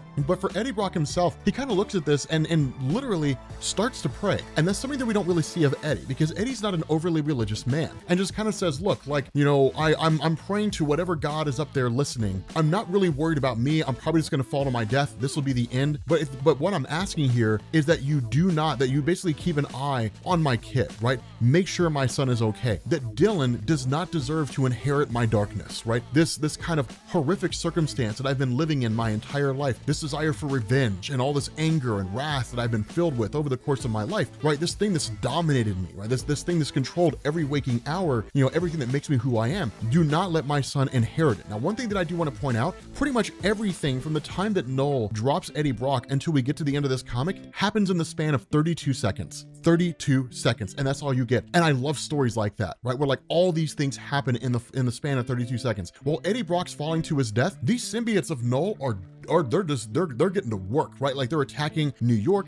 The Avengers are all being just kind of taken over by the symbiotes, right? Spider-Man's doing what he can, Captain America's doing what he can, but they're literally fighting a living army of beings that are almost kind of like a walking, talking liquid. It's very difficult to overcome that, especially when they're empowered by a guy who's a multiversal force of power, right? It's not a simple thing. And so as Eddie Brock continues to fall, he begins to realize the entirety of New York is basically lost, right? It's essentially conquered. Now from there, you switch over to Dylan, right? Again, this is still in the span of this 32 seconds. You switch over to Dylan, and Dylan, you know, kind of has a radio of sorts and manages to hijack or somehow attach himself to the frequency that Iron Man and all the Avengers are on. And Iron Man's kind of like, how in the world did you possibly get this? You know, he's like, well, I got it from some person. Spider-Man, you know, he gets pissed off at Spider-Man because he thinks he's the one that gave it to Dylan. But at the end of the day, Iron Man's like, look, you got to keep this radio channel clear, right? Like, this is how the Avengers are talking to each other. We need to know what's going on. We can't have some kid, you know, hijacking the airways, wanting to know what happened to his dad. You know, we've got it under control. We're doing the best we can here. If you've got a TV, watch that instead.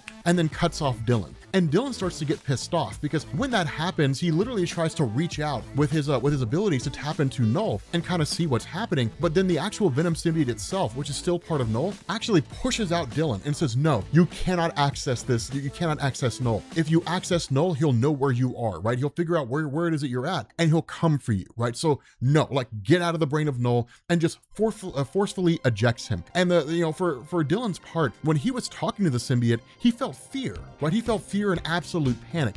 And that's when he's kind of like, you know, my connection was severed. What did they not like? What didn't it want me to see? And that's when he looks up at the TV and he sees Knull ripping off the symbiote of Eddie Brock. Now, of course, he's seeing this after it's already happened, but he's seeing like the symbiote being ripped off Eddie and then Eddie being thrown to his death. And so as Eddie continues to fall, there's actually a helicopter that's trying to outrun one of these giant, you know, these grindles, right? One of these giant, symbiote bats, whatever you want to call them, symbiote dragons. Eddie kind of warns them like, you can't outfly this thing, right? Like you've got to just, you literally have to land somewhere and just run for your life. But by that point, the dragon gets a hold of the helicopter. Helicopter basically ends up crashing down. And then Eddie, kind of caught in the explosion, gets sent flying. Now, the funny thing about this is that the very fact that he was sent flying through here starts bouncing off these, you know, the kind of walls and things like that. It's probably broken every single bone in his body, or at least most of them, but he'll survive. And the reason why is because he goes crash landing onto a car, which is covered in symbiote goo.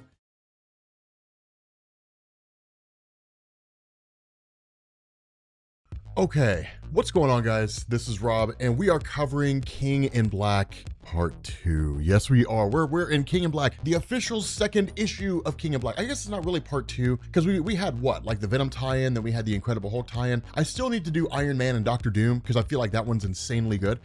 But we're covering Part 2 of King in Black, right? Issue number 2. And this basically picks up with Eddie Brock, like, falling presumably to his death, or at least it looked like his death, right? We had that amazing issue in Venom, where the whole thing took place over the span of something like, what is it, like 33 seconds or something like that? It's like this it was amazing the way that it was done. So Eddie Brock crash lands down into the ground, right? Like literally hitting all these different things along the way. He crash landed down to the ground. Spider-Man comes swinging into the rescue, right? Now, here's the thing. Spider-Man is like one of the last heroes standing here in New York, right? There's a few others, and we'll find out who they are. But for the most part, most heroes are basically gone. And the initial thought of Spider-Man is like Eddie Brock is dead. And he tried to race back here and get to Eddie as fast as he could, but he couldn't, right? Now, here's the important thing to understand about this. This is one of the coolest things, right? And it's not heavily mentioned here, and it's only really something you pick up on if you've been reading for a reasonable amount of time. But this whole scene is beautiful and amazing, right? Because these guys have been enemies over the years, right? They've been pretty extreme enemies over the years. Eddie Brock first showed up, well, not really first showed up, but when he first became Venom, he was like Peter Parker's sworn enemy. He's like, I'm gonna do everything I can to kill you and destroy your life. And he went after Peter Parker's family,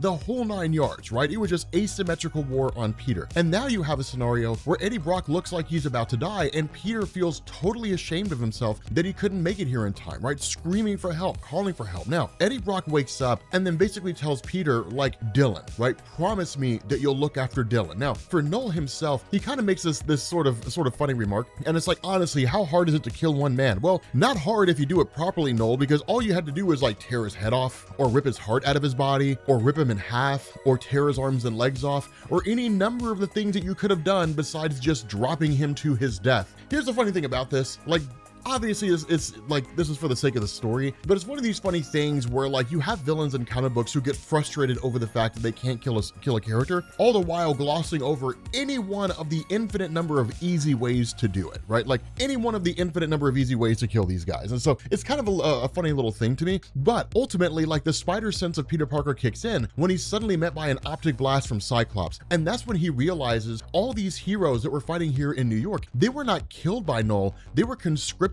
into Knull's army. Now, we largely assumed this is exactly what was going to happen because we saw Venom Beyond, right? And we saw this alternate reality where Dylan basically became a person who conquered Earth and essentially turned all the superheroes to his side by forcing symbiotes on them. And in some cases, if they were already dead, turning the symbiotes into those guys. But the long and short of this is that we kind of saw this coming, right? And so Peter Parker basically tries to get out of there as fast as he can, but for the most part, he kind of seems trapped. When out of nowhere, right? Out of nowhere comes Johnny Storm, right? Now, here's the funny thing. My initial thought to this, my initial thought was, oh my God, that's right. Johnny Storm has a built-in immunity to symbiotes because he can flame on, right? Like that was my immediate thought. And I was like, oh no, wait a minute. These Grendels are not like Venom, right? They're stronger than that. You can't just torch them with fire and call it a day. Otherwise, all you would do is have the superheroes running around with aerosol cans and lighters, right? Just spraying down everything in front of them. And that would be it, right? The story would be over like that. It'd be over lickety split. But it's still cool here because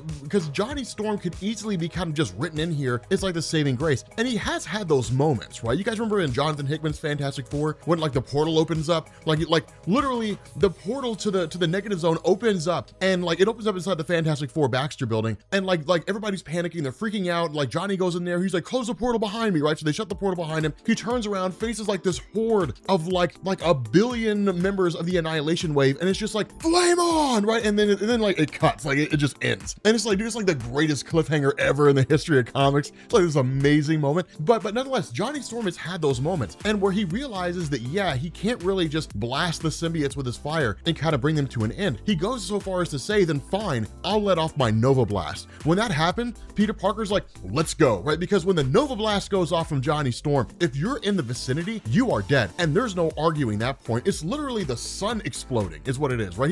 He reaches, I think, at or or near the temperature of the sun when he does his Nova Blast, right? Just lets everything off. Now, the downside of this is when that happens, it's basically expending all of his energy at one time. Of course, he passes out. And that's something that Peter Parker says. Like, if you do this, you're going to pass out and they're going to take you. He's like, yeah, I know, but it can buy you time, right? It can buy you time to get out of here. And so that's exactly what Peter does, right? He webs up Eddie Brock, he gets them out of there, and then he takes them over to the home base, the laboratory of the Fantastic Four in the Baxter Building. Now, here's the thing. We basically end up picking up here with Valkyrie. Now, for those of you guys who don't know what's going on with the character of Valkyrie, Jane Foster now plays that role. And what Marvel did here in the aftermath of Jason Aaron's run on Thor, I love Jane Foster Thor. I don't really care if you didn't like it. I loved it, right? And your opinion's not going to change mine. But I love the whole story there. But what they ended up doing is because Odin's son was going to go back to being Thor, just like I always said he would be, because it's comics and everything old goes back to the way, everything goes back to the way that it used to be, right? The status quo is always maintained. That this led to Marvel kind of shuffling Jane Foster out, right? She got shuffled off to the cornfields in her own comic that was never really advertised all that well, and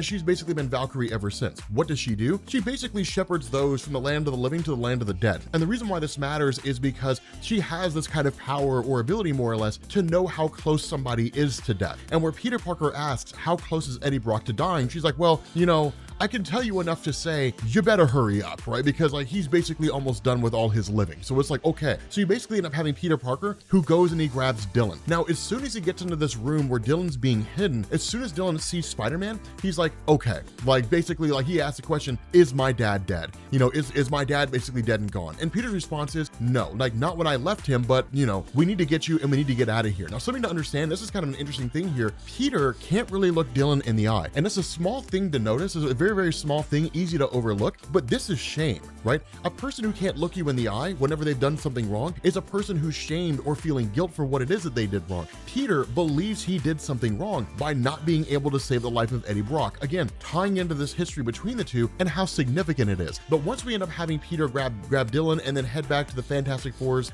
base of operations, there's a handful of heroes here, right? We've got Reed Richards, we've got Susan Storm. We don't really know where Franklin and Valeria are. Presumably they're being kept somewhere safe. You've got Black Panther here, you've got Blade, right? You've got Charles Xavier and Magneto who are showing up in the form of holograms, and you literally have Blade asking them like, open your gates, right? So we can basically go there, and you have no idea how many people you can save. The smart thing here for Xavier and Magneto to do is to actually keep their gates closed. And the reason why, I know on the surface it seems kind of callous and kind of cruel, but in times like this, you can't let the wrong people in. And when I say the wrong people, all it's going to take is for one symbiote that nobody knows about to be bonded to a person, and they're not even aware of it, right? It's just stowed away on a backpack or something like that. And then suddenly the entirety of Krakoa is basically being taken over by symbiotes, right? Knull knows exactly how to get there. He goes in, just busts into the place, and they're all taken over, right? So the smartest thing to do in any situation like this is to shut your doors and to say, no, you can't get in, right? I'm sorry about your luck.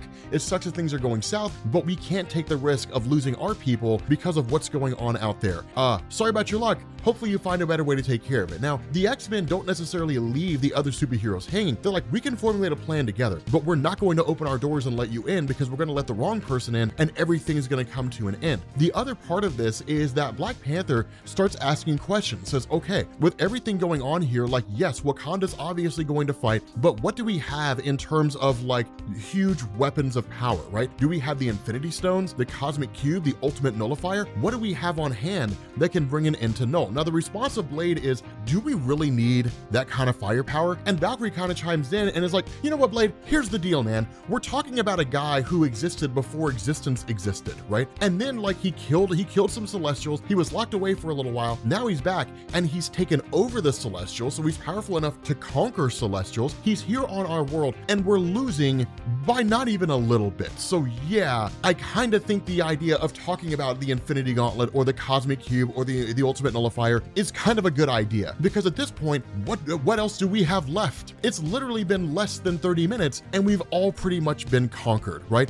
In the span of 30 minutes, pretty much all the superheroes on Earth have been totally taken over. Now, this is when we get the introduction of Namor the Submariner. Now, this is a cool thing here because Susan Storm is the one that called him in. Now, Reed kind of pulls her aside and says, hey, can we kind kind of talk privately for a second. And the reason why is because Namor and Susan Storm kind of have a history where they pretty much just bumped uglies a few times, right? Like she kind of cheated on Reed a few times. At least Marvel heavily alluded to it. There were a couple times when Marvel was like, no, she never actually did. But if you go back and you read the original source material, she pretty much did, right? I mean, that's basically what happened.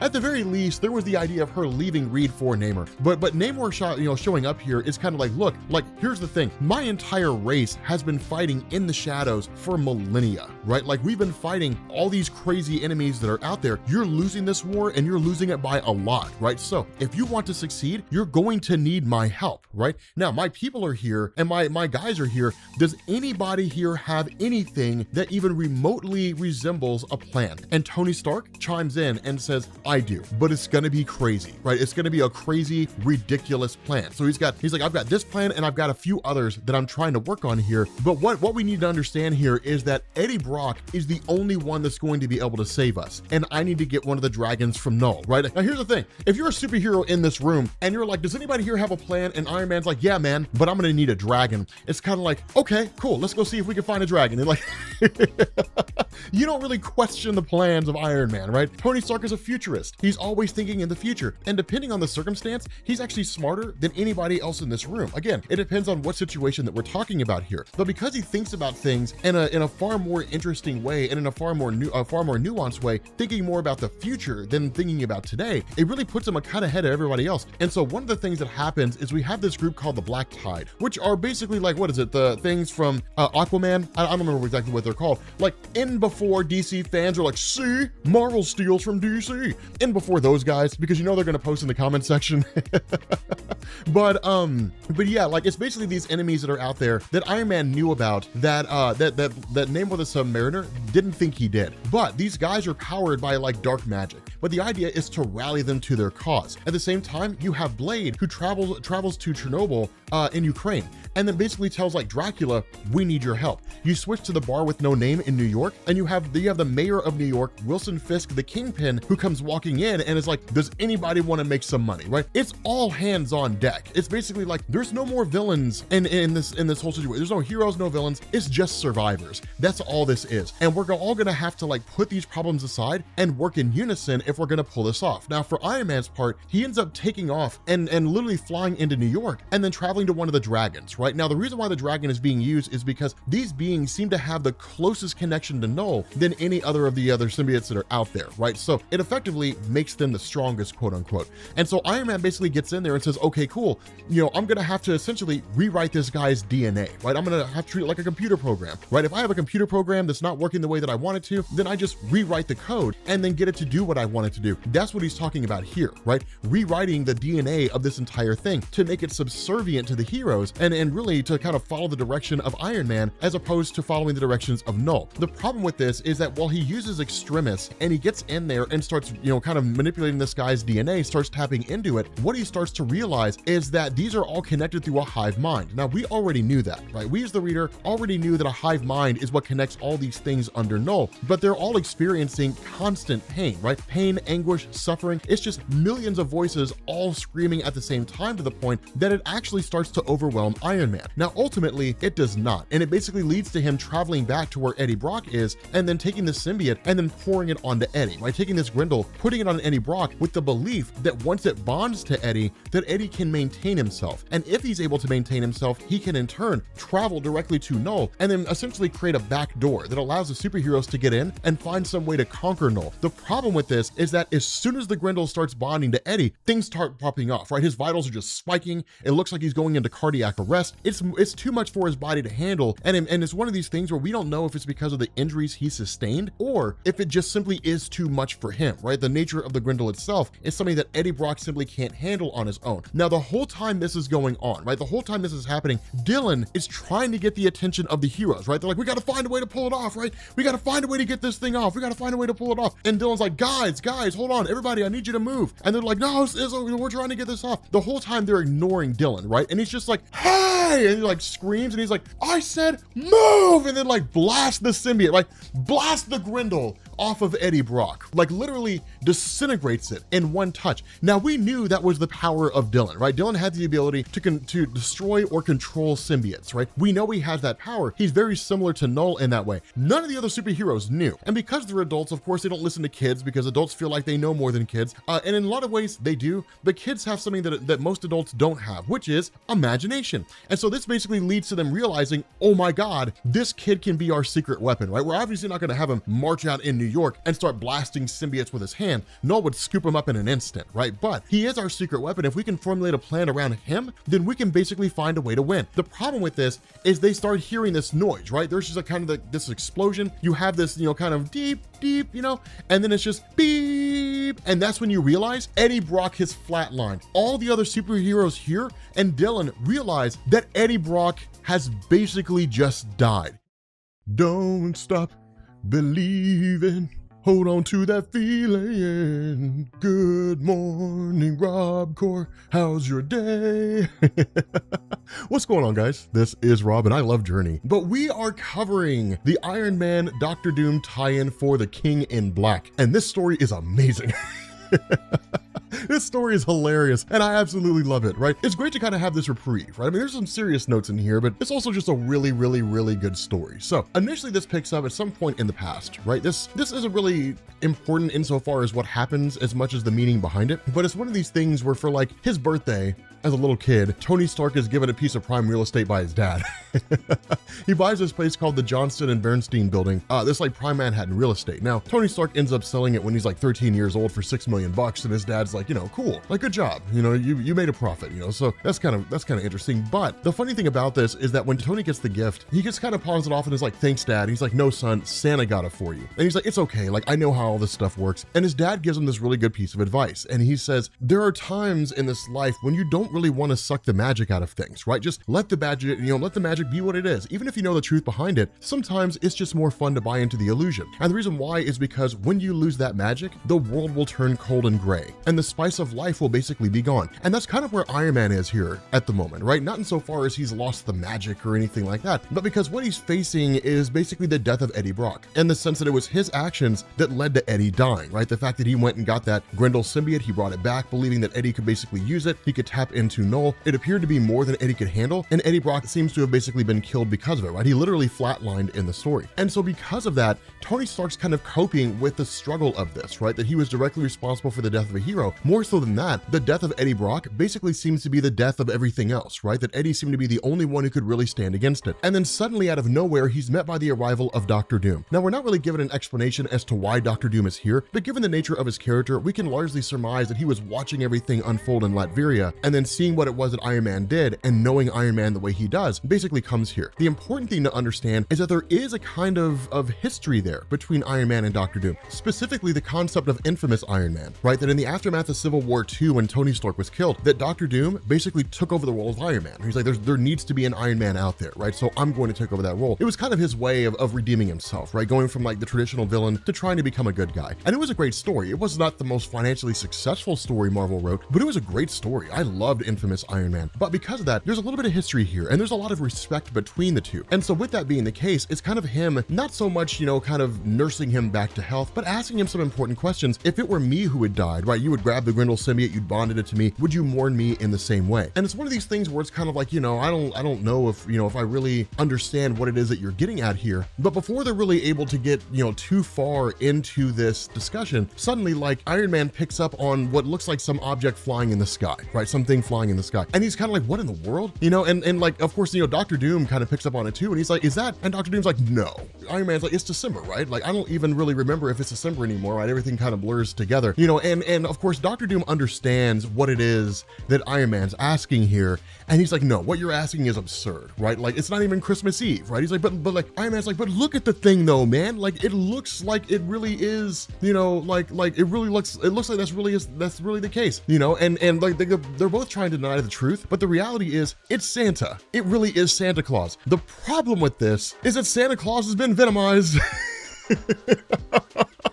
Santa Claus has been taken over by Knull. And this is amazing, right? He's like, sleigh bell sting in perdition. You know, it's amazing, right? Like a venomized Santa Claus. And it's one of these things where like Dr. Doom has like the best response ever, right? He's like, it cannot be your hallowed gift giver, right? 'Tis merely some soulless perversion of the chimneyed one. I love Dr. Doom's, I love the way he talks, but Iron Man's like, no man, like we can't let this happen, right? Like, yes, things are kind of crazy right now. Yes, Knull has shown up on Earth. He's pretty much conquered everybody in New York, but we cannot let him ruin the holidays. We cannot let him enslave Santa Claus to his whims, right? So like, they literally go hunting after him. Now, this is the funniest thing. Like, Dr. Doom shows up here, and then like Iron Man's like, dude, watch out, watch for the reindeer, right? Like, keep an eye on those things. And they spit Venom at Dr. Doom, right? Now, of course, they get burned off because of, you know, Dr. Doom being mystic and so on and so forth. And then like Santa Claus throws an explosive present at him, right? Which sends him flying into a building. And it's kind of wild, right? Because in the middle of all this, Iron Man's like, Jesus, like this is insane, right? Like first I killed Eddie Brock and now I've got to kill Santa Claus. And this is kind of a cool little moment here. Dr. Doom sort of muses on the nature of Eddie, right? He says like Eddie Brock was weak, that he was an addict in many ways, a slave to the symbiote. And it's one of these things where Iron Man's kind of like, I don't know if that's really the case. The world would have been a much worse place had we not had Eddie. Eddie Brock became Venom. Venom pushed Spider-Man to new heights because before Venom, Spider-Man hadn't really faced a villain like that. And so Spider-Man had to push himself to greater heights. And so in turn, that made Spider-Man better. Spider-Man becoming better made the world's superheroes better. And then there's even stories where Eddie Brock was a hero, where he fought alongside the various heroes who were out there and basically was the reason why they survived, right? So had Eddie not been there, the world would have been a far more screwed up place than it is, right? Had it not been for Eddie, they never even would have known that Knull was coming in the first place, right? So it's one of these interesting situations where Eddie has an important role here. And so what you end up getting is Dr. Doom kind of telling Iron Man, like, I'm here to simply tell you that Eddie Brock dying was worth the sacrifice. And the question of Iron Man is like, why was it worth losing Eddie? And the response of Dr. Doom is because it gave us you. Because in your actions and in your desire to prove that Eddie's death was an accident, that you're not somebody who's clumsy or a buffoon, that what you've done, whether it was by your own direct action or your unintentional action, was that you've effectively merged the Venom symbiote with your extremis armor. You've created a new Venomized suit. And so what this does is it'll allow you to go forward in this battle against Knull using a kind of technology that you'd never really utilized before. You can call it a Knull Buster suit if you want to. I don't know if I would call it that yet because he'll probably end up having something like that later on, but it's Iron Man's new Venom suit. We're seeing a paradigm shift in terms of how Iron Man's armor works because now it's a living synthetic organism that he is essentially enslaved and bonded to his suit. It's cool because it's not like extremis, right, or anything like that. It's kind of a modified version of it. But jumping back into the fray, he basically ends up grabbing Santa Claus, right? And it's like, okay, like we got to regain control of this sleigh and we got to take out Santa. And then he's like, experience my pain, dear. That's what he calls his reindeer, his pain deer. This is just good old-fashioned fun. And this is what comics are supposed to be, right? The people who take themselves too seriously will be like, this is not how comics are supposed to be. They're supposed to be 100% serious 100% of the time and never deviate and never have fun. Screw that, right? I love comics that are fun and just sometimes they're goofy. And it's great to have, like, especially now, right? With the world being the way it is, we're edging to the end of 2020, thank God, right? We need some humor in this world. And having Dr. Doom team up with Iron Man, who has a modified Venomized Iron Man suit, facing off against a Venomized Santa Claus is cool, right? It's the kind of humor that we needed and it's great, right? So ultimately, where Iron Man tries to seize control of the sleigh, this basically leads to essentially Santa Claus falling out of it and just plummeting down into a vehicle, right? And it's kind of like, okay. So Iron Man's like, did I kill Santa Claus just now, right? Like, did I have that? Did I just kill him right now? It's kind of a crazy thing. Like, I think I just killed Santa Claus. Now, the other thing that we end up learning here, and this is something cool, the other thing that we end up learning here is that the suit of Iron Man functions almost identical to a Venom symbiote or any kind of symbiote in the sense that pieces of his suit had broken off. Because of the fact that it's tied to the symbiote, it actually returns to him. And that's cool, right? Like literally pieces of his suit kind of liquefy and bond back to him again, right? Which is really awesome. Now, Santa Claus, of course, is not dead. He just explodes out of this car screaming obscenities at everybody.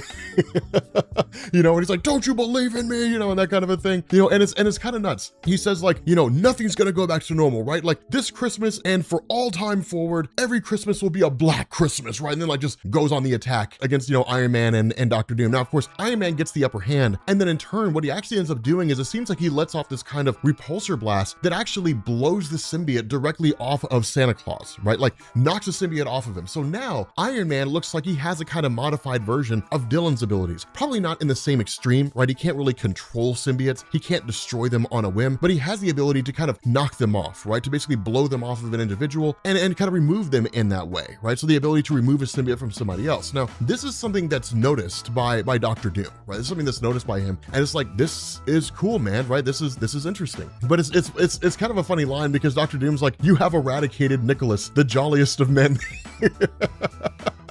But ultimately, of course, you know, Santa Claus isn't dead, and he basically ends up kind of coming to, right? You know, he kind of comes back, and he looks at Tony. He's like, you know, Tony Stark, you were always such a good boy, and Victor, one of the naughtiest to have ever lived. And so he's just kind of like, I'm out of here. So he ends up leaving. Now, one of the things that they realize when they basically snatched his license up is they realize that he's not really Santa Claus. He's just a guy named Mike Dunwoody, right? Who just kind of lives out there in I think New Jersey, you know, is where he's from Paramus, New Jersey. And that's it. He's just an average Joe. But then suddenly, like, they kind of start asking questions. One of the funny things is that Dr. Doom wants the suit of Iron Man, right? So he can use it for his own ends to kind of destroy Knull. And Iron Man's like, that's not going to happen, right? I don't trust you. He's like, don't dismiss my viability. And he's like, no, it's really just because you're a villain, if anything else. But that's not really going to happen. But as they're walking along and they're kind of leaving, Dr. Doom has this thought. He's like, you know, and literally he says, like, something perplexes me, right? Michael Dunwoody referred to both of us by our real names. And Iron Man's like, well, neither of us really has a secret identity. But then Dr. Doom's like, but in tandem, he so arrogantly quantified this some moral value of our respective deeds. And Iron Man's like, also not really hard, you know? And then Dr. Doom's like, but, and then Iron Man's like, are you telling me you believe in Santa, Dr. Doom? He's like, preposterous. I'm merely conducting an intellectual investigation of what just occurred.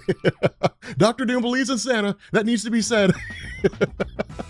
But this is why I love this, right? It's a fun story, you know? And so ultimately they're just kind of like, okay, you know, maybe it was Santa, maybe it wasn't. But what it does do is it actually kind of gives Iron Man the sort of reprieve that he needed, right? To kind of regain his confidence a bit and to kind of get past the fact that his actions led to the death of Eddie Brock. Yes, they did. But moping over the fact that Eddie's dead is not going to do anybody any good. There'll be time for that, right? There'll be time for Iron Man to sit down and come to grips with the fact that he killed Eddie. In the moment, they need the mind of Tony Stark. They need him, right? They need him at his absolute best. He's got to get back into the battle again. But the story does leave off on a pretty cool moment where Dr. Doom ponders whether or not Santa Claus could be a sorcerer supreme. You got a friend in me. Yeah, you got a friend in me. I'm Wendy Newman. Hello everyone, and welcome back to Comics Explained. We are covering Venom. Yes, we are. The follow-up to what it is that directly happened to Eddie Brock, right? Because in the last video that we did, I left you guys on like this insane cliffhanger, right? And like Venom died, and I was like, Eddie Brock is dead. With that being said, guys, and just bounced, and you guys were like, no!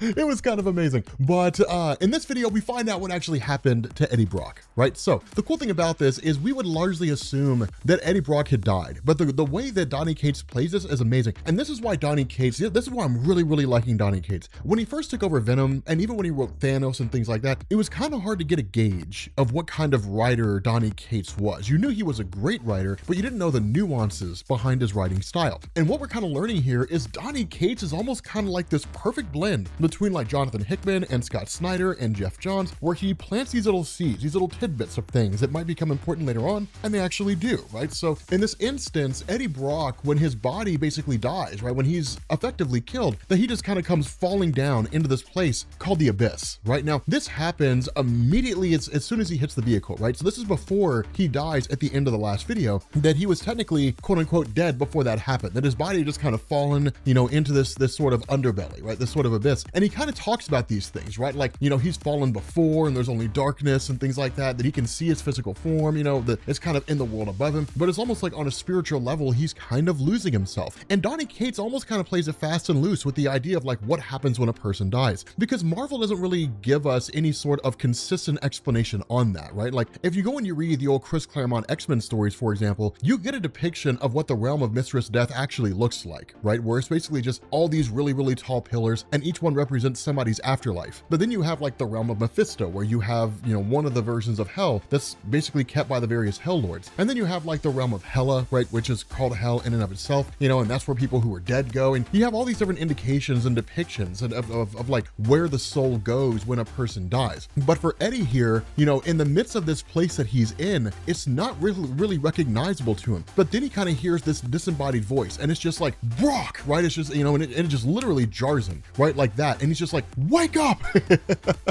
And it's really cool. You know, he addresses him as like a soldier. He's like, wake up, soldier, you know, and he's like, Knull's minions, like they have you, man. Like, and this is when it's really given to us, where we end up finding out that where he's at right now is he's part of the hive, right? He's part of the collective hive of Knull, the symbiote god. That yes, his physical body's dead, but his essence has kind of moved on. And there's a reason why this happens. And it's really, really cool. But, you know, one of the things that this disembodied voice basically tells him is, if you're going to move, right? If like what you need to do, you need to make yourself stop, right? Like if you're going to break out of this hive, or at least try to, you know, maintain your sanity in this hive and keep from being consumed by like all the symbiotes, you know, basically Knull himself, then you have to maintain your own self. And the only way to do that is to stop yourself from falling. And the only way to stop yourself from falling is to brace for impact and land. And that's exactly what he does, right? He does the superhero landing, right? He does the superhero landing. And then suddenly he's met by a guy he doesn't recognize. Now, if you're familiar with Donny Cates's Venom run, you do know who this guy is, right? And it took me a minute to remember. I was like, who in the heck is this? And I was like, that's right. And it turns out to be Rex Strickland, right? Now, Rex Strickland, for those of you guys who are a little fuzzy here on his character, Rex Strickland was one of the guys who was kind of bonded to a Venom symbiote during the days of the Vietnam War. I think it was the Vietnam War. But he was basically one of the first people in the history of the world to be bonded with a Venom symbiote. He only had it for a few years, and then ultimately Rex Strickland ended up dying, as far as I'm aware, and instead his symbiote basically replicated him, right? It took his place. The rest of Rex Strickland's team ended up dying, but all that was kind of lead up to the notion, or the introduction of the idea of the Grendel and like Knull and all that kind of stuff. We've got videos on it if you guys want to go check it all out, kind of get yourself fully refreshed on the nature of the character. But what he basically says here, where Eddie Brock kind of asked the question, like, why am I here, right? Because he sees like a handful of people running and he jumps in to try to save them, but they're like ghosts, right? He literally just passes right through them. He can't really touch them. He can't interact with them. So it's really more him that's the ghost. And there's even like a giant dragon that comes like flying down and seems to know that Eddie's there, right? And Eddie like goes to attack it. I don't know what he was going to do by punching a dragon, but the dragon just kind of flies, right? It just kind of blows right through him, and almost kind of, it gives him the feeling that like he's being ripped apart. And so what he ends up doing, or at least what he's told by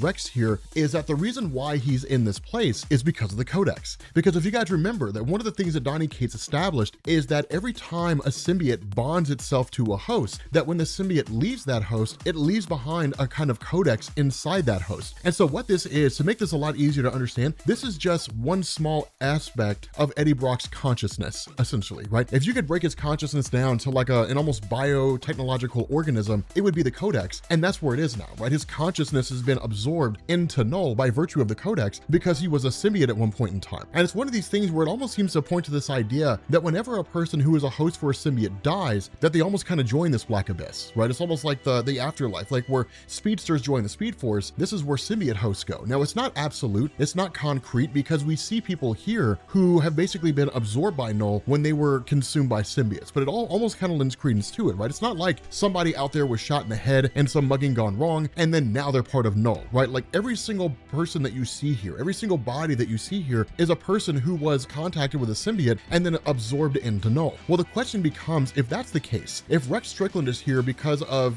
his shred of consciousness surviving through the codex and being absorbed by Knull, and if Eddie Brock is here because his portion of his consciousness was absorbed through the codex and now is part of Knull, then why isn't anybody else moving around and talking, right? Why are they the only ones who are really aware of what's going on and everybody else just looks like characters out of the Matrix? The reason why is because of the fact that they had been bonded with symbiotes for so long. Their connection is stronger than everybody else's. One thing to keep in mind here, everybody here that you see strung up, right? Ben Grimm, Captain America, Vision, all these different characters, that they were bonded with symbiotes for moments, right? Like it was literally, you know, seconds. Or if they were bonded with a symbiote over the course of their publication history, it was only for like a single event, right? Or for a few moments in time. Whereas Rex Strickland had his symbiote for years, and Eddie Brock had his symbiote for years still, right? For even longer than that. And so it's kind of a crazy thing where, you know, where Eddie doesn't fully grasp the reality of what's going on, that this kind of realm that they're in is almost a mirror. They're almost really in the real world, but the reality is it's almost like an illusion, right? It's almost like a mirror of the real world. They can't really react with anything. They can't really touch anything. They can just kind of exist in that place. And that's it. They just sort of exist and they stay there, and there really doesn't seem to be any true escape. And it's one of the things that Eddie kind of asks, well then, like, why can't I go back to the real world, right? I mean, if my consciousness is alive here, then why can't I simply just leave this place and go back? Like, he's like, do you not know? Like, are you, he's like, dude, you don't know. And it's like, Eddie Brock, you're dead, man. Like, you're literally laying dead on a hospital bed, and like your kid's crying over you. Like, and it's one of the things where Eddie freaks, right? Eddie absolutely freaks out when he hears that. And this is one of the cool things, right? This is one of the best things about this, because Donny Cates, I'm gonna say this, I don't care what anybody out there says. Donny Cates' handling of Venom is probably the single best handling of the Venom character in the history of Marvel Comics, right? And I don't really even believe there's anybody who can argue that point adequately, right? They might be able to make a couple good points here and there, but nobody could actually maintain that point for the long haul and say, actually, Agent Venom's run was much better. No, this run is far more complex. It's a lot more nuanced. Agent Venom's great, but it's no Donny Cates Venom run, right? It's just not on this same level. But it's kind of crazy here, because what you end up getting is Eddie Brock just kind of freaking out and saying, like, over the course of my whole life, I've had to give things up, I've lost things, I've had things taken from me. Like, I'm literally a man of sacrifice and loss, and I'm not gonna let them take this, right? Like, I'm not gonna let them take my death. Like, if I'm gonna die, it's gonna be on my terms. And so his whole idea here is, okay, if we can walk around inside this void, right, this abyss, this living abyss where Knull reigns supreme, then if I'm here, that means my symbiote's here. So it's like, I'm gonna find my symbiote, and working together, we can bust out of this place, right? We can literally break away from the hive mind and just kind of show up. Now, the reality, and this is one of the big differences here, until Eddie Brock's consciousness merges with his physical body, it would basically be his consciousness hitching a ride alongside the symbiote. The symbiote would appear and it would look like Eddie Brock, but it wouldn't really be his physical form, assuming that even happens. And the reason why I say assuming is because Rex says, okay, like, I believe you on this, man, and I believe that you can do it, right? I mean, you're a hard-hitting guy, I kind of misjudged you a little bit, but here's the problem that you have. Finding your symbiote is not going to be the problem. Getting to it and freeing it, that's the problem. Because we find out that when Knull took the symbiote of Eddie, when he took the actual Venom symbiote, he didn't just disperse it among the, you know, everything else in the abyss. Instead, he keeps it close. He holds on to it, right? So Eddie's literally gonna have to find a way to get to Knull and then steal his symbiote back. And that's when he's kind of like, okay, well, I mean, how am I supposed to get up there by myself? And the response of Rex is, no, you don't have to do it by yourself, man, right? You don't have to do it by yourself. I'm gonna go with you. But here's the more important thing. Yes, I recruited you for this mission and to help me go back and take these symbiotes. Like, yes, I recruited you as a kind of agent. You know, that's what I wanted you to be. But the reality is that you were not an agent, Eddie Brock. You were never really an agent. You know, you were a guy who came across a symbiote one day and did some things, and you've been bonded with it for a long time, but you were not the kind of man I was looking for. Fortunately, inside this place, I did find the man that I was looking for, only for us to find out that Agent Venom, Flash Thompson, has returned. What's going on, guys? This is Rob, and we are picking back up with the King in Black, but this time we're focusing on a new Carnage. Now, this story focuses largely on Spider-Gwen, or Ghost Spider, or Gwenom, or whatever you want to call her. Technically, it's Gwenom versus Carnage. But here's the thing. We haven't really done much about the character of Spider-Gwen, and if you guys are interested, we can cover her. It would likely come after the events of King in Black. Either that, or I would have to find a day to dedicate it explicitly to her. But she's one of these characters who was resoundingly popular when she first showed up because of the design of her spider suit. Like, everybody cosplayed as Spider-Gwen. You guys probably remember that from back in like 2014, I think, 2013. It was during the events of Spider-Verse. A lot of you guys probably know exactly what I'm talking about. But she's been not hugely popular, but pretty popular ever since, right? I mean, among the various versions of Spider-Man, she's the most popular outside of Peter Parker, Venom, people like that. But nonetheless, this basically kind of comes off the heels of a few different things.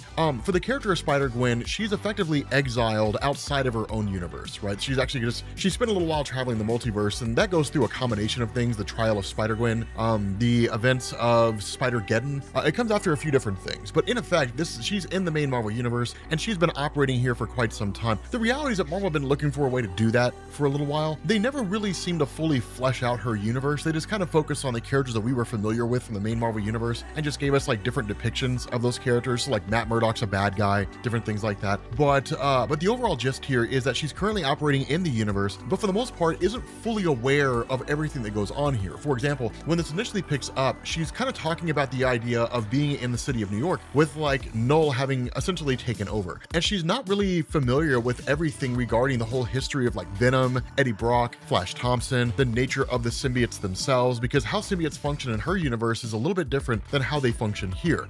By and large, we can kind of assume there's similarities there because Knull is a multiversal being as opposed to a universal being. So he's not just confined to the main Marvel universe. He kind of operates throughout the entirety of the multiverse. But the whole thing here is that she's not really familiar with like Knull, and she's not familiar with the idea that like the symbiotes exist because Knull created them. The only real experience she has is really kind of what she knows here, which is there was a guy named Venom. Venom, the symbiote, was bonded to Peter Parker at one point, and then it left him. It joined Eddie Brock. Eventually, Eddie Brock lost it. It joined Flash Thompson. Now it's back with Eddie. Done. That's really all she knows. That's really all she has in terms of familiarity. She's not even really familiar with the power of the Venom symbiotes themselves. Now, something to understand here is that where she's kind of making her way through the alley and there's a guy screaming for help, one of the important distinctions is the Venom symbiote versus the Grendel symbiote. So a Grendel symbiote's kind of like an amped up version of a Venom symbiote. You know, if it was like a Venom symbiote times 4, I'm just throwing out an arbitrary number here. We don't really get like a mathematical calculation for the Grendels versus the symbiotes in terms of strength and durability and all that kind of stuff. But basically it's an amped up version. And so where she goes in, and she has dealt with the Venom symbiote before, where she goes in and tries to save this guy, ultimately it doesn't work because of the fact that her webbing isn't strong enough to pull this guy out, that the symbiote itself actually keeps this guy in place and then eventually transforms him. And so because she's kind of going up against a force that she's not really familiar with insofar as it's able to overcome her webbing, which is exceedingly durable, it kind of throws her off. And with this guy having been transformed, all she can do is basically run. And that's one of the big distinctions between like Peter Parker and Gwen Stacy, or Spider-Gwen from the Earth 65 universe, is that in that universe, Peter Parker actually becomes a crazy guy, right? Like in her universe, Peter Parker's just like a crazy dude. But in the main Marvel universe, Peter Parker is Spider-Man. He's the superhero that we all know and love. And so one of the big differences is that Spider-Gwen is not exactly like Peter Parker, and she wasn't meant to be, right? She wasn't meant to be this female clone of Peter. It wasn't supposed to be that way. Peter is for the most part a guy who just kind of keeps fighting and fighting and fighting. He does the honorable thing. He does whatever he has to. Spider-Gwen is a little more nuanced in the sense that she's kind of like, okay, let's get while the getting's good. And she's not really a coward. She doesn't run away from everything, but she's more inclined to leave a scene than Peter Parker would be. You can call that a strength, a weakness, whatever you want to, but it's interesting. But these are all things that we would learn over the course of the Spider-Gwen comics if you guys are interested in seeing those. Again, I don't really know if you guys care. I think she's cool. I think her early stories were a little weak, but I think she got a lot better as time went on. But nonetheless, you know, with everything having happened, she basically runs back to where her roommates are, right? Kind of staying with her roommates because she's attending Empire State University. She's hanging out with her roommates, and they kind of have this discussion like, hey, like, you know, you don't need to go out there by yourself and do your thing, right? I mean, we could all do, you know, like resource runs and stuff like that. Of course, seemingly they don't really know that she's Spider-Woman. I'm not going to swear to that. I'm not 100% caught up on her character, at least on the nuances in terms of things like this. But regardless, one of them kind of makes a statement that you never make when it comes to any situation like this, right? How bad could it actually be, right? When she's talking about like how terrible it is out there, those dragons are everywhere. She doesn't really know where the Avengers are, but she assumes they'll save them because that's what the Avengers do, not knowing the Avengers have been conquered, right, and subdued by Knull. Of course, when a person says, how bad could it possibly be? Or like, what's the worst that could happen? Then like, that thing happens. And and one of these dragons comes blasting in, comes flying in, smashes through the apartment, and all hell breaks loose. Now, Spider-Gwen does what she can, because remember, at this point, she's bonded with a symbiote, and so it allows her to sort of bring her suit up on a whim. It's one of the cool things that came out of the Gwenomized event, where Spider-Gwen got the Venom symbiote. It was cool. I thought it was a really cool story. That's what I'm referring to when I talk about how her writing and how her character got a lot better as time went on. But ultimately, there's nothing she can do here, right? She tries to lead the symbiote away, but in the process, her friends are basically engulfed by this symbiote and subdued, and then again turn into forces of Knull. With that having happened, there's only so much she can do, right? She basically just kind of bails out. She gets out before she's taken over herself, and then she's just trying to make her way through the city and find some measure of a safe refuge. And so what you end up getting is her basically, you know, latching on to one of the dragons, which is actually really cool. Her literally just flying a symbiote dragon around the city, but like latches onto one of the dragons. Of course, it crashes into a wall, and then she ends up falling. Now, when this happens, she goes to grab her teleporter necklace. Now, her teleporter necklace is the only real means by which she can teleport back to her own dimension. There are other things, right? I mean, you know, we could use a little bit of common sense here when it comes to Marvel Comics. Doctor Strange could get her back. Somebody like Reed Richards could get her back with a portal or something along those lines. Like, there's a whole bunch of different ways she could go home. But for her own individual character storyline, her teleporter necklace is really the only way for her to teleport home.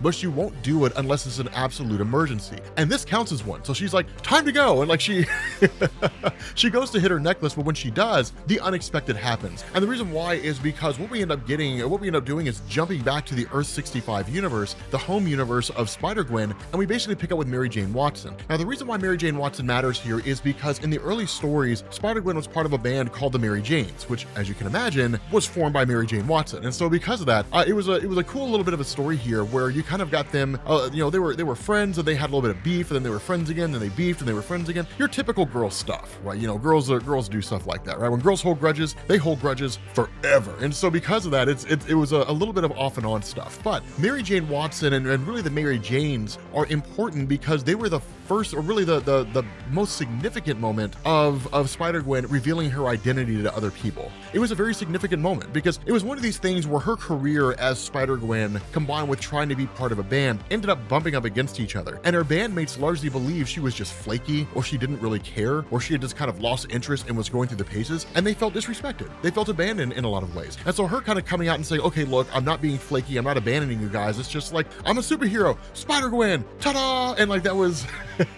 that was a cool little moment. But because of that, what it also did is it potentially made Mary Jane Watson a target. And the way in which this happens is with Earth 65's version of Miles Warren, also known as the Jackal. And the reason why she's a target here is because with Spider-Gwen kind of being frequently coming into conflict with the Jackal had this idea of basically grabbing these spiders, right? That you know, or at least some kind of you know, isotope-based spiders that Spider-Gwen had a bond with at some point. And because of the fact that he was able to extract those a bit from her, he in turn wants to bond them to Mary Jane. And the belief is that if he does that, he can kind of bridge the gap, and at the very least maybe transform her into his own servant or something along those lines. But when this happens, as soon as that takes place, you end up having, you know, Spider-Gwen hitting her teleportation device, and Mary Jane Watson is suddenly teleported to Spider-Gwen instead of Spider-Gwen teleported back to her own dimension. And so it really is, in effect, because of this kind of bond that Spider-Gwen has with her spiders, that in effect, Mary Jane Watson is kind of pulled out through those spiders, right? Because that's the means by which Mary Jane Watson can teleport. And so she literally just flies out of Mary Jane Watson, right? Like some perverse version of giving birth, and just kind of goes crashing down into the ground. And as soon as that happens, Knull picks up on it. Knull's like, what in the world is going on here? You know, it's interesting because he's just kind of like, what are you? Right? You're not from this universe, but you're not from me either, right? You exist, but at the same time, you're not a source of me. And he's like, it doesn't really matter. At the end of the day, I take everything that is symbiote related, right? Whether it's synthetic or not. And so ultimately, he ends up subduing Mary Jane Watson. And when he does, she full on becomes his dutiful servant, right? And and at that point, she kind of rechristens herself in becoming Carnage. Now, it'd be very easy to look at this and say, this is stupid. If anything, I'm excited for this.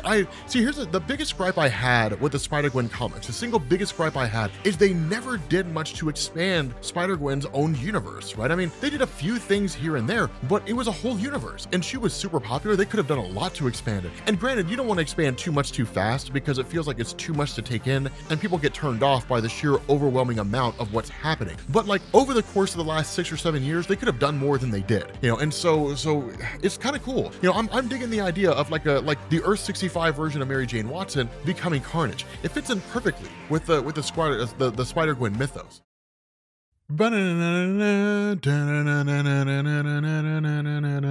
Rob Core.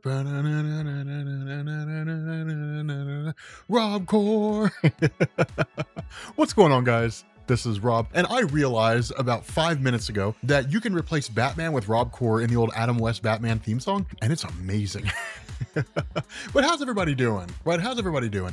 So we are covering the Guardians of the Galaxy tie-in for the King in Black, and it kind of makes sense, right? The King in Black event's touching everything, and I was kind of wondering when we were going to get to this, right? And in fact, it was actually one of you guys who suggested that I cover it, because at first I was kind of like, I mean, is it going to expand beyond the universe? And I haven't been paying attention to Guardians of the Galaxy for a while. I've been glossing over it, but I haven't really been like reading it with any real measure of thought. And one of you guys suggested it, so I was like, okay, cool, we'll check it out. And it's cool because we're only 10 issues in, right? This is the 10th 10th issue. So if you guys want to see me cover Guardians, let me know. We have a lot of comics that we need to get caught up on, right? Like Spider-Gwen and like Guardians of the Galaxy and all kinds of other stuff. I feel like in the face of everything that's been going on with Hickman's X-Men, a lot of the other stuff that's been going on at Marvel has kind of been left to the wayside, right? We've been focusing on like Thor, we focused on Immortal Hulk for a little while. We had Maestro, Juggernaut, X-Men, and that was kind of it. And like we kind of left a lot of stuff to the wayside. So let me know if you guys want me to cover anything else. We'll probably dedicate a day to kind of getting caught back up on comics. But the important thing to go on here, really the important thing to explain here, is that on the Guardians of the Galaxy team, as it stands right now, you've got Marvel Boy, you've got Hercules, you've got Richard Rider, you've got some familiar faces, but the face that we're missing here is Peter Quill, and there's actually a reason for that. But the big takeaway from this is that in the aftermath of Knull invading the main Marvel universe and essentially setting his sights on Earth, this led to him spreading his influence throughout the rest of the universe itself. Now, we can largely assume that because Knull showed up on Earth with Celestials, he visited other planets before he came to Earth, or at the very least just like sought them out immediately and then took them out and then showed up on Earth. We know Earth was like his main target, right? Because, you know, the Marvel universe, Marvel Comics.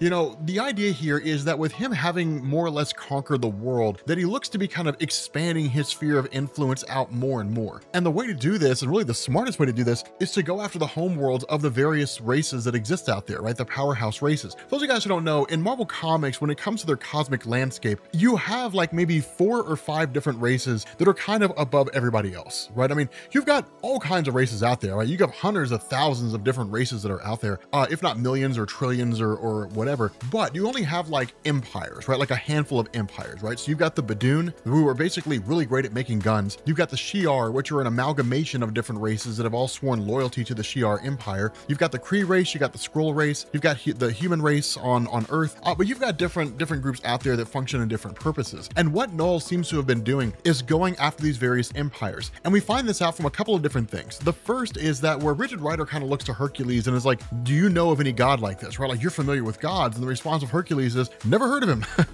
I've got no idea who this guy is, right? So they're kind of left to their own. They end up switching over to Super Skrull, right? Now, Super Skrull is a Skrull that basically has the powers of the Fantastic Four. He was irrelevant for decades. And when I say decades, I mean decades and decades and decades. It wasn't really until Hickman took over Fantastic Four that he became relevant again. But he was important back during the days of like Roy Thomas and John Byrne when they were doing Fantastic Four. But beyond that, he just hadn't really been an important character. But one of the big things that we kind of learn here is that the Kree Skrull Alliance world, right? So presumably the base by which they're both operating out of essentially went dark some period ago, and they haven't really heard anything from them. They, you know, nothing gets in, nothing gets out. And so presumably you ended up having Knull who conquered that world. Not only that, they're basically following his dragons that we've seen on Earth, but seem to be capable of traveling through space, only for us to find out that they're heading towards Spartax. And the way we find this is we end up being met by the arrival of Victoria, the sister of Peter Quill and the daughter of Jason. So Victoria was introduced in Marvel Comics back with Legendary Star-Lord #1 back in 2014. And while she is the sister of Peter Quill and the daughter of Jason, she's not really legitimate, right? She's the illegitimate daughter of Jason of Spartax, but she was introduced as a possible heir, or at least somebody who could basically step closer in line with the royal family, with the imperial family itself. She was of course sent off to basically prove her worth, the kind of things you would expect for somebody who showed up and said, hey, I'm your daughter, you know, that kind of thing.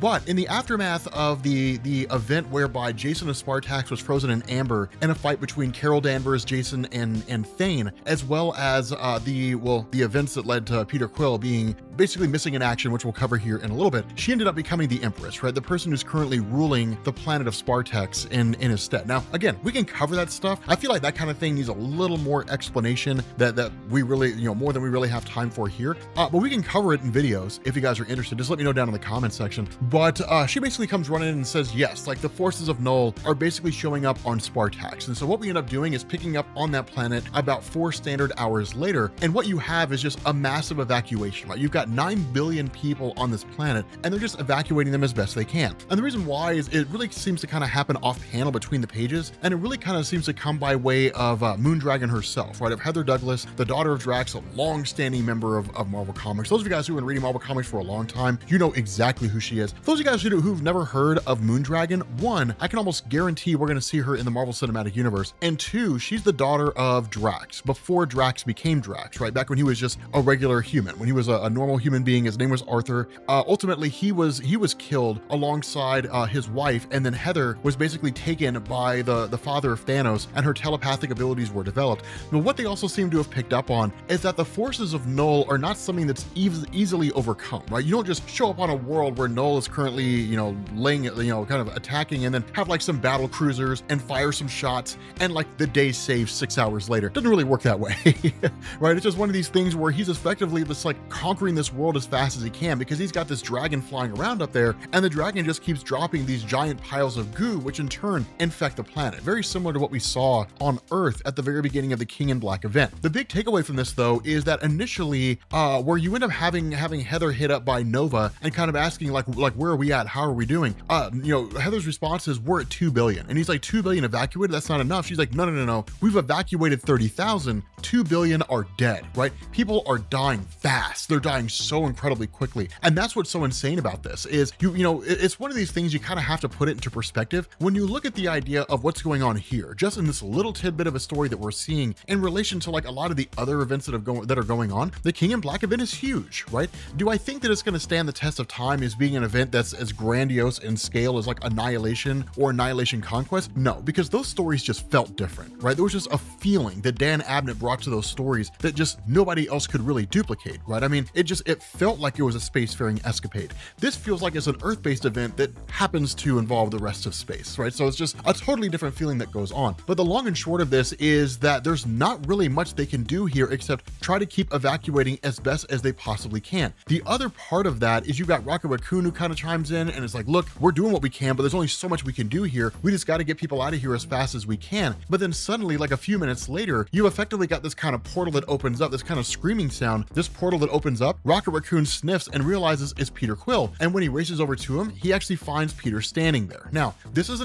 little bit of exposition to go on here, right? Because we don't really get much explanation in the way of where Peter's been over the course of this story, right? That what you get here is like Rocket Raccoon, like, damn man, I thought you were dead. And everybody's like, yeah man, like I thought you were dead. Like, oh my God, I can't believe you're alive. And he basically takes his element gun, which is capable of firing what are in effect the various elements. He shoots it at the dragon and then just fires off this colossal amount of energy. It's not enough to destroy the dragon, but it's certainly enough to get its attention. Now, the reason why this is happening and the reason why this matters is because prior to the events leading up to this, you had the return of the Olympian gods, right? But the Olympian gods showing up here had basically led to them kind of going on a mad spree throughout the universe, right? And so what it led to was Peter, the Guardians, various people showing up and essentially confronting the Olympians. But in the process, Peter basically stayed behind to kind of detonate this bomb, but had in effect been yanked over to a different dimension. And the result was that he spent about 180 years inside that dimension, living out a life with some friends that he made. And so he's kind of jumped back here now. So as far as his mind is aware, as far as his mind functions, he's been alive for 180 years, which means it's 180 years worth of memories. And so that's why it's very easy to forget things. And that's why he doesn't really remember. I mean, he remembers like Rocket Raccoon and the other Guardians, but it takes a little while for his memory to kind of rejog itself, right? Because it's like, hey, what's going on, Richard Rider? I haven't seen you in like 180 years, right? I mean, you know, I mean, I let me tell you something, guys. I have a hard time telling you what I ate 2 weeks ago, let alone I can't even tell you what I had for dinner last Tuesday, right? Like, imagine 180 years passing. I mean, I know you guys are the same way, right? Don't lie, right? Somebody in the comments is going to be like, I always remember what I eat, right? It's probably going to end up being, you know, one of you guys who ask for videos all the time, because I've seen those requests about empty hand. Don't think I haven't noticed. I've seen those requests, y'all. I know how you guys are. See, now that we made that video for Wilder, because you just wouldn't stop asking for it, now you guys are just like batching up in groups of like 10 or 15 people and like requesting something, and then all of you like that person's request, and so like now I have to do it. Y'all ain't fooling anybody, right? Y'all can't pull the wool over my eyes. I know how y'all are teaming up. I know what y'all are doing now, but nonetheless, you know, it's one of these cool little things, because it takes a little bit of kind of rejogging and sort of bringing him back. I mean, the reality of this is, even when you have Heather Douglas who shows up here, it's kind of like, wow, this is kind of wild. But then she starts to kind of tap into and connect to Knull to a degree. Now, she doesn't do it directly. She does it by way of the dragon, which is kind of an agent of Knull. Trying to telepathically link her mind with Knull directly would be complete disaster. She'd be totally overwhelmed and probably just put in a catatonic state or just outright killed. But the reason why Star-Lord's gun is able to fire in this way where it previously never could is because the gun is effectively powered by the energy of the Olympian gods, right? He kind of siphoned that energy off, and now it fires out through his gun. What it also does is it allows him to become the true Star-Lord. This is really just Marvel Comics blending the existing Star-Lord mythos with the way it originally functioned way back when he was first introduced in the old black and white comics. That's really all that is, right? I mean, that's really all that's happening here. It's expanding the mythos, right? And probably bringing it closer in line with the MCU, because we'll probably end up seeing Star-Lord using more of like his quote unquote celestial power that we saw in like Guardians of the Galaxy 2, which was, I don't think was a very good plot point. But nonetheless, you know, that's kind of what it is that's going on now. And so that's why when they say, okay, we need to take this attack directly to this dragon, they're able to do that. And they basically end up penetrating its hide using the weapon of Star-Lord and effectively break inside of it, right? They actually enter inside this thing. And when they do, we see exactly what we would expect, which is a facsimile of Knull. And that's one of the ways in which this guy functions. That Knull seems to kind of function off and on. It's not an absolute. It's not a hard and fast rule, like universally across the board, it works this way no matter what. But what he seems to do here is take kind of a portion of his own essence and put it into these individual dragons or what have you. And then that essence of himself just kind of controls it, right? Kind of flies around, does its bidding, that kind of a thing, and functions accordingly. The more direct explanation here is that entering into the dragon is kind of entering into the quote unquote spirit of Knull, right? So kind of almost this sort of ethereal trip where you sort of transcend the physical form and you kind of communicate with Knull directly. The important thing here is that if Knull in his real and true tangible form was here, this fight would be over in an instant. It would be over so fast it wouldn't even last. And that's one of the crazy things, is because with the power that Peter Quill now has, being able to channel the energy of the Olympian gods and in effect becoming a god himself, that draws the attention of Knull, right? Peter is nowhere near the same level that Knull is, but it is a level of power that Knull can acquire and boost his power accordingly, because we know that in this current form that he's in, Knull is almost kind of like a collector of powerful beings, right? And it makes sense. If you're a person who's looking to conquer the universe, you want the most powerful allies you can get to your side. We've seen that time and time again in Marvel Comics. Onslaught did it with X-Men, Nate Gray, and Franklin Richards back in the 90s. We've seen Thanos do it with various people when he had like the Black Order to his side and all that kind of stuff. We've seen Apocalypse do it when he ensnares various people to become his 4 horsemen. You see it over and over and over again in Marvel, right? The big difference here is that when Peter Quill basically really comes into contact with Knull for the very first time, that there's this kind of desire to basically conquer him, right? To kind of take over him. And in fact, he almost takes over the entirety of the Guardians of the Galaxy team, ensnares them all. Heather Douglas, Richard Rider, every single one of them. And even goes on as to say, like, you guys will lose everything. Like, you will become part of my horde. You'll become part of my forces and you will fight on my behalf. But the person he's not able to overcome is Star-Lord. Powered by this kind of Star-Lord based energy, which we don't really still have a full explanation on, he's literally powered by what he calls the Master of the Sun. Like, that's kind of what he refers to himself as, that he kind of presents himself as the antithesis to Knull, which is a cool concept. Is kind of interesting. I imagine we might see something done with that later. I largely believe the defeat of Knull will come down to like Eddie Brock and Venom, because it is a Venom based story. So it makes the most sense that's what would happen, that Eddie Brock would like get his symbiote back or something along those lines would happen. I'm kind of curious. I mean, I don't really even know. Yeah, I can't even really ballpark how this is going to end. It's one of the cool things about Donny Cates' ideas. He just throws in curveballs everywhere, right? So you're like, I've got this figured out. And Donny Cates is like, no, you don't either, because here's the new thing that happened. And it's like, what? Like, it's kind of bonkers in that way, right? But because of the power that he possesses and his elemental gun, he's able to basically break free of Knull. And that's really one of the only times we've seen that, right? That we've seen somebody break free of Knull's influence and then actually fire this elemental gun in the heart of the dragon and destroy it entirely, right? So this is the first real offensive move that we've seen anybody pull off during the events of the King in Black. It's the first time that somebody has managed to defeat some aspect of Knull. It's new territory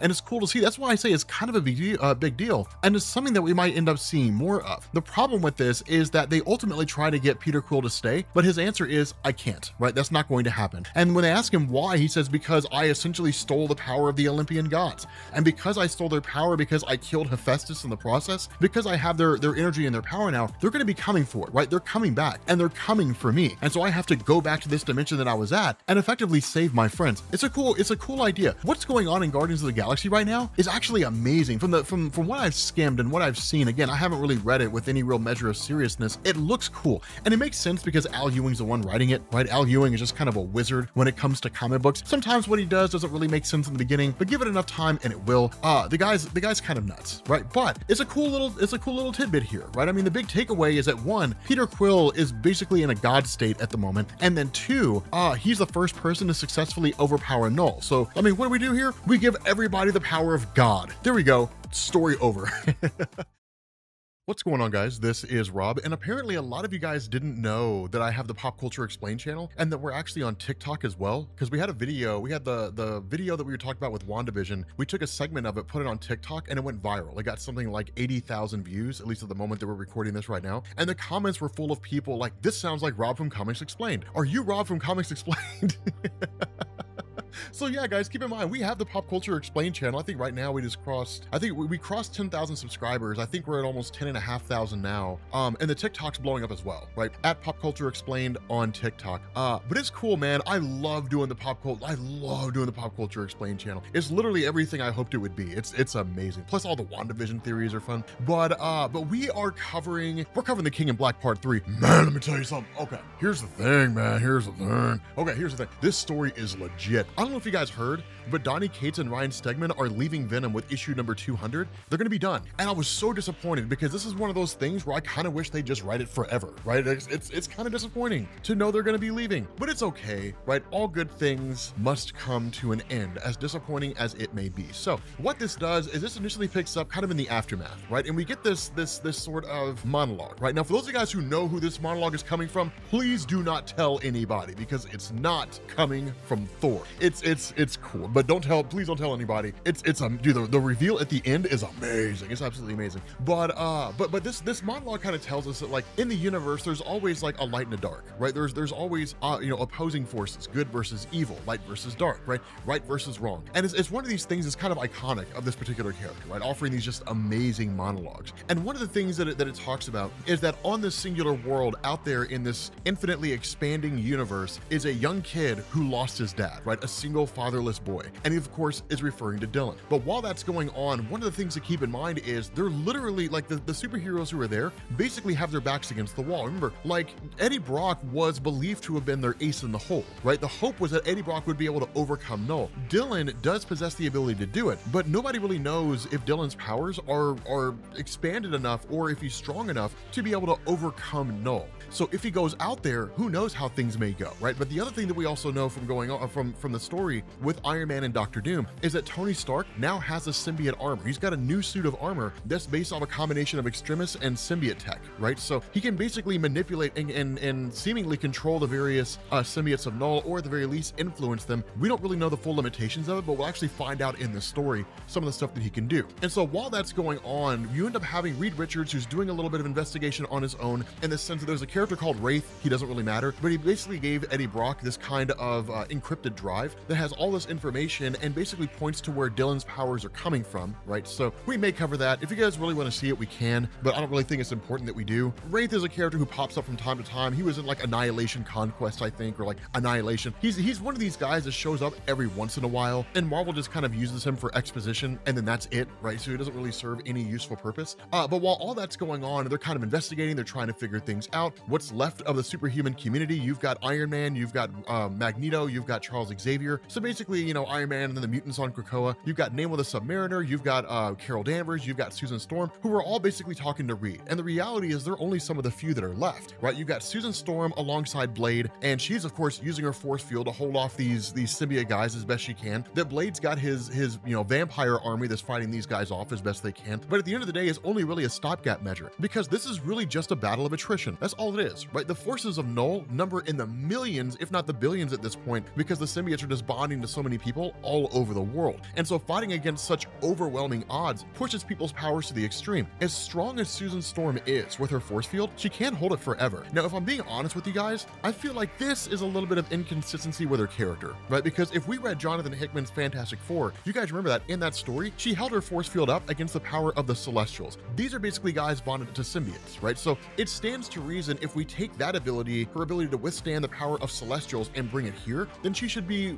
well within her ability to hold these guys back, for a pretty lengthy amount of time too. But it's just one of these things where sometimes those inconsistencies kind of fly under the radar, right? And so the result of this is that you end up having Tony Stark, who chimes in and says, okay, look, like, Dylan's gonna have to go out there and do his thing, but don't worry, I have a plan. I've got a way through this, right? I've got a way for us to be able to pull this off. Now, that's kind of the crazy thing here, is because once they get out there, it's kind of what you expect to see from the superheroes, right? You got Spider-Man out here, you've got Wolverine out here, you you got all these guys who are out here, and their goal isn't necessarily to kill all these people, right? Because of the fact that they're basically innocent people bonded to symbiotes, so they're not destroyed. It's not like the What If Secret Wars story from back in 1980 wherever, where you end up finding out that like after it was all said and done, that the symbiote had actually consumed Peter Parker, and all that was left was just the symbiote and his bones, right? It's not like that. That it's just bonded to these people, and once they find a way to separate the symbiote away from these individuals, then they can return them back to the way they were before. You get this really, really amazing moment here, right, where Captain America comes running in with the intention of trying to take out Dylan, and he throws his shield, and Dylan just catches it in midair, and he's like, I'm gonna need to borrow this. And it's amazing. It's this really amazing moment,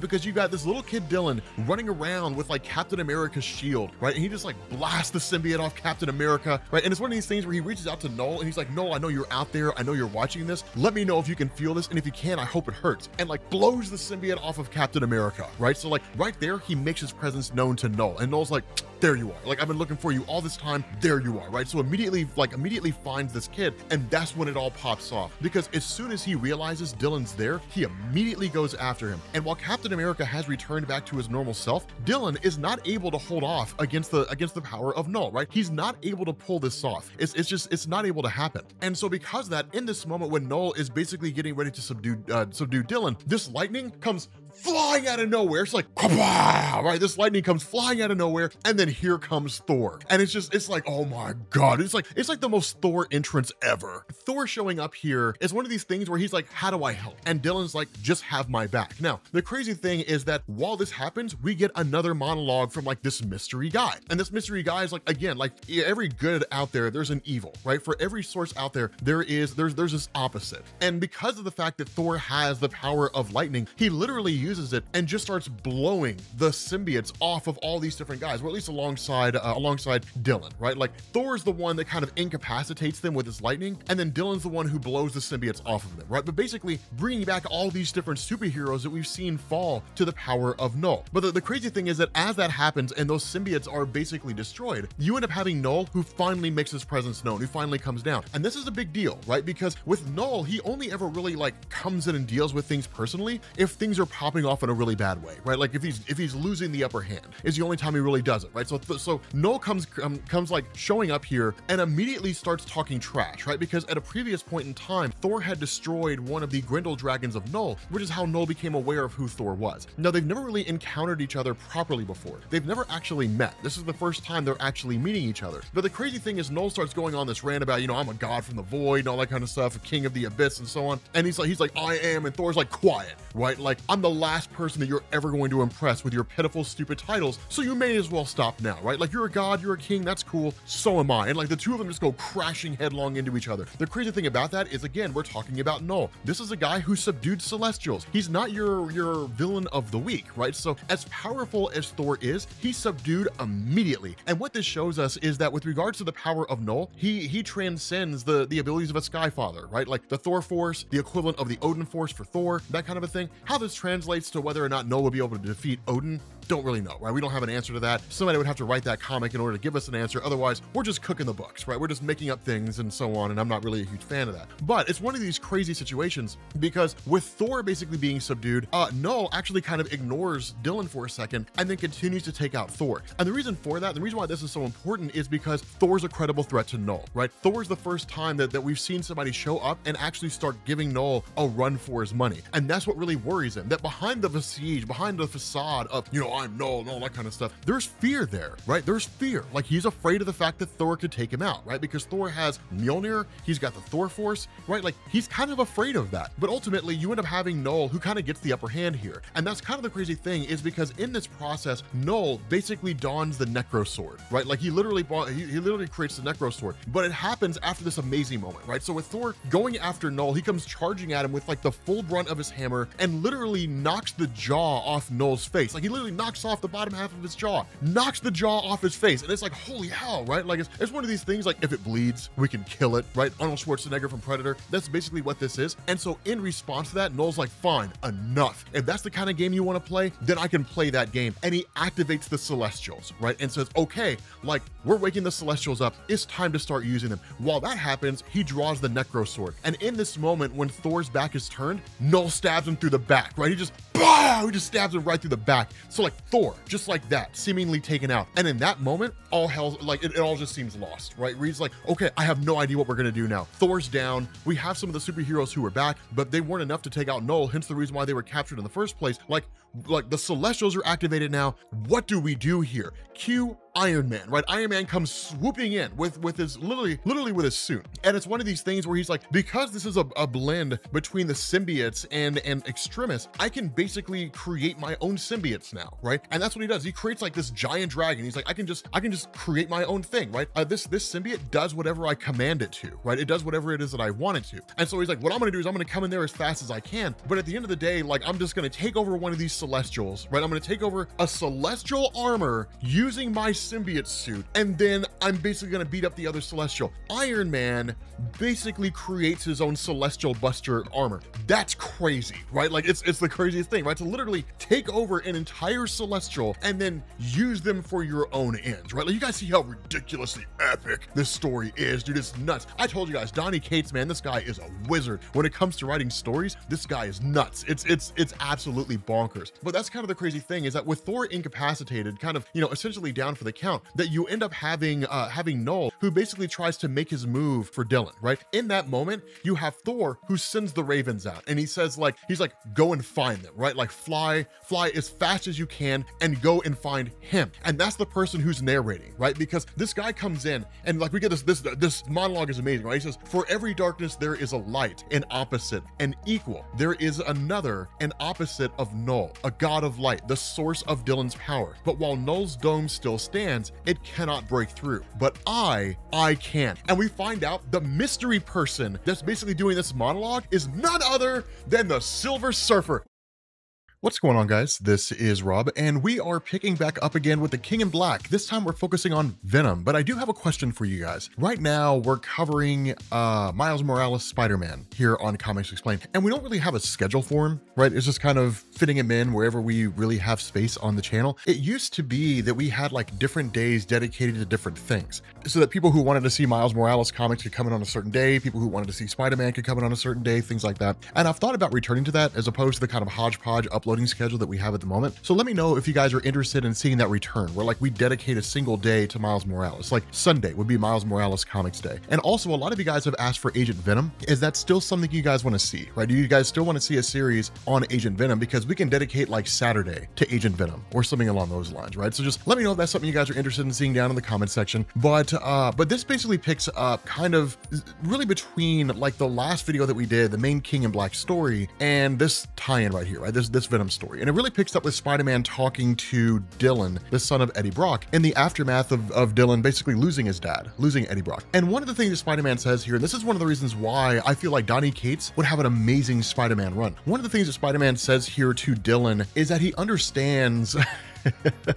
he knows what it's like to lose, right? To feel so desperately that you're right, but to fail all the same. You know, like he understands, you know, what it means, what it feels like to lose someone. But he also understands how hard life can be after that, right? That, you know, it almost seems like the world has it out for you because you'll lose the people who are the closest to you, but the world just keeps spinning. And the world hardly even notices you lost that person in the first place. That for Dylan, it feels like the world is crashing down, right? It feels like his entire world has just come to a screeching halt. But the reality is the world keeps going. Right? There are people who wake up in the morning and they go through their morning routine and they get in their car and they deal with rush hour traffic. They get to work, they do their job, they go home, they watch their favorite TV show, or they spend time with their kids, all the while totally oblivious of the fact that Dylan lost his dad. And the reality is that people like me or you who have experienced loss in that way, you know, a close individual to us, and in my case, my parents, we understand what that feels like. And that's why having, you know, kind of reading Spider-Man or having, you know, reading a point where Spider-Man has this conversation with Dylan is an interesting thing, because Spider-Man kind of goes on, he doesn't really make it all, you know, melancholy and sad. Instead, he kind of says, for so many people who are out there, it's much easier to just lay down and to just let all those hits, let the world hitting you just wash over, right? Because the toughness and the difficulty of the world keeps going on, and the world will keep coming at you with hits. And for some people, it's easy to just lay down and to just let it happen and just let them get beat up. But he says for people like Dylan, you know, and really Spider-Man himself, they have the power to change it. Now, I would extrapolate that. I would expand that out, and I would say that applies to everybody. That we know that a lot of us know what it's like to experience loss, to experience, you know, losing something that's significant to us, and it puts us in a place where we feel like the world comes crashing down around us. But I would say each and every one of us has that inherent ability to stand up, right? It's like Rocky Balboa said, you know, Sylvester Stallone said in the Rocky Balboa movie, it's not about how hard you can hit, it's about how hard you can get hit and keep moving forward. That's the message that Spider-Man is giving to Dylan here, that you've experienced a huge loss. And yes, Reed Richards and those guys will tell you you're a one shot for success, and they'll put all that weight and all that pressure on your shoulders and say, only you can really bring an end to all this. But the reality is there is no wrong here. There's just what's right for you. And if what's right for you is to just roll over and to just let those hits wash right over you, then do that. But if what works for you is getting out there and fighting the good fight and taking all your rage and all your anger out on destroying this villain, then do that too. And that's exactly what Dylan does. And this is a fantastic thing to bring into the story, because it really gives a lot of context to the segment we saw in the last video, where Dylan goes out there and just starts blasting the symbiotes off of all of these different individuals who have been captured by Knull. Because it's not necessarily, you know, Dylan doing this and then falling down the dark side, right? It's not like he's Anakin Skywalker, right? Succumbing to his evil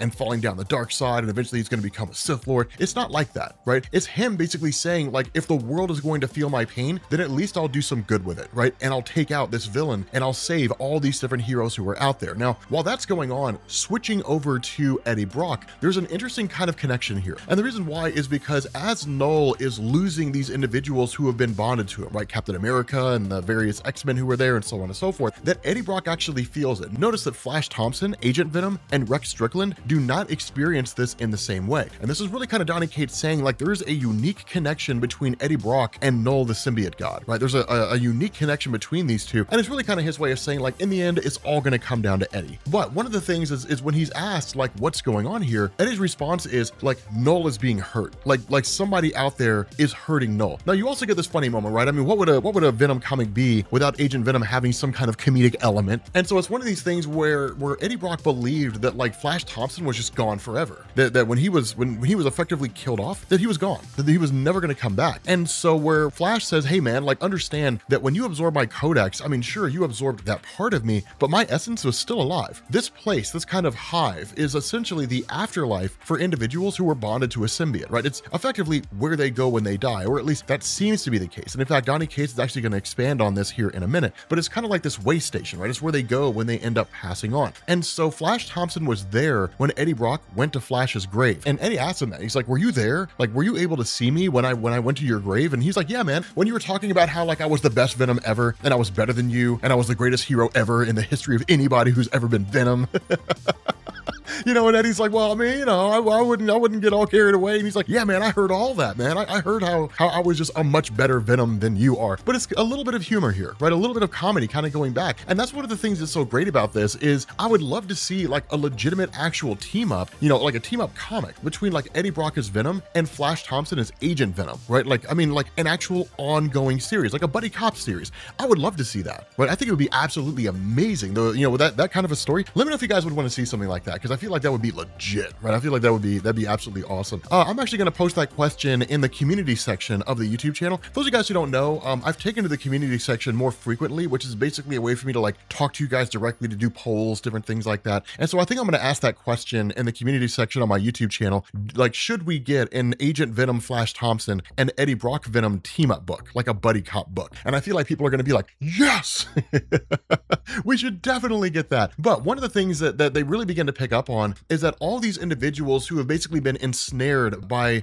Knull, who have kind of been held in this particular place, are effectively being freed. That Dylan is freeing them from Knull's capture, right? From Knull's control. And they're just kind of getting back out there into the world. One of the other things that begins to happen is there's this giant red rift that basically opens up. And initially they're a little skeptical. They don't really know exactly what this thing is. But that's when they begin to realize that this place that they're in is not really the afterlife for people who have been infected with the Venom symbiote or bonded to the Venom symbiote. Instead, it's essentially a way station, you know, that they're kind of trapped here by Knull. So under normal circumstances, what would happen is, like, you know, Flash Thompson, for example, when he was essentially killed, that he would just go on to the afterlife. But because Knull controls all these symbiotes, to be bonded with a symbiote means to come under the influence of Knull. But Knull's influence is weakening, right? This kind of place where he's keeping them trapped in is weakening. And so this portal opening up is basically their gateway to the afterlife. The issue that they have here is they're kind of begging the question, is it one of these things where it leads them to like heaven, to the actual afterlife, or does it lead them to somewhere worse, right? Does it lead them to like yet another stage of Knull's captivity? And what they end up realizing once they pass through is it leads them to another stage of Knull's captivity. It really leads them to basically the center of it all, right? The central nervous system of where Knull operates from, right? That is kind of like the God Hive is what they refer to it as, right? The place whereby Knull seems to have the most control, kind of Knull's base of operations, so to speak. But they also start to realize a few things that are going on here, that when you have these various symbiotes who have been released from the various superheroes out there, that because they bonded to these superheroes and then they were released by Dylan, it now means they're free of Knull's control. And so what Knull's forces are doing is capturing these symbiotes, and then presumably they're going to go back under Knull's control. But this is basically a way for Donny Cates to say that like Knull's ability to dominate these symbiotes is not all encompassing, that a symbiote can be freed from Knull's influence. Now we already knew that to a degree just by virtue of the different stories and the kind of history that Donny Cates had given us about like the Venom symbiote that was bonded to Eddie, but it's a whole other thing to see it on such a grandiose level, to know that like the symbiote that was bonded to Eddie is not the only one. Anybody out there bonded to a symbiote, once they're freed, that symbiote becomes autonomous, it becomes self-aware, and it functions of its own accord. And so what they end up doing is coming up with this kind of plan where the idea is to effectively free all these symbiotes that are now self-aware, that are being held captive by Knull, and then use them to free themselves from this place and then get back out there. Now, initially, Eddie's the one that wants to go and do it, but the response of Flash is no, right? When all this popped off, and essentially kind of referencing the beginning of Donny Cates' run, he's like, when you first met Rex Strickland and Rex Strickland sent you on that mission and so on and so forth, it was supposed to be me who was supposed to go. I never had the chance to fulfill that mission because I was basically gone by that point. And so it was basically Flash stepping in and saying, I'm going to be the one to pull this off, right? This is my mission. It was always supposed to be mine. I'm the one who was supposed to free those symbiotes. I wasn't able to do it, so I'm going to free these instead. And so he basically dons the full-on, like, you know, Agent Anti-Venom armor. And I gotta be honest with you guys, he looks legit. I mean, tell me this isn't amazing, right? Like the Agent Anti-Venom armor with like Flash Thompson's design, because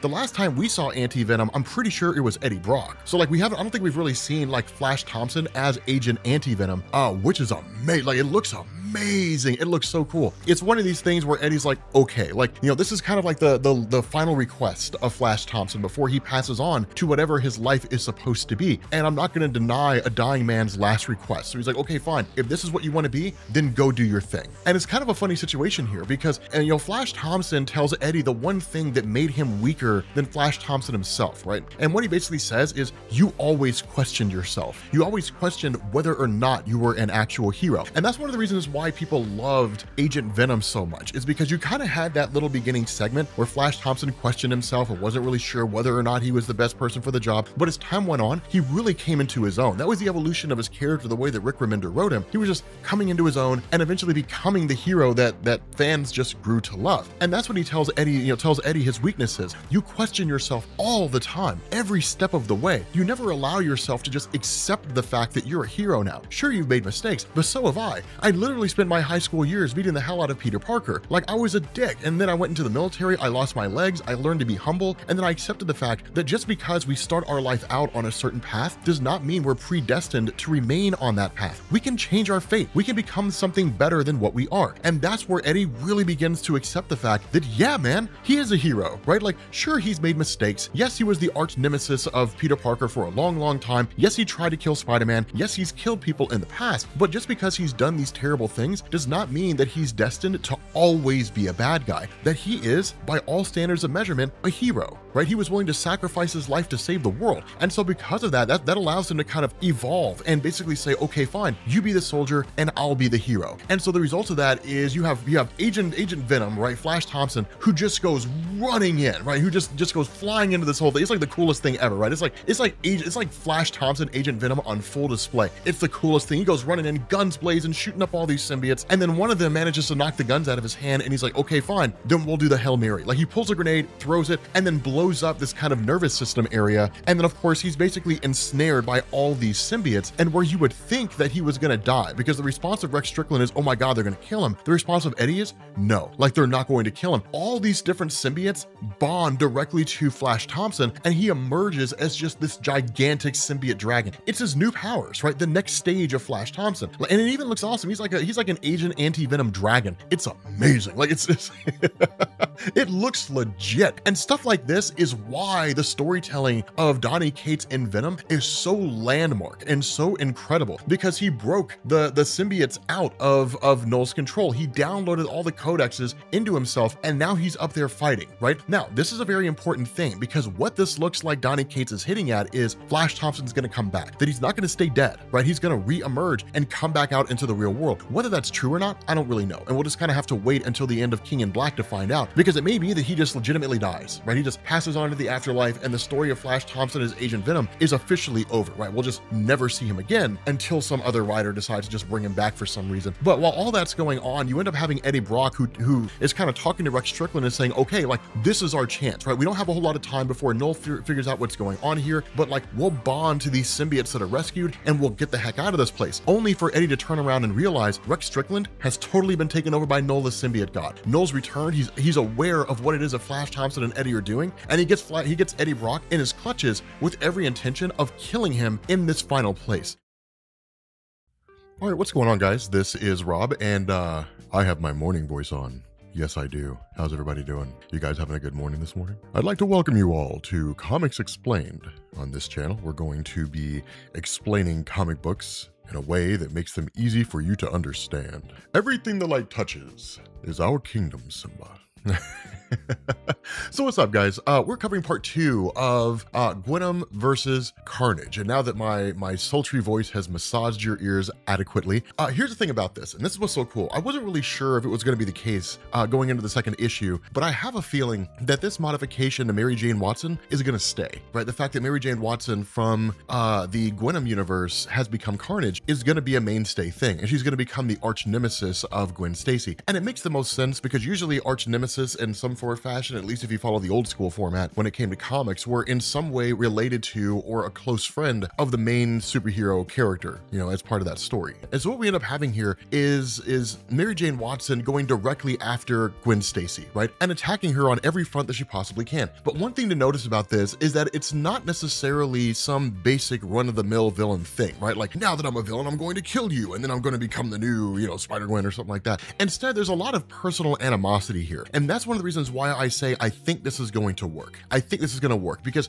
one of the things that really comes to bear with Mary Jane Watson, I am not used to saying Mary Jane Watson Carnage.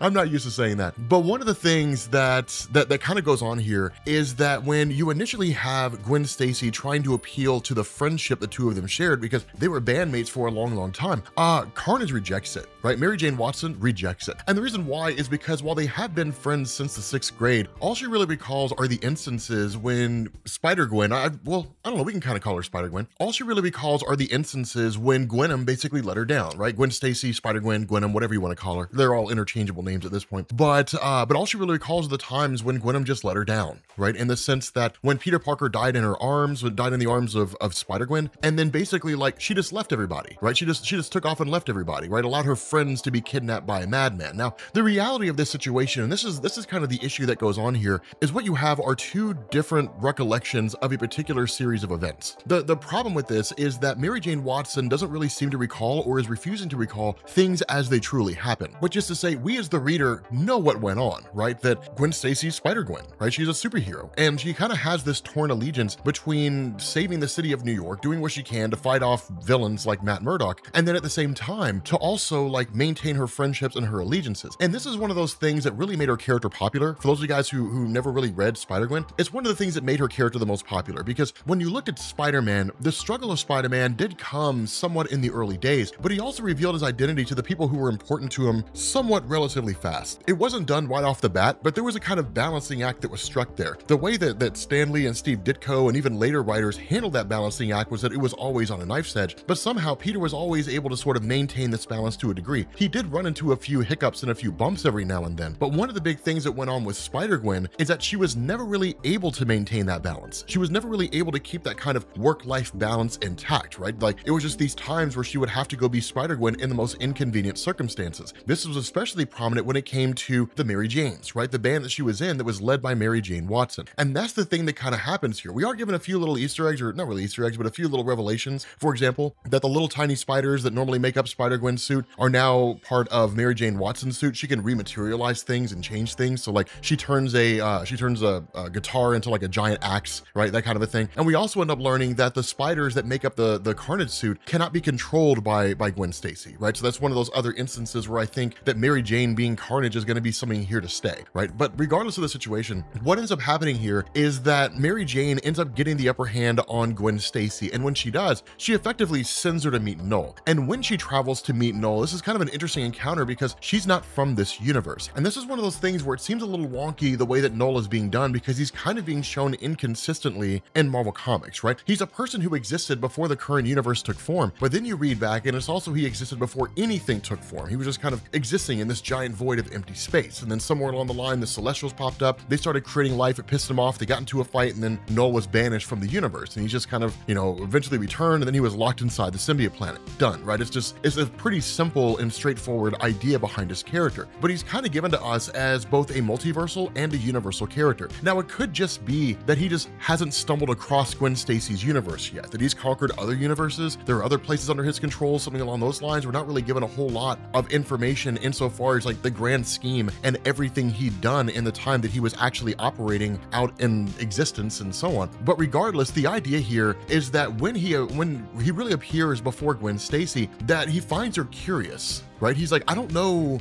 who you are, right? Like, you're not from this place, so why am I not able to control you? Now, the reality is her suit is a synthetic suit, right? It's not an actual symbiote suit. And that really seems to be the reason why Knull cannot actually pick up on her, because by all standards of measurement, she looks like somebody possessed by a symbiote, but the symbiote that she has is not one that Knull created. And so that's why he's a little like, oh, this is a little strange. So then it turns into playing a few mind games. And when she kind of asked the question, like, you know, how is it that Mary Jane got so twisted and so screwed up? You know, what did you do to her? The response of Knull is, I didn't do anything. I just brought out how she felt, right? I just gave her like this kind of release for all this emotional anger that she had pent up. And he starts showing her these images from her universe that even before Gwen Stacy ever became Spider-Gwen, that you ended up having, of course, her and Mary Jane kind of working on the idea of a band. And it was really more of Gwen Stacy kind of getting lost in the idea and almost kind of blowing off Mary Jane, you know, where Mary Jane's just like, we're going to be the best band around. We're going to be famous. You know, we can even play for prom, and just sort of, you know, she's being tuned out by Gwen Stacy. Gwen Stacy's just caught up in the idea. And so it's one of those things where it was like, even when Gwen Stacy was there, she wasn't really there. That became even more prominent when she became Spider-Gwen, that not only was she not there mentally, she wasn't there physically, right? In the times when like they needed her because she was the drummer and she was the person that was gonna, you know, make sure the band stayed on beat and all that kind of good stuff, right? The role of the drummer in a band, that she was out fighting villains like the Lizard and things along those lines. And it is a little unfair to kind of approach that situation and say, you need to be here for the band. But the reality is that at that time, Mary Jane Watson didn't know that Spider-Gwen was Gwen Stacy, right? She didn't know who she was. And so she didn't know that she was leading this kind of dual life, right? She didn't really understand that's what was going on. And that's one of the things that Knull kind of hits on, that he sort of pulled out of Mary Jane by having her become Carnage, or at least seeing her become Carnage, is her becoming this kind of twisted up version of herself, is because she's just filled with so much anger and so much rage. But if anything, it's more of a feeling of betrayal. That's the feeling that Mary Jane Watson feels, that she feels betrayed by her best friend, that in the time when they were supposed to work together for the band, and in the time that they were supposed to hang out, when they were working on this great big huge project, they had the potential to be, you know, super special because of the band that they were working on and things like that, that it was always Gwen Stacy seemingly overshadowing Mary Jane Watson in more ways than one, right? Always seeming to draw the attention to herself. You know, like whenever she'd face somebody and then she'd come back and she'd be late. It was one of those things where it was just like, I wanted to make sure you guys know I could just come and go as I please and you operate on my time. Like that kind of attitude, right? That a lot of people seem to get carried away with when they get famous. And so the result of that is there's a lot of anger here. That's really where it comes from. And that's what makes the idea of the Spider-Gwen story so cool, right? The Venom, Spider-Gwen, whatever. That's what makes the story so interesting, is there's so much interpersonal involvement between the characters that when you see the villains, it's not like it's one of these things of, you know, well, I just got these powers through some weird fluke and I've always been down on my luck, so I'm just gonna go rob banks. It's nothing that basic. You know, the idea of the connection between Carnage and Venom is a close one. It's not like Spider-Man and Cletus Cassidy, where Cletus Cassidy is just a crazy guy who just wants to inflict, you know, as much pain and death and carnage on people that he possibly can. That Mary Jane Watson as Carnage legitimately has so much pent-up hatred and anger towards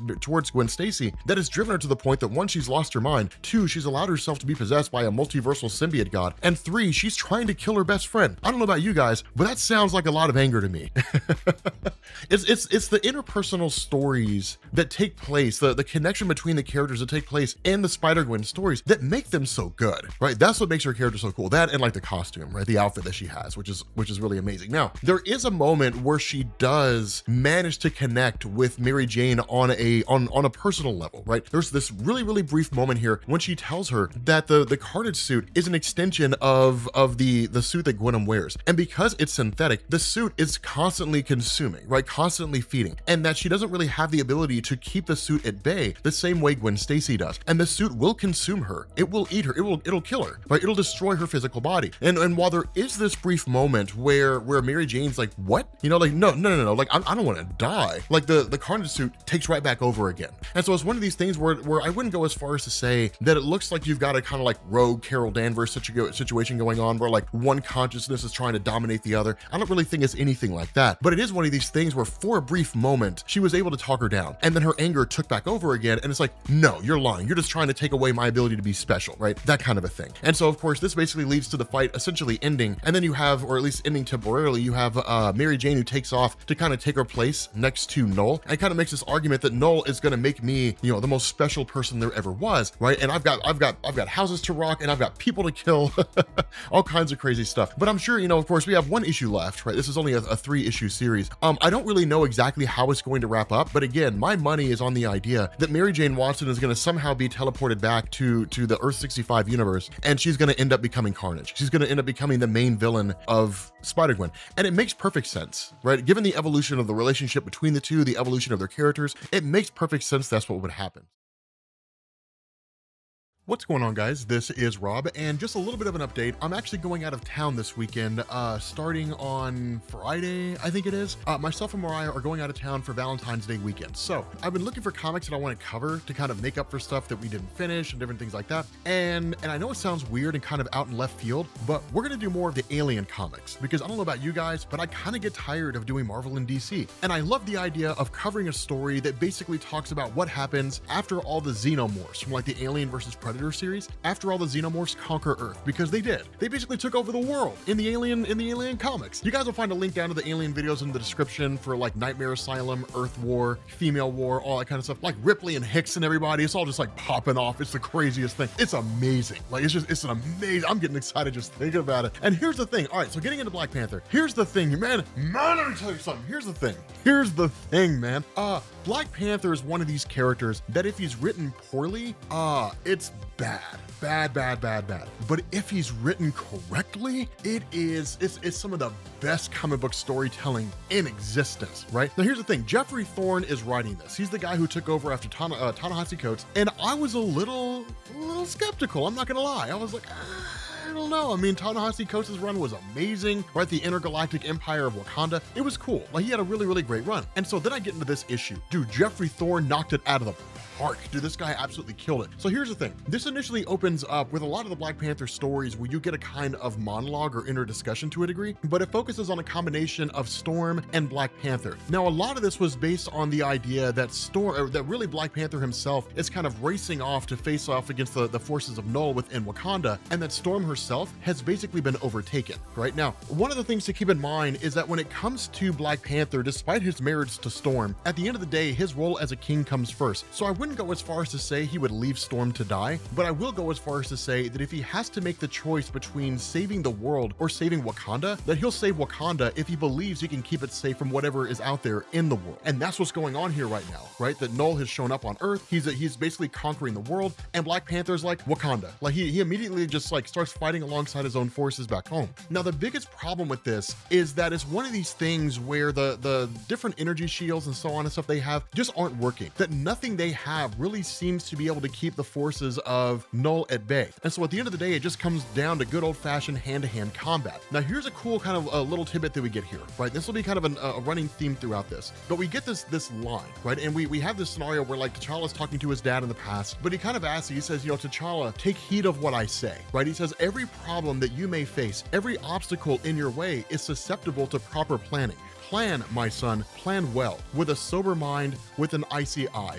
Duty, knowledge, honor, loyalty, justice, these are the claws of the Panther clan. Bast tells us victory lies in the mind behind the claw. The Black Panther must be that mind. But what of the claws, father? T'Challa responds. And he says, oh my son, we must always be that as well. And this is important because this hits at the idea that when it comes to being Black Panther, that yes, there is a superhero aspect to it, and there's T'Challa doing things, and there's powers and stuff that come along with it. But it's one of these things where as the Black Panther, T'Challa is Wakanda. And the important thing to understand behind that is his people's willingness to rally behind him is 100% contingent on how they view him. And so if they see the Black Panther is somebody who's weak in mind and body and spirit, they won't follow him. And in fact, they'll actually rebel against him. But if the Black Panther is someone who is strong, if he's always first in, last out, then people know they can count on him. If he will fight alongside them, they know that he'll give his life for them, which means they can honor that, they can respect that, and they'll give their all when it comes to any battle. And that's where T'Challa has always stood strong as a Black Panther. He was never the one to run from a fight. He was always the one to put his people first, even if it meant damning the world. We've seen that happen multiple times over the course of Marvel Comics. And so it's this kind of amazing moment because he literally like arrives and rallies alongside all his soldiers, right? And he's like, warriors, you know, he's like, don your sheaths, rally to me. It's epic as hell. He's like, we cannot save the fallen, but by Bast's teeth, no more of you will fall. And that right there just rallies what's left of all these soldiers, and they manage to fight a lot of these guys off. But here's the problem, is keeping the forces at Knull at bay is starkly different from defeating the forces of Knull. And so in this great big huge war, you know, if we can call it that, they've won only a battle, and it'll only be a few minutes before the forces of Knull begin to remuster, regather, and they're back on the assault again. And so what we end up doing is we switch over to Shuri. Now, one thing to understand about Shuri in Marvel Comics is that I'm not the biggest fan of what they're doing here. And the reason why is because they're bringing her closer in line with the version of Shuri that we saw in the Marvel Cinematic Universe. But to be honest with you guys, I was not the biggest fan of Shuri in the MCU. There's elements of her that I love. The fact that she's all about memes and she's technologically capable and all that kind of stuff. And by all standards of measurement, even seems to be light years ahead of Iron Man. But I loved Shuri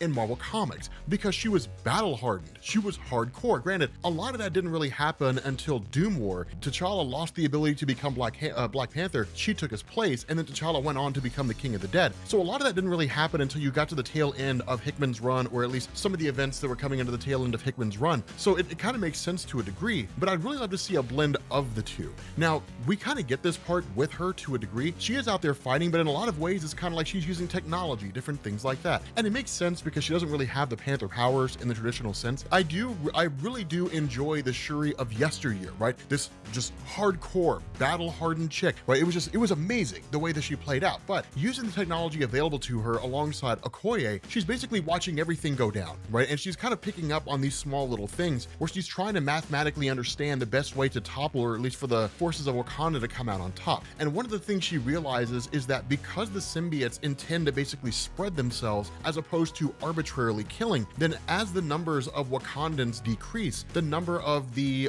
forces of Knull increase, right? So it's like fighting a zombie infection. For every member of Wakanda that falls, the forces of Knull increase by that number of people. And so it's almost like this war of attrition, right? It's just constantly going, constantly going. And so if they don't find a way to end it soon, it's all going to come crashing down. Now, it's one of these things where T'Challa kind of enters in and says, yes, like that's essentially what it is, right? But there is another way, because the discussion of Shuri is we have to abandon ship, right? We can't stay here. If we stay here, we're all going to fall and we're all going to die. Now understand, Shuri does not pitch the idea of bailing out on Wakanda lightly. This is not something that she's just like, oh my God, things are popping off. Run! Flee for your life!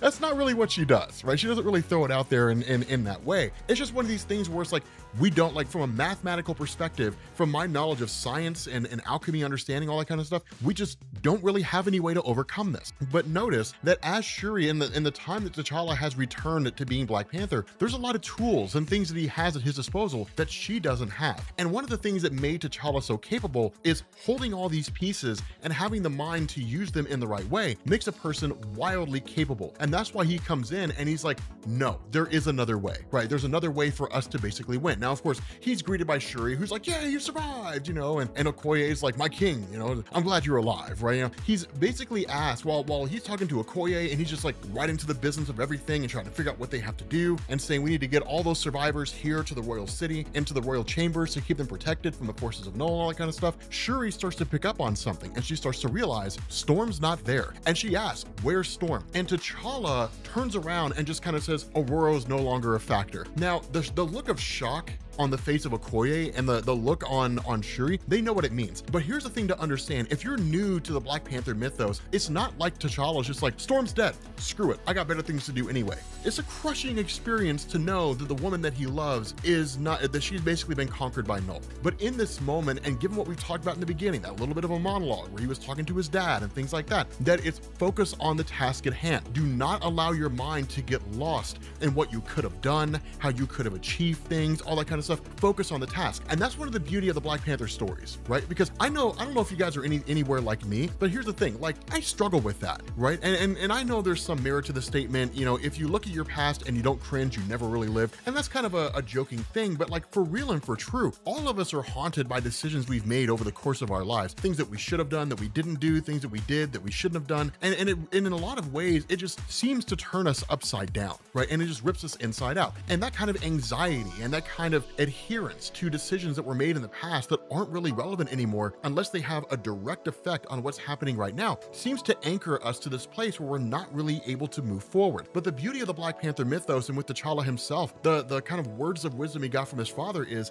if you live in the past, you'll never ever go anywhere, right? You'll just be stuck there. Do not allow your mind to be locked down into this one situation. Focus on what needs to be done. Separate yourself from the things that hold you back. As hard as it might be, as emotionally crushing and devastating as it might be, you have to, because it'll be the only way for you to achieve your goal, especially when you're in a time when you have to fight, when you have to find a way to keep going, when you're being faced on all sides by death and sadness and misery. You have to find a way to keep going, and looking at a way to guarantee victory is the only way to do that. It's so important when it comes to the Black Panther mythos, because what he ends up doing is actually pulling up one of their cameras and showing that like one of the dragons of Knull is swooping in, and then amplifies it by 1,000% and has all these people who are basically being spewed on by this dragon who's dumping all these symbiotes everywhere. People are converting into the forces of Knull, and that's when he says, this is the fate that awaits us, right? The shield will not protect us. The shield will not hold forever, but we also cannot abandon Wakanda. We have to stay here because you have to trust me. I know a way to save our country. I know a way to keep us alive and to keep the forces of Knull at bay, seemingly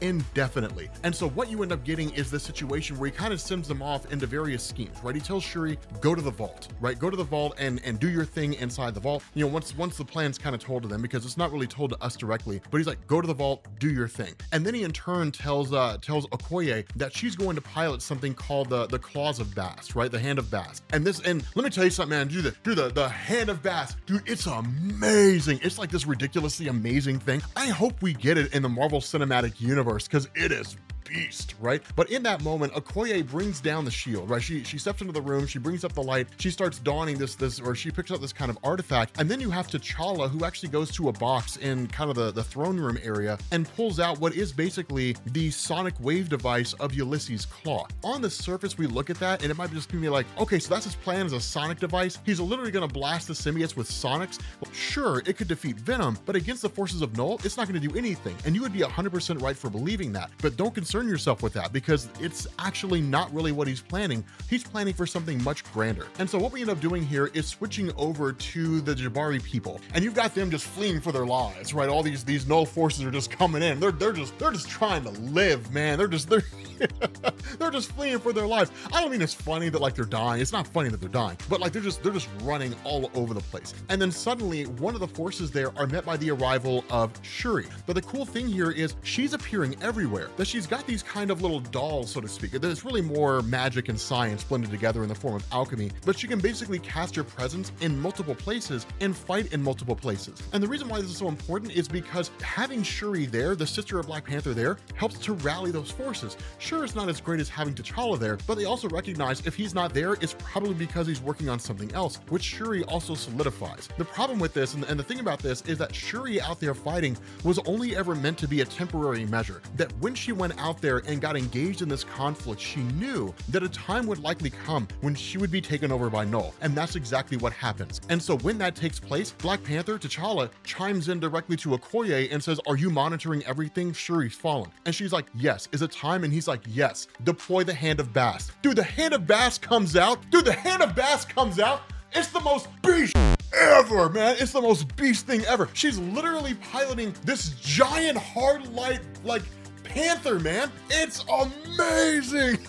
Dude, this thing is so cool. It's the coolest thing I've ever seen in the Black Panther mythos. It's like a battle of the Dragon Zords, right? She just comes jumping out and like attacks the dragon, piloting this just giant panther. Dude, it's just like, it's hard light, man. It is so cool. It's like there's just this energy construct, and it's like, damn, I really hope we get to see something like that. Yeah, here's the thing, man. The Black Panther comics right now, man, dude, these comics slap. It's amazing.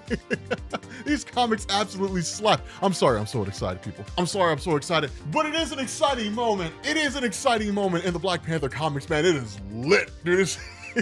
This thing is so lit. But of course, when that happens, while Black Panther's doing his thing, suddenly here comes Shuri busting into his room. And the way this seemed to work is that Knull kind of worked, or at least got his way to her, directly through the doll she was controlling. That because they were more or less facsimiles of her, destroying those meant he could access her. Now, we're not really given the details as to how, but we do know that Knull is one of these guys who kind of operates on a higher level with regards to telepathy, telekinesis, some measure of reality warping, things like that. So how it was he managed to get a symbiote in there, we don't fully know, because we're not fully aware exactly how her artifacts work. And in all honesty, it's not super important, because even when I was reading it, I was like, I can just go with it, and it works, right? Because she comes busting in as an agent of Knull and then starts attacking T'Challa. Now, it's one of these things where when he's using the device of Ulysses' Claw, she kind of comes in, you know, almost sort of pokes fun at him and is like, is this really the weapon that you're using? Is this really your weapon of choice here? So what we end up doing is we sidetrack for a second and we go back to this conversation that T'Challa had with his dad when he was younger. And T'Challa's dad is almost kind of chastising him. And he's like, you ran away from the martial arts training, from the martial training you were supposed to be doing today. Is that really what happened? And T'Challa says, yes. He says, the test was unfair. The teacher changed the rules. And his father's like, did he really? And he says, yes. You know, he says, what rules were those? And he said, it was to be a single combat. Instead, there were 5 people who were there. 3 of them were Jabari. They were all older than me, and one of them had a club. And his father says, and they defeated you? And he says, yes. He says, they beat me, father. They hurt me.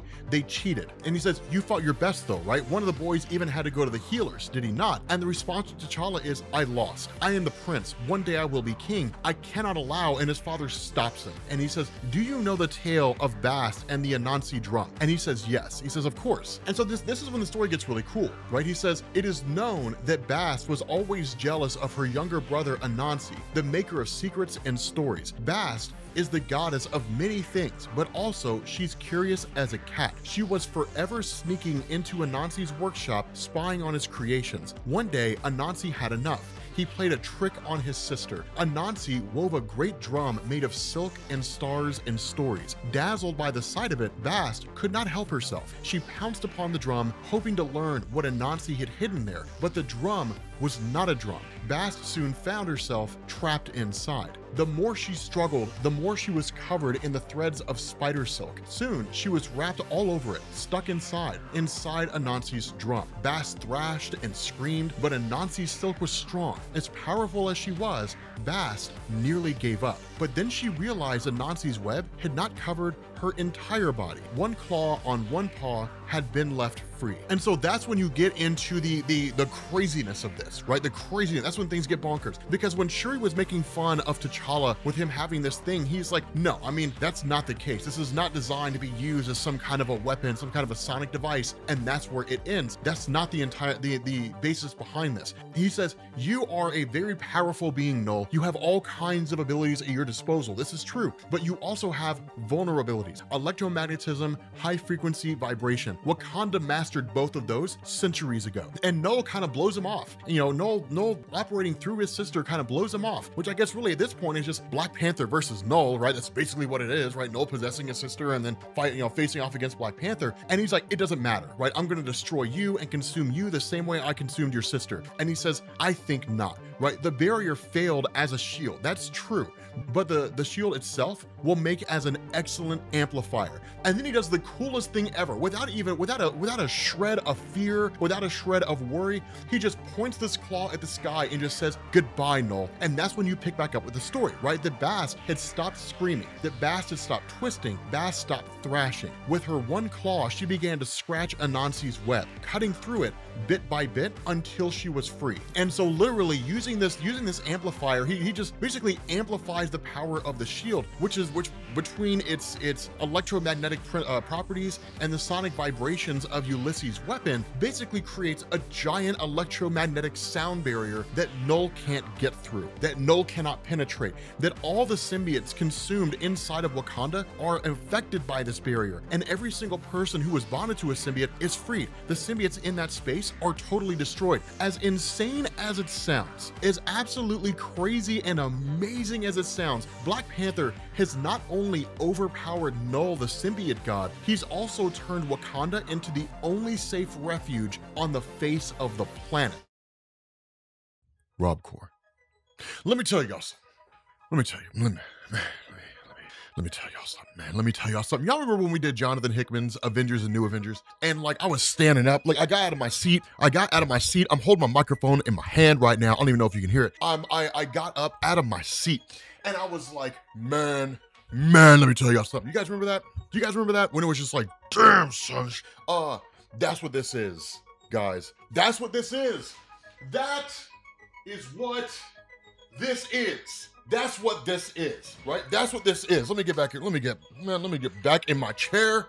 Let me get back in my chair before we start having church in this place. This story is nuts. Let me tell you something, man. If God was writing comic books right now, this is what it would look like right now. It is, man, it's amazing, man. I hope y'all feel the hype. I hope y'all feel the excitement. Okay, so we pick up with Dylan, who's now inside of Knull, the symbiote god. Right, we pick up with Dylan, who's now part of Knull, the symbiote god. And this initially is like Knull talking to him. Knull's just kind of like, hey, like don't be afraid, you know, all that kind of stuff. The issue is that while Knull is talking to Dylan, you have this third voice that comes out of nowhere. Now, initially, my thought was, oh my God, it's Flash Thompson, right? Like Flash Thompson's talking to Dylan, which would be cool. It's not Flash Thompson, right? I'm not gonna tell you who it is, but well, I will tell you who it is. I'll tell you here in a little bit, but it's not Flash Thompson, right? It's not Flash Thompson. So here's a crazy thing. The voice is kind of talking to him and it's like, Dylan, like you have to listen to me, right? Like you have to remain calm and you have to listen to me. Now, while all that's going on, you got Knull, who's kind of talking to this kid and saying like, calm down, right? Like, I'm not here to hurt you. You know, I understand that you have kind of been made to destroy me, right? Like that's the whole idea behind you. You know, you were born into this world. You're essentially a living symbiote, but you have been molded and you have been crafted by the people out there on your world to believe that you can destroy me. But understand, child, I am not someone so easily destroyed, right? I cannot be undone by the heroes of Earth. Do you need me to prove my point? I've conquered your planet. I've taken over all of your superheroes. There's no one left to stand against me. There is, but he's like, there's nobody left to stand against me. Now, at the same time, this third voice says, look, like I'm a friend, right? Like, I don't know how much longer I can hold this connection, but I need you to listen to me. I can get you out of here, right? So this person's obviously a friend chiming into Dylan and trying to help him out. And it's one of these things where this person knows something that Knull doesn't, right? They're like, Knull made a mistake bringing you here. In his hubris and in his arrogance, he made a mistake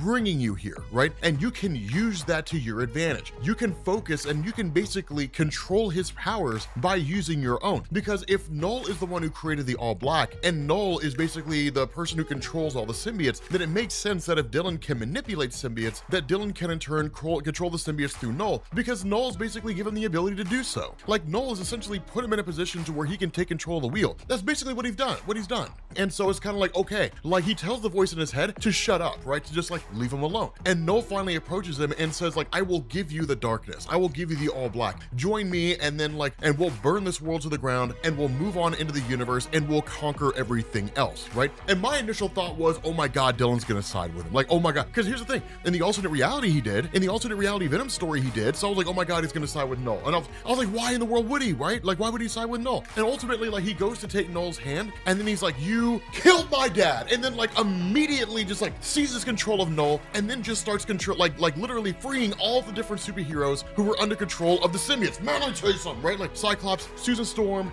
Johnny Storm, Thor, right? Like God of Thunder Thor. He's literally releasing all these guys. Now it's causing him a great deal of anguish and pain, right? Because it's just so incredibly tough to do. To literally harness the mind of a multiversal god, it's not an easy thing, right? I mean, it takes a little more than 15 minutes of meditation. You understand what I'm saying? So it's just kind of, it's kind of nuts. But then he ultimately ends up freeing Doctor Strange. And that's where things shift, because remember, Doctor Strange can elevate himself to like Super Strange, right? To basically turn himself into a god. And that's what he does, right? Like he takes his staff and he's like, okay, you know, if Knull wants to be a god, if Knull wants to kind of prounce around here and say he's God, then that's fine. Then I can play at that game as well, right? And then using his staff, grants himself the powers of Watum and basically makes himself like this super high echelon god, right? Now, from that, at that point, he literally started, this disembodied voice starts anchoring to everybody else through Dylan, right? Like anchoring into Human Torch and Thor and Doctor Strange and all those guys. And it's kind of like, okay, we're all initiating one giant push at the same time. So Susan Storm uses her force fields, Doctor Strange uses his powers, you've got the Human Torch, you got Cyclops, the whole 9 yards. Like they're literally launching this multifaceted attack on Knull the symbiote gods and all the forces who were there. And all hell is breaking loose, right? Like absolute pandemonium is unfolding here, right? Like is going bananas. And it's crazy, right? So then you have Thor and you have Storm who combine their power over the lightning and then use that, you know, to basically attack Knull. So like all of them are launching an attack against Knull at the same time, right? Because when they're freed, like they're freed out in the real world, right? Like Dylan's still inside Knull. And that's kind of the crazy thing, is because once Knull begins to kind of recover for a second, he's like, do you really believe that you can defeat me, kid? Like, do you think you've won? Like, how could you possibly believe that after seeing everything that I've done here, right? Sure, you freed a handful of your superheroes. I've enslaved celestials, right? I've enslaved cosmic gods with the power to create life. Who are you guys to stand in the face of me? Now, this is when this person makes their presence known, right? This is when this person makes his presence known. Like, actually, that's where I come in, right? They say, I don't believe we've been introduced. My name is Jean Grey. It's Jean Grey, son. Jean Grey of the X-Men. And I was like, man, what a person to bring in. I was like, man, it's crazy, right? Like it's crazy. It's crazy, this whole thing, right? So at that point, she taps into the mind of Knull, right? Because remember, Jean Grey's an Omega level telepath. She can do that. She basically taps into the mind of Knull and she's like, there has to be some kind of weakness to this guy. There's got to be something we can exploit. And Jean Grey's approaching this from the perspective of like, maybe he had some kids. Maybe he's like the way he is because like he really loved a girl once. She didn't love him back, you know? So like he took the red pill and then got all pissy because he believes he deserves he can have any woman he wants, you know? And it's like, no, I'm sorry, Knull. That's not the case, right? When she goes through and starts analyzing him, she starts to realize that there is no inherent weakness to this guy. Not that she can determine, right? This guy hails from like the darkness, but then she starts to realize the darkness existed long before Knull did, right? Like the darkness was there long before he was. He just somehow came into existence. He's learned how to manipulate the darkness. He's learned how to control the All Black, but it's not as though he was the only thing there. There was a force of light that existed out there before he did. And this force of light faced off against Knull in the early days of their existence, right? That Knull used his power to kind of try to quash this light, right? This source of light. And the source of light created its own soldiers to face off against Knull, but it was still relatively new. It didn't quite know what it was actually capable of. And so it ended up spreading its forces too thin. And the result was that where it could have defeated Knull, instead, it ended up as a stalemate. And the two of them more or less ended up killing each other. And that's where you have like the soldier of light versus Knull crashing on that planet that belonged to Gore the God Butcher during Jason Aaron's run on Thor, where he takes the all black sword and then goes forward and does his own thing. But that's where she says like the light, it was sentient, it was alive, right? Like it gave this army unimaginable power, but it simply wasn't enough, right? And so this source of light left this soldier after, you know, Gore took the, you know, all black and left. But like somehow or another, you know, it's basically been floating out there in the universe trying to find a worthy host all this time. And the whole idea behind it finding a host is to destroy Knull, is to use that power to defeat Knull. And that's what she realizes, it's basically a symbiote. His opposite, this source of light, is in effect a symbiote. It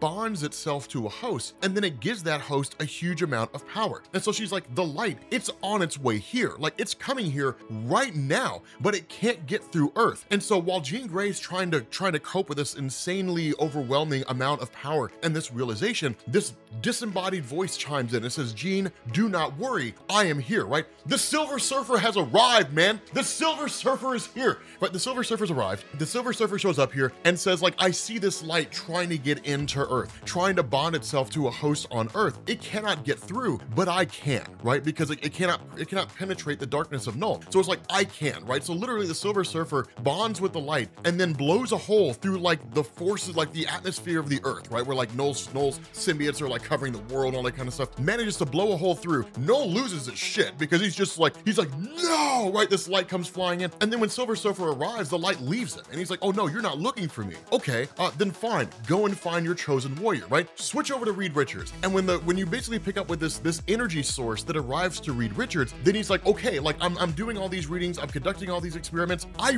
recognize this. I know this source of light. We call it the God of Light because we didn't previously really understand what this was. But after doing all these energy readings, I know exactly what it is. And he's just kind of like, we've been calling it by the wrong name. The actual name of this energy source is the Enigma Force. The Enigma Force, man, dude. Because at that point, it's just kind of like literally, it's like finally, like the nature of the Enigma Force has been completely solved. Which literally, Donny Cates just gave us the origin of the Enigma Force, right? Which is kind of nuts. But like the energy source basically leaves Reed and then bonds itself to its proper host, which is Eddie Brock. Guys, Eddie Brock just became Captain Universe. What's going on, guys? This is Rob, and I want to cover the Planet of the Symbiotes, at least the second issue, the first part of the second issue, as part of King in Black. Okay, here's something to specify with regards to Planet of the Symbiotes. This is one of Marvel's attempts at an old throwback comic, and it's actually not bad. It's really good. It's really good. The one with American Kaiju, this is basically, you know, Marvel's version of Godzilla. It's cool, it's interesting, but the Planet of the Symbiotes really is just an anthology series, right? It's just a book that collects a series of smaller stories, which I think is a genius idea, mostly because of the fact that it gives us the ability to see characters that we don't normally get to see or that we haven't seen in a long time, and then like an attempt to see whether or not, you know, we're interested in seeing anything more from them. The first issue, I would say the big standout star of the first issue was probably Scream. I've never cared about Scream, so I didn't really much care about the fact that she was in that book. I was like, moving on, and that was basically it. But American Kaiju, here's the thing, Todd Ziller, American Kaiju was a great concept that was terribly executed, right? So the idea here with American Kaiju, to kind of backstep this a little bit. In fact, there really isn't a whole lot that goes on in this comic, so we can just kind of peruse through the comic or peruse through this story as I'm kind of giving you guys some backstory here. So the idea behind this is that for those of you guys who remember when Marvel launched the original, not really the original, the 2015 Secret Wars event. In the aftermath of that, we got all new, all different Marvel, which was not all new and it was not all different. It was basically the same thing with a few couple change-ups, right? So Marvel basically turned a branding initiative into a BuzzFeed article, just complete and total clickbait. And so the result of this is that a lot of us were pissed, but then other people were mad because they didn't like the way that Marvel handled a lot of their stories. But at the outset of that, we basically got all new, all different Avengers. And what you had here was that instead of you having advanced idea mechanics, you had Avengers idea mechanics. And that was designed to build on the idea that Robert DaCosta, who was previously an X-Man, had basically bought advanced idea mechanics and taken it over towards the end of Jonathan Hickman's Avengers and New Avengers. And it was really Hickman just kind of wrapping up all these loose threads and kind of bringing all the various groups that existed out there, superheroes especially, in an attempt to like find a way to stop the incursions, and it didn't work. Just talking about that makes me want to go back and cover Avengers and New Avengers again, but we just finished remastering it and we're never going to remaster it again. So now I just have to go back and read it again, right? I cannot remaster a remaster. That's just one step too far, right? That's just, you're just surfing for views. That's all that is. You're just surfing for YouTube money.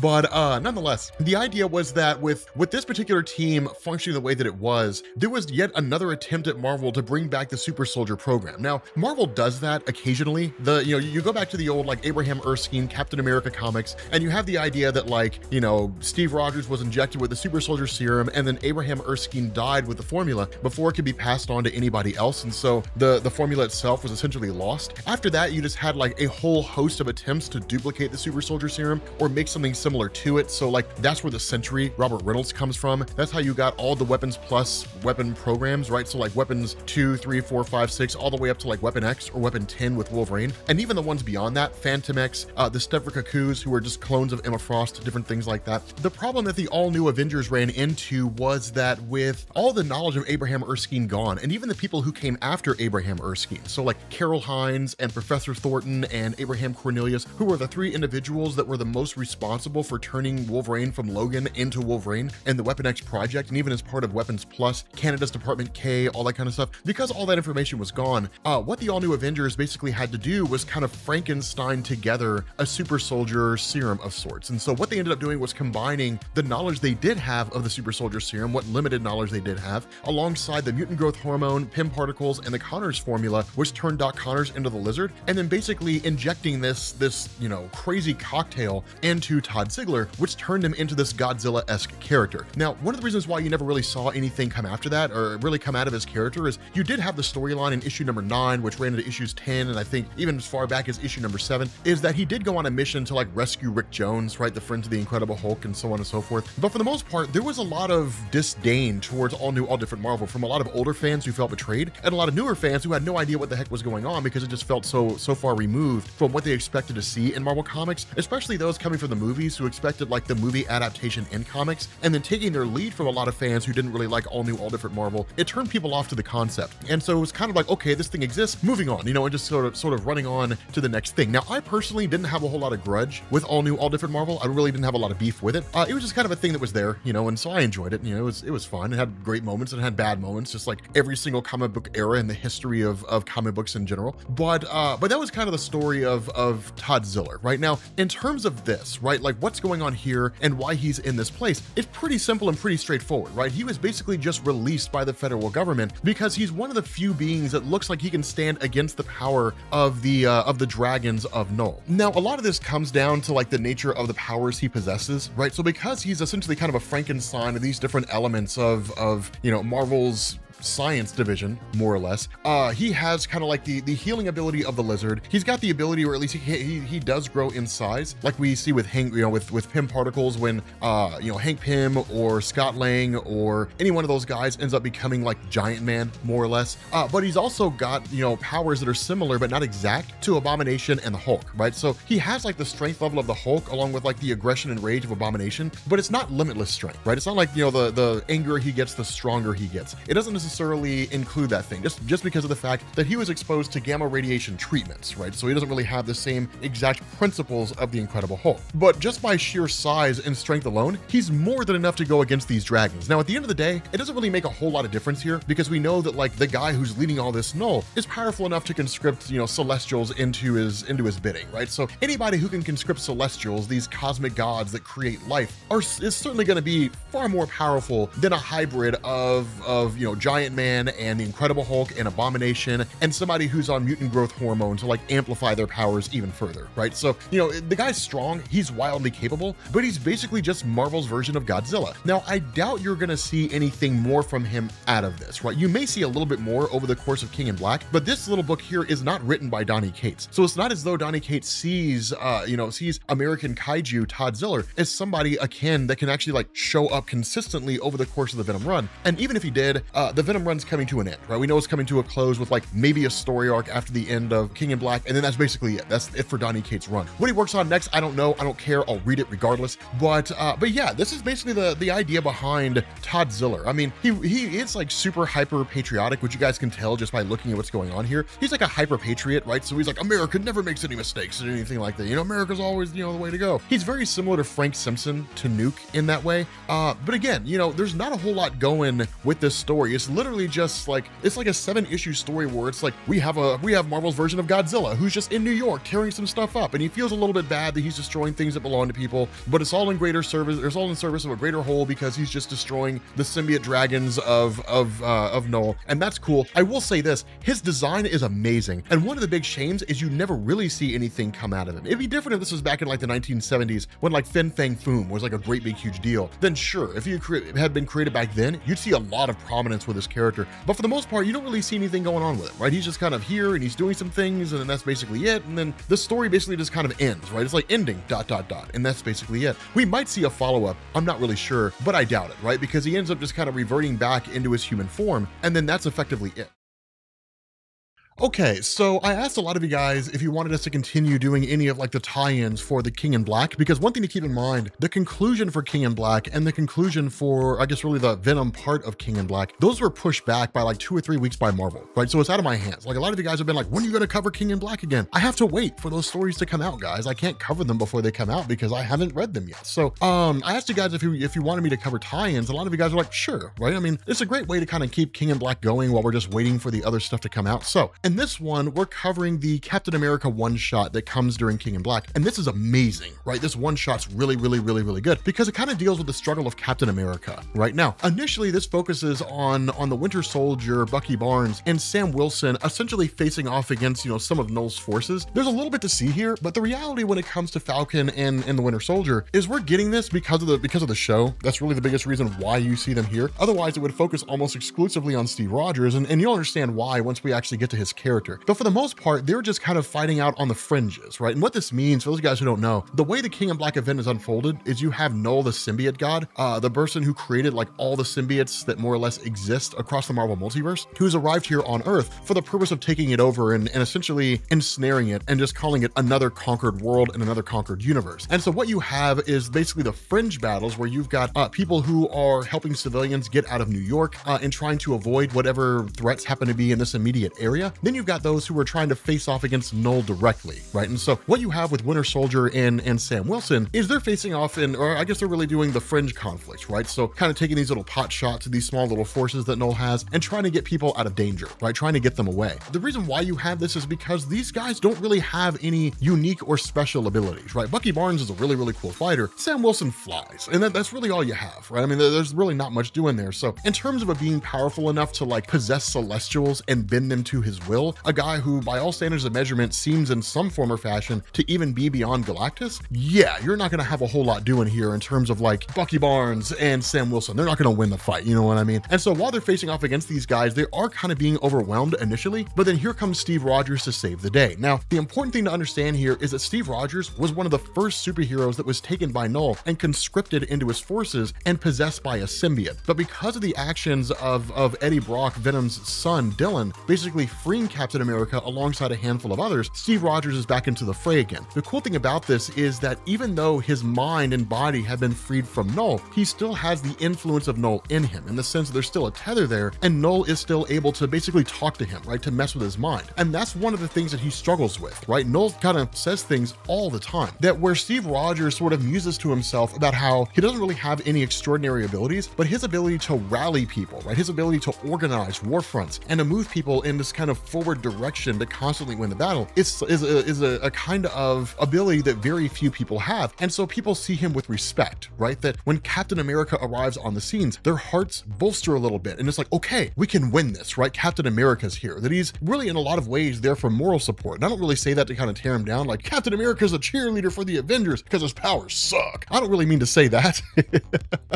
I simply mean to say that he is such a presence on the field that when there is some disorganization and disarray, Captain America knows how to fix it, right? He knows how to reorganize everybody and get back into the conflict again. And so a big boost of confidence comes with him arriving here. But as he muses with this, Knull chimes in and says, but do they realize how much of a liar you are? Like, do they know how you see them, children running from the real battle? In Times Square, the real heroes may be dying, but they're not dying facing me, not picking off the fringe, right? And it's one of these things where this almost kind of seems to be an attitude that Captain America has. And that's one of the things that makes Knull such a tricky individual. is that where Knull chimes in and Knull tells you these things, in a lot of ways, it's hard to know whether it's an actual thought you have in your subconscious or if it's him just telling you this stuff. You know, and he kind of says like this mission, like what Bucky Barnes and Sam Wilson are doing, it's a cowardly little mission that they're on, which I imagine is why you were so eager to join them, isn't it? Right? We both know what you are. And it's really Knull just kind of saying, you're a coward. And it's one of these things where he starts kind of screwing with his mind to a degree. He says like, why don't I borrow you for a moment, Captain America? Your philosophical whining is holding up the inevitable. Stop acting as if this is the first time you've lost control. Accept that you will hurt the ones you love over and over and over again. If you stopped screaming into the void for a moment, you'd realize this is hardly your fault. You cannot help being a perfect vehicle for violence and betrayal. After all, would this be happening if you hadn't joined the fight in the first place? Finally, I think we're getting to the truth of it. The reason why this line is really given by Knull when it comes to Steve Rogers is because this has happened more than once, right? If you go back and you read Captain America Volume 3 from the late 1990s, he was possessed by Nightmare, and Nightmare almost conquered the world because of Captain America. You read a story like Secret Empire and an Avengers standoff where Red Skull gets a hold of a cosmic cube and he uses it to alter the history of Steve Rogers, where Steve Rogers has been a Hydra agent this entire time and then successfully conquers North America, right? You look at the events of like Civil War, when Steve Rogers was so swept up in whether or not he was right, he never really took the time to think how it was splitting the superhero community apart. And then once he did, he stood down. But time and time again, there have been instances when Steve Rogers leads people into a fight and they all die. Age of Ultron is another example, right? That Steve Rogers was one of the first people on the battlefield when Ultron basically took control of Vision and then started replicating himself in the present day while operating from the future. Captain America led the charge. The Fantastic Four, almost, you know, like a whole host of the X-Men, so many superheroes died during that conflict. And Steve Rogers was the one who led the charge. Now, does this mean to say that Steve Rogers is negligent or somehow inept as a superhero? No, that's not what that's designed to mean. Steve Rogers, at the end of the day,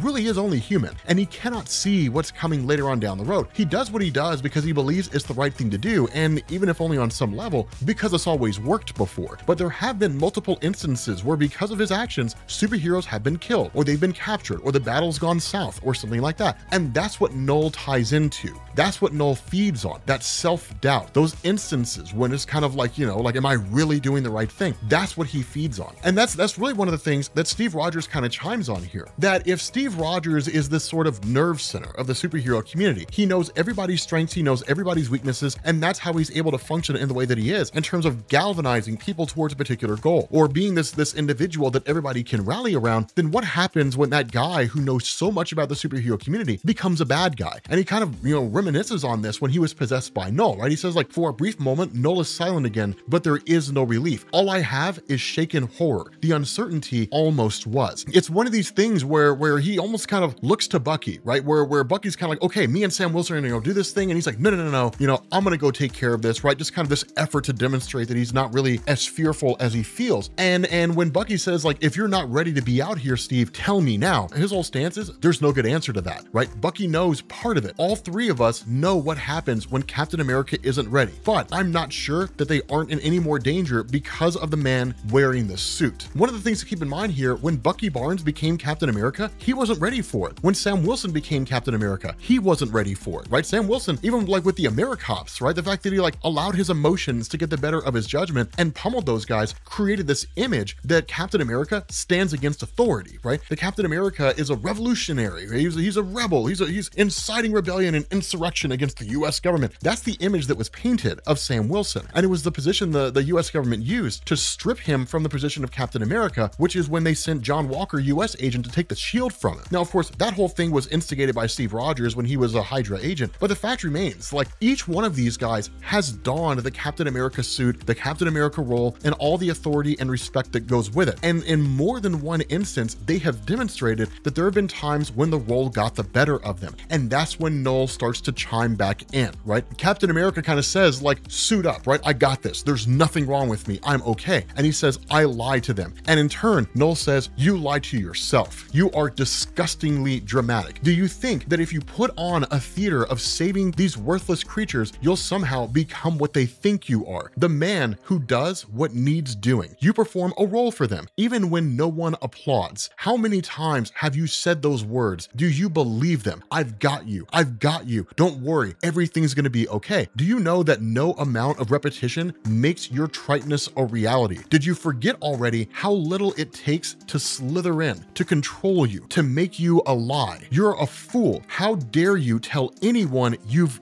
got them when you can't even control yourself? This is how Knull takes control of people. This is one of the reasons why the creation of Knull by Donny Cates is so amazing, because when you see villains out there, you see the different villains that people face off against, right? You've got Dr. Octopus, who takes over the body of Peter Parker. He becomes Superior Spider-Man. It's like he gets a bit of a redemption story, but the plots and the schemes and the mechanisms of those guys, you can set your watch by them. It's only when you come across a villain that's truly interesting, that truly has personality and knows how to get inside you in the worst ways, that they really become intriguing. Magneto is a perfect example of that. You see these characters like this that have so much character and so much depth. William Stryker, some religious fundamentalist who believed it was his mission from God to kill mutants, has some of the best character development in the history of Marvel Comics. That's when things get so cool. That's when they get so intriguing. And so as this continues on, and despite the fact that Captain America's traumatic experience being possessed by Knull, the knowledge of knowing that with Knull having his knowledge, that he could in turn take over and pretty much destroy the entire super community from the inside out by knowing all their strengths and weaknesses, when he tells Sam Wilson, like, it's okay, everything's cool, Sam Wilson sees right through it. And this makes sense, right? Because where you look at Sam Wilson, you see him as a person who became Captain America. If you see it within that singular lens, that singular prism, then no, then it's just kind of like, well, this is just being done for the sake of a story. But one thing to understand, Sam Wilson's been Captain America's friends for years, right? He's been his friend for years and years and years and years. They were sidekicks for a long time. And in some ways, Sam Wilson knows Steve Rogers better than he knows himself. He knows him better than Bucky Barnes does, even though Bucky Barnes and Captain America have a friendship that predates that between Steve Rogers and Sam Wilson, that in the times when Bucky was basically believed to have been dead, you had Sam Wilson stepping in to kind of fill that role and play the sidekick slash friend of Steve Rogers all that time. And so initially Sam's like, okay, I can kind of accept this for the moment, but the reality is neither of them's really buying it, right? Like neither of them is really buying into this idea that like everything is okay with Steve Rogers. And so that's one of the crazy things is Steve says, it's easy to pretend the reason I don't speak up is because we have so little time. And that's when Knull chimes in again. You should have told them the truth, right? But how do you tell your buddies how hard you've fallen? Don't worry, Captain Rogers, I will tell them for you. And that's one of the crazy things is Knull's forces immediately come descending down to sort of seize on Captain America, Sam Wilson, and Bucky Barnes, knowing that in this moment that Steve Rogers is going to do something that he almost never does, that he's seemingly going to hesitate and he's almost going to panic. But he counters this and he says, no, I don't have time to panic or make decisions. Knull's been throwing this kind of thing inside my head, throwing these images inside my head, right? Making me see things that aren't necessarily there. But what I'm seeing here is real. This dragon going after Sam Wilson is a real and tangible thing. And so he kind of muses. He says, instead of sitting there trying to figure out what I should do or panicking or anything like that, I just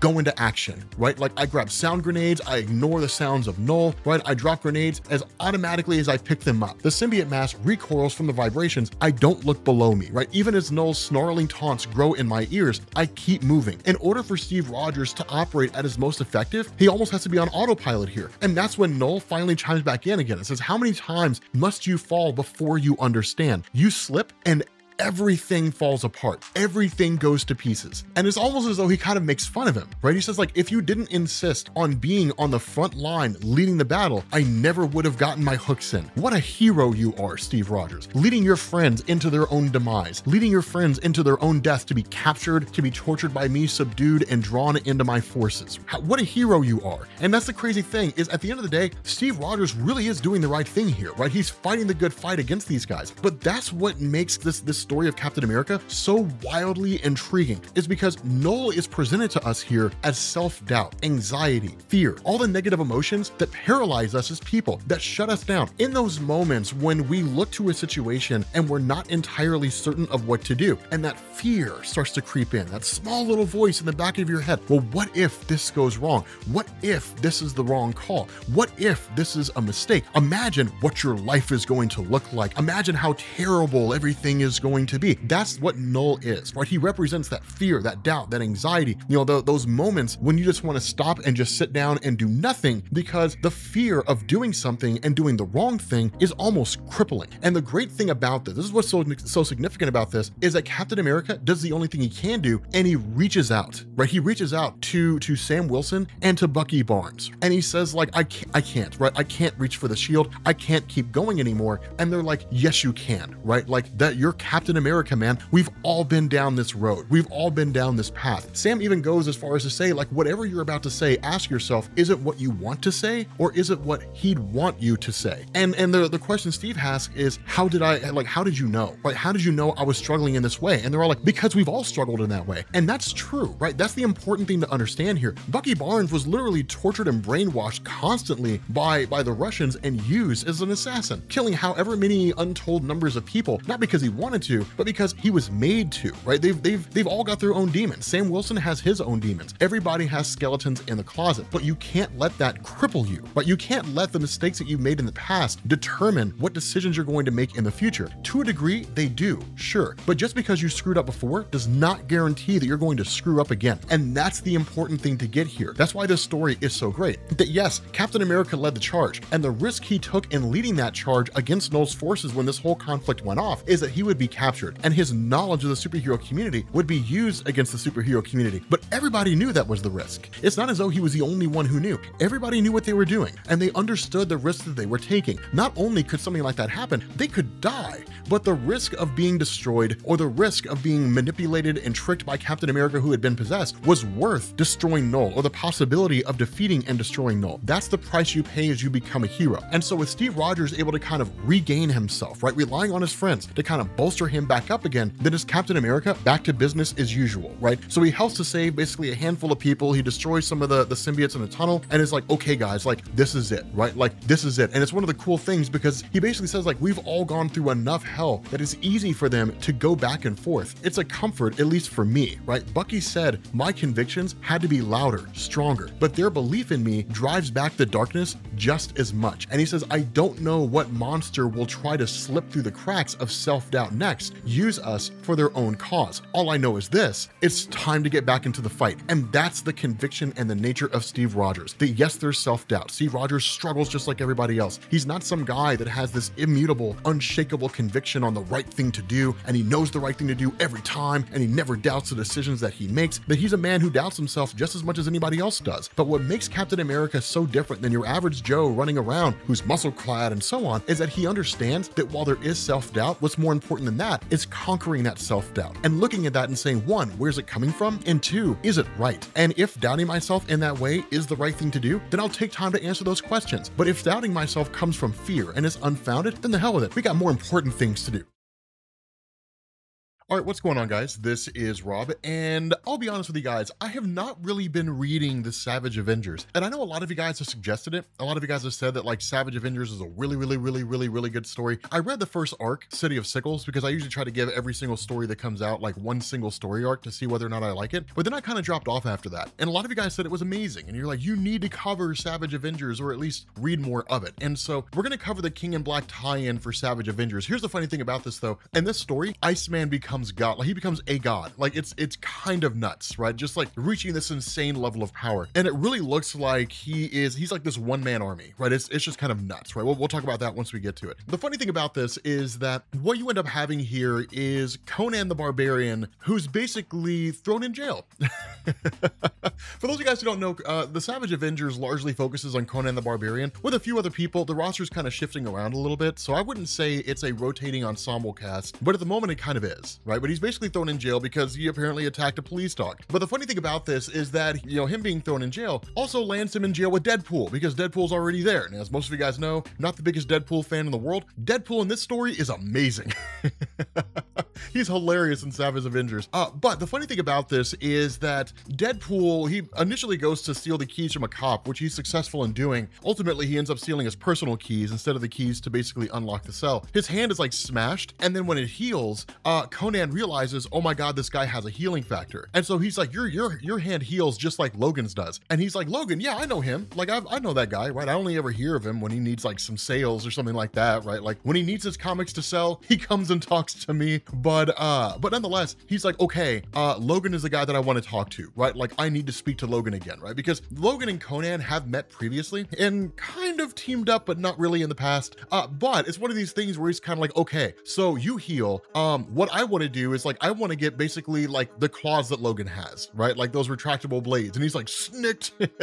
So it's kind of funny to see Conan talking in his old language, being excited about like getting something that's equivalent to Wolverine. And so he's like, okay, so I have a plan to get us out of here. And Deadpool's like, all right, well, what's your plan? And he's like, you heal, right? And he's like, yeah. He's like, cool, that's what I need, because we need you to get the keys from the guard, and the guard's outside the cell. So we need to get you outside the cell. So I'm gonna be as fast as I possibly can. And he basically mashes Deadpool through the bars of the prison cell and spits him out the other side. Now here's the thing, if you're a guy who's locked up in prison and you want people to know that you're not someone to be trifled with, squeeze them through prison bars and people will be like, okay, so this guy's obviously not to be messed with, because, you know, like literally all these guys are puking their guts up. One guy's like, oh my God, like it's it's pretty crazy. It's kind of nuts. Now, of course, Deadpool ends up, you know, basically getting out and then goes after one of the guards and then throws the keys to Conan, and Conan basically breaks them out. Now, that's when they're met by the arrival of Nightflyer. Nightflyer has existed before. He originally appeared back in Captain America 213, where he kind of got into this little bit of a skirmish with Steve Rogers and then was ultimately killed, not really by Steve Rogers, but was basically killed in an assassination attempt gone wrong. And then ultimately he was resurrected and then faced off against the Incredible Hulk and then was killed again. The reality of having this guy here is that this is one of those times when Marvel just kind of pulls out a character and then reworks them because they can, right? Because Nightflyer is obscure enough of a name that no one's really gonna ask any questions, right? Like nobody reading Savage Avengers right now is gonna see Nightflyer and then just be like, wait, haven't I heard of him before? I mean, I guess I did, right? But like aside from like super old school characters, nobody new is gonna ask that question. So Marvel can just kind of, you know, create a new Nightflyer and nobody's gonna be any the wiser, right? So the funny thing about this, Nightflyer is an amazing character. This guy Stanley, he's awesome, and I love the way that he's depicted here. So he's like, you know, I'm the Nightflyer, like you had to have heard of me. He's like, I'll lead you to a like basically a place where essentially a safe house, and then we'll get to a score. And so Conan's like, okay, like I'm leaving, but you know, if you want to tell me about like the tales of this treasure, then like I'm down with that. You know, because Conan's all about money. And here's a funny thing. Here's a funny thing here, right? So like as they're making their way out of here, they end up going by what is basically the evidence stash, and Deadpool finds his swords, which, you know, he's been missing for a little while. And then Conan gets like a machete and a shotgun, right? And he was like, I'm leaving this jail richer than when I entered. And Nightflyer's like, that's how you know you did jail right, man. You leave better off than you were when you went in. Now, of course, all this coincides with the actual King in Black event, so you're probably wondering, like, what does any of this have to do with the King in Black? So the reality is they don't really have any intention of facing off against Knull. There's gonna be this amazing moment where things pop off. But the reality is that as they're kind of leaving, they're attacked by some of the dragons of Knull. One of them recognizes Conan and is like, do you remember me? Remember who I am? And basically snatches up Conan and then absorbs him, right? And that's when we end up learning here that at a previous point in time during the original City of Sickles storyline, that there came a point whereby Conan, quote unquote, freed a symbiote. And so the way this kind of story is told by the symbiote itself is that millennia ago, it had crash landed on Earth, right? It had somehow arrived on this world. We're not really told as to how it happened. We're just told that it did. But ultimately, it just kind of changed hands, where it was sold, it was stolen, it was bartered for other things, until it came in the possession of a guy who was using the symbiote as a way to sell other goods, right? That he would basically say, like, this is an ancient genie. You know, if I have a genie here, imagine all the other wares and the valuables that I have in this place. Of course, this is thousands of years ago, but what ends up happening is there is a man who shows up here, that's simply referred to as Mekri Ra, who's at that point in time depicted as the Sorcerer Supreme. This is one of those interesting moments where Marvel basically introduces a person who played the role of Stephen Strange before Stephen Strange. And we know even with like the Ancient One's only a few thousand years old or a few hundred years old. He's not, or at least he wasn't all that old in relation to like the history of the world and the people who existed. And that's an important distinction to understand when it comes to the Sorcerer Supreme. We know that there was like the original Sorcerer Supreme of Earth, that person of course being Agamotto. But as far as I'm aware, Marvel's never really given us a chronological history of the various Sorcerer Supremes who have existed across the history of the Marvel Universe, right across Earth. We simply kind of go with Agamotto, then you just kind of jump forward a huge number of years, and then you focus on the Ancient One, and then it goes to Stephen Strange. And there may have been intermittent stories where like they they're kind of thrown in. In my defense, I'm not ultra well versed on the history of Stephen Strange and all the various Sorcerer Supremes that may or may not have been introduced over the course of his lifespan. I'm not certain that's ever really happened with Marvel. But the important thing here, you know, even leaving that out, the important thing here is that this guy was fascinated by what he thought was a genie. Now, ultimately, he realizes pretty quickly, while he doesn't know that it's an actual symbiote, that it's not really a genie in the traditional sense, right? It doesn't really perform magic, but it is a symbiote by all standards of measurement, right? It bonds itself to hosts, different things like that. And so what ends up happening is somewhere along the line, this guy is basically met by the arrival of Kulan Gath. Now, Kulan Gath is really one of the sorcerers who exists in Marvel Comics and is essentially the arch nemesis of Conan the Barbarian. It's one of these things where he's always trying to chase him down and always trying to destroy him. Ultimately, when Kulan Gath ends up getting a hold of the symbiote and kills the Sorcerer Supreme in the process, he basically subjects it to like torture and experimentation, all kinds of different things. There's one point where he actually tried to eat it in order to obtain its power. Now, a lot of this is because at the time, Kulan Gath was relatively primitive in comparison to like people as they exist now. But ultimately, what ended up happening is that where the symbiote kind of just passed from one place to the next, and then ultimately ended up in the city of Sickles, that Conan, when he had freed it, had basically done it a service. And so the idea is that because of what's going on here, that the symbiote itself harbors a vendetta against Kulan Gath and ultimately wants to help Conan kind of achieve that goal. And so it basically reforms or has bonded itself to Conan's sword, so Conan can kind of use the power of the symbiote in combination with his own weapon and then go forward from there. Now, it's kind of a cool little reference here because we know that like the first real revelation of Knull existing came by way of the all-black Necro sword. So this is not really that. It's not the all-black Necro sword as we know it, but it's a cool little tribute to the idea of it. And so what you end up getting here is Conan just kind of re-emerging while possessing this symbiote and then saying, like, telling all the dragons that are out there to leave. Now, most likely they did because from their perspective, it was a symbiote giving them a command, and so they ended up leaving anyway, not really because Conan did it. But then Deadpool's kind of like, okay, so like we probably need to leave here because as far as I'm aware, we're not really out of the range of the snipers. And then it's like, pow, it's a shot, and then he's like, potatoes, and then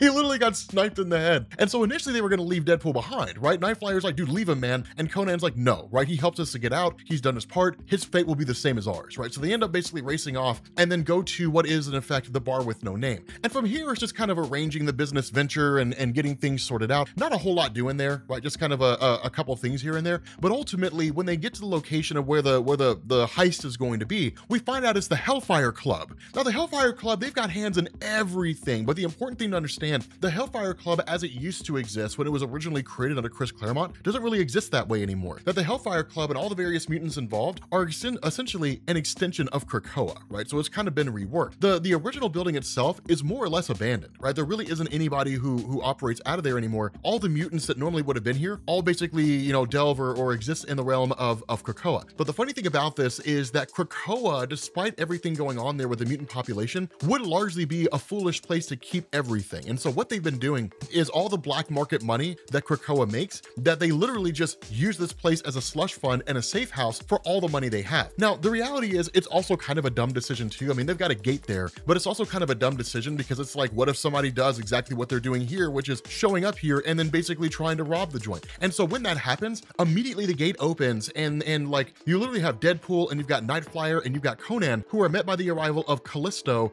Iceman, and Bishop. Now, the reason why you see these three guys here, and when the fight initially breaks out, things kind of pop off. It's a pretty straightforward little skirmish here, but the reason why you see these three guys here is because of the fact that like the rest of the X-Men, as we know, were sent to fight in New York against the forces of Knull, and they all basically were captured. Cyclops, Storm, all those guys were effectively captured there. And so what you get is this amazing moment here where Conan's been around for an exceedingly long time, and he's faced off against a multitude of different threats. And as soon as he sees Iceman, he's like, you're not a man, you're a member of the Frost Giants, right? Like you are in effect a frost giant, a godly being. Now, Iceman has no idea who he's talking about when he tells him like you're descended from Ymir, the original frost giant. And ultimately it's one of these things where like he just attacks him and says like, tell the frost giant Ymir, they're like, I'll see him in hell, right? Something crazy and kind of bonkers like that. But that's an important distinction to understand here, because for the most part, the fight ends pretty quickly. And the reason why is because there's a timetable here and they've got more important things to worry about. And so there is what is in effect a kind of ceasefire in the sense that like the mutants kind of get the upper hand, but it's really more of like, okay, like cool our horses, right? Like let's cool our jets, find out what's going on. And it's really just Callisto and Bishop and Iceman saying, look, like, you know, we're leading the X-Men now because all the other ones are basically captured, you know, in the fight against Knull. So ultimately they're like, you know, we can let you guys go and we can, you know, we can all team up and face off against Knull, or we can just take you guys back to Krakoa, and then whatever fate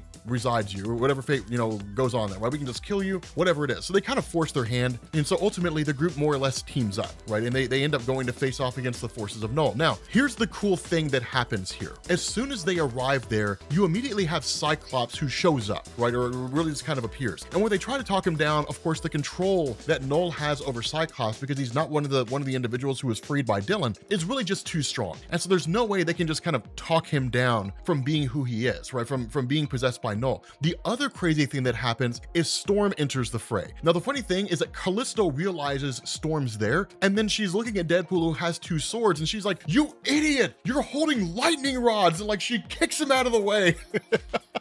Deadpool gets electrocuted by Storm, so she's just like, get away from me. And so Storm shows up, but you also get this amazing moment here where Knull basically establishes that Storm's the most powerful host he has, right? He says, of all my new avatars, this one is the most powerful. Here's the thing to understand, guys. A lot of folks are sleeping on Storm. They see her as like a girl who manipulates weather. Here's the important thing to understand. While Storm has more recently been established to be an Omega level mutant under Jonathan Hickman, even before that, we all basically knew she was. I mean, there is a kind of like definitive statement, Storm is Omega level, when Marvel confirms it, but like you can oftentimes look at a mutant and just know that they basically are. You know, the designation of a character being Omega level by Marvel Comics is really more just an official status, but you just kind of have to look at what they're capable of, right? Like look at the full gamut, the weakest points of their powers and the highest points of their powers, and then just kind of make a differentiation from there. But the cool thing about this is that you end up having Conan talking directly to Iceman here. Because of everything going down, they're like, okay, the mission's scrubbed, right? We got to go. Like we are in no position to take these guys on. They're way beyond us. And that's when Conan's like, look, I know you've never heard of Amir, you don't believe you're a frost giant, but understand, like, you are not a man, right? I mean, sure, there's some mutant kind going on there, but you have the blood of frost giants in you. And the frost giants that I know are superly overpowered, right? These guys are insane. So literally Iceman is just like, okay, cool, let's do this. Amps up the full totality of his power, right? Like the full brunt of his power, just like amplifies it all, becomes like this godly level character, right? Like when they're like, okay, Iceman, we gotta go. And Conan's like, no, man, like you need to fight like you're a frost giant, right? Like you've got frost giant blood in your veins. You've got the blood of gods in your veins. It's time to start acting like it. Then like literally Bishop is like, Iceman, we got to go. And Iceman's like, nope, we're staying here. Like I'm staying here and I'm fighting this. And it's nuts, right? The way that it's described here is they say like for the first time in recorded history, New York became the coldest place on the planet. Like literally channels the full totality of his power and takes on every single one of these symbiote dragons. And it's not like there's two. I mean, there's something like 8 or 9 of these things. Now keep in mind, these dragons were a handful for even like Thor or somebody out there who was struggling to take them on. Iceman just increases his size several times over and literally just, it's crazy to see. We've never really seen Iceman do this. The only time we ever saw Iceman kind of elevate himself to this level is when Emma Frost took control of his body and then was like, oh my God, this guy's Omega level, right? Like it's Iceman at his most, really at the highest we've ever seen him. And here's the crazy thing about this, it's not even at his most extreme, but the possibility being here, and we don't know if it's actually true, right? It's just a statement by Jerry Dugan. It might be something they explore later on, but if Iceman really does have frost giant blood in his body, then Iceman really is a god. Like he really is descended from gods, which would explain why his power is so extreme, but only ever appears in small moments because he just never pushes it to that extreme. But the crazy thing is that you end up having the rest of the characters, the rest of the Savage Avengers as they exist along with the X-Men, kind of going back to the safe house while Iceman's still fighting this fight. And when that happens, it's just kind of like, okay, like we need to kind of get back out there.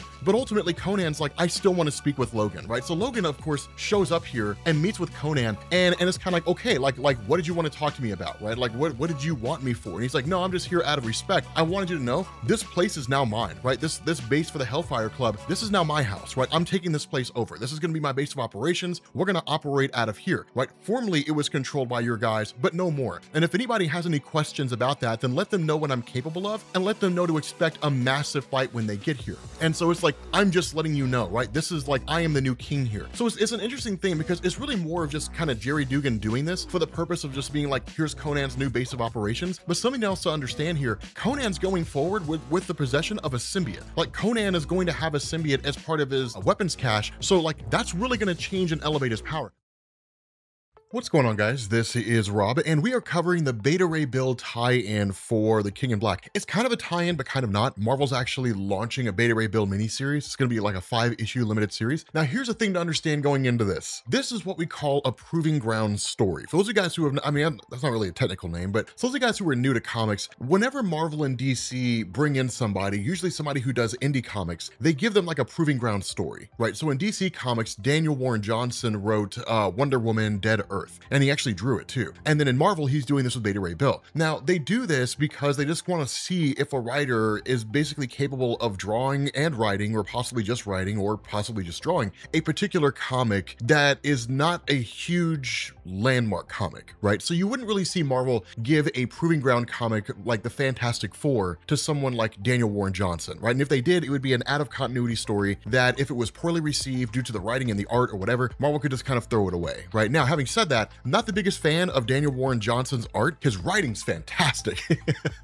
His writing is amazing, but the art's a little, yeah, it's a little too wonky for me, right? A little too off for me. But having said that, so the cool thing about this is Daniel Warren Johnson kind of touches back on the origin of Beta Ray Bill just a smidge. Now, just from what we see over the course of this comic, most likely he'll be doing it intermittently over the course of the whole comic itself. I mean, if you want to know like the full-on origin of Beta Ray Bill, I mean, I guess we could do that.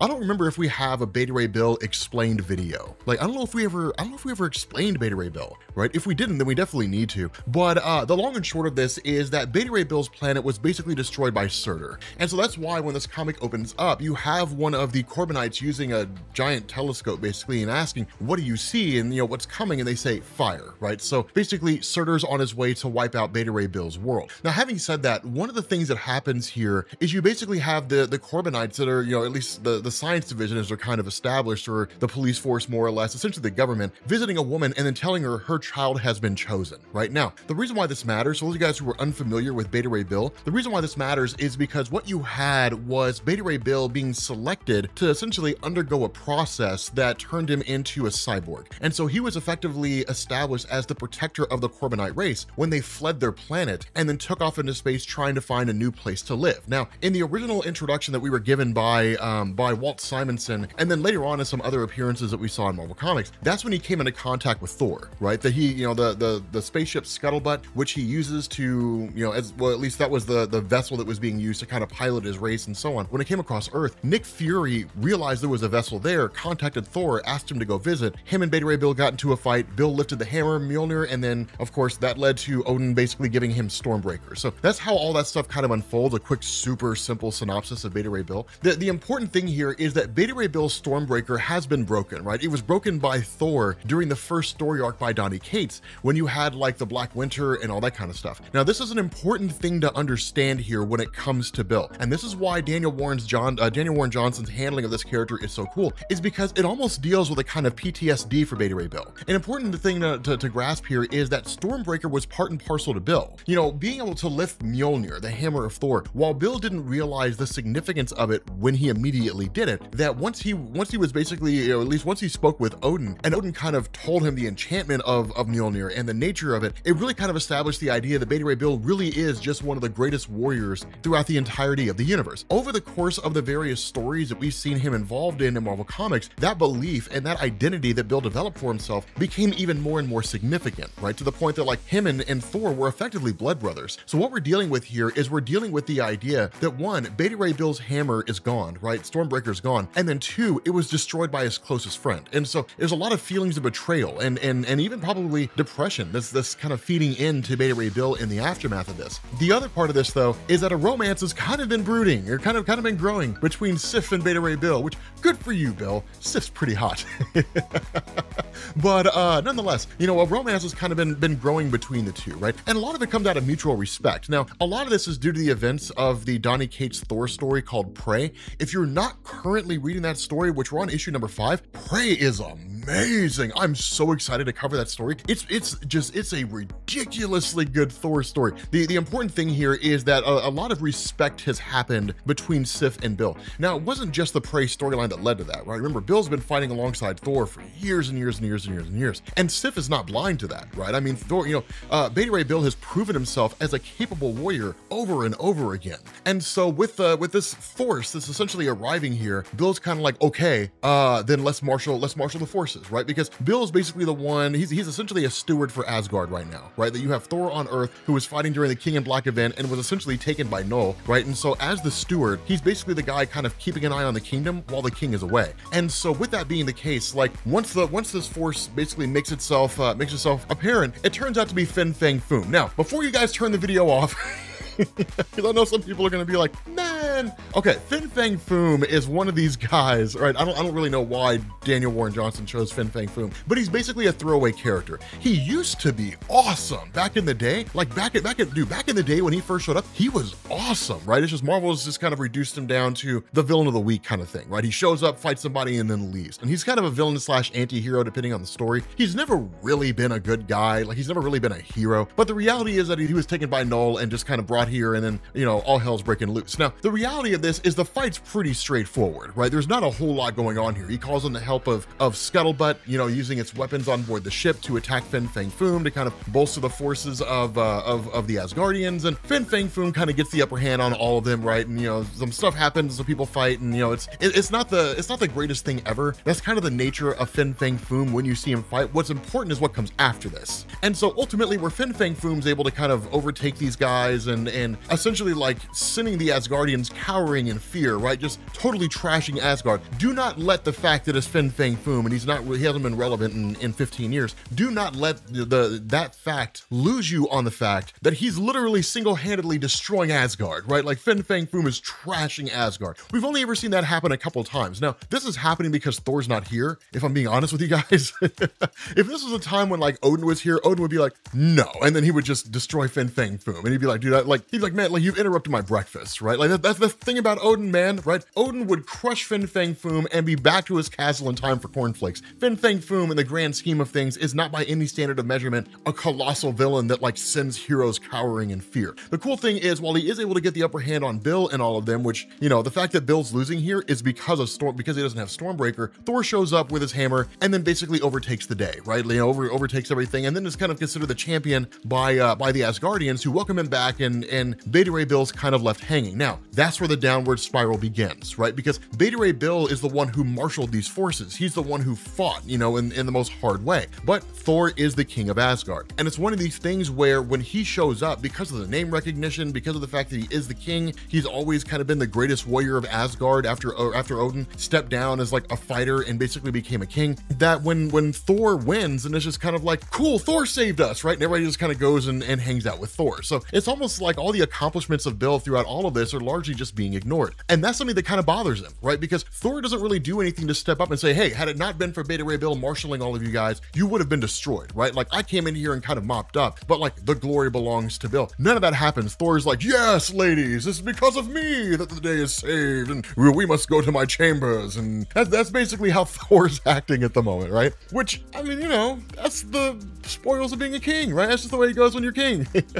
But you have Pip the Troll, who kind of shows up out of nowhere, right? It's kind of like, hey, I heard there was a party, and Bill's like, not right now, dude. So he ends up kind of leaving. He does almost kind of get a reward, right? That he's met by Sif. And Sif just kind of like, where are you going? Like, why are you leaving? And he's like, well, I'm just not. And she's like, well, then you owe me 2 drinks now, right? So like, she leads him off to the room, right? And it's like, man, Beta Ray Bill, dude, Beta Ray Bill's about to get some action, son. And then as soon as he gets in there, she asks like, how does this work? And he's like, well, what do you mean? And she's like, your humanoid form. And that's when the reality dawns on Beta Ray Bill that Sif didn't want him the way he looks now. Sif wanted him when he hits Stormbreaker on the ground and goes back to his normal humanoid form, right? Where he's not really human looking, but looks like his race did before he underwent all these different, enhancements by way of the cybernetic implants and whatnot. And so that's crushing for Bill, right? Because it's kind of like, okay, so like, you know, as I look now, I'm not really attractive enough like to get with you. You want me to like look the way that I normally do, right? And she's kind of taken aback. She's like, I mean, like, don't you change back at night or something like that? And he's like, no, like ever since Stormbreaker was destroyed, there's no way for me to go back to my normal self. And during Prey, sure, I was able to use Mjolnir and go back to my normal self for a moment, but like, I don't possess that hammer, right? I don't possess Mjolnir. It's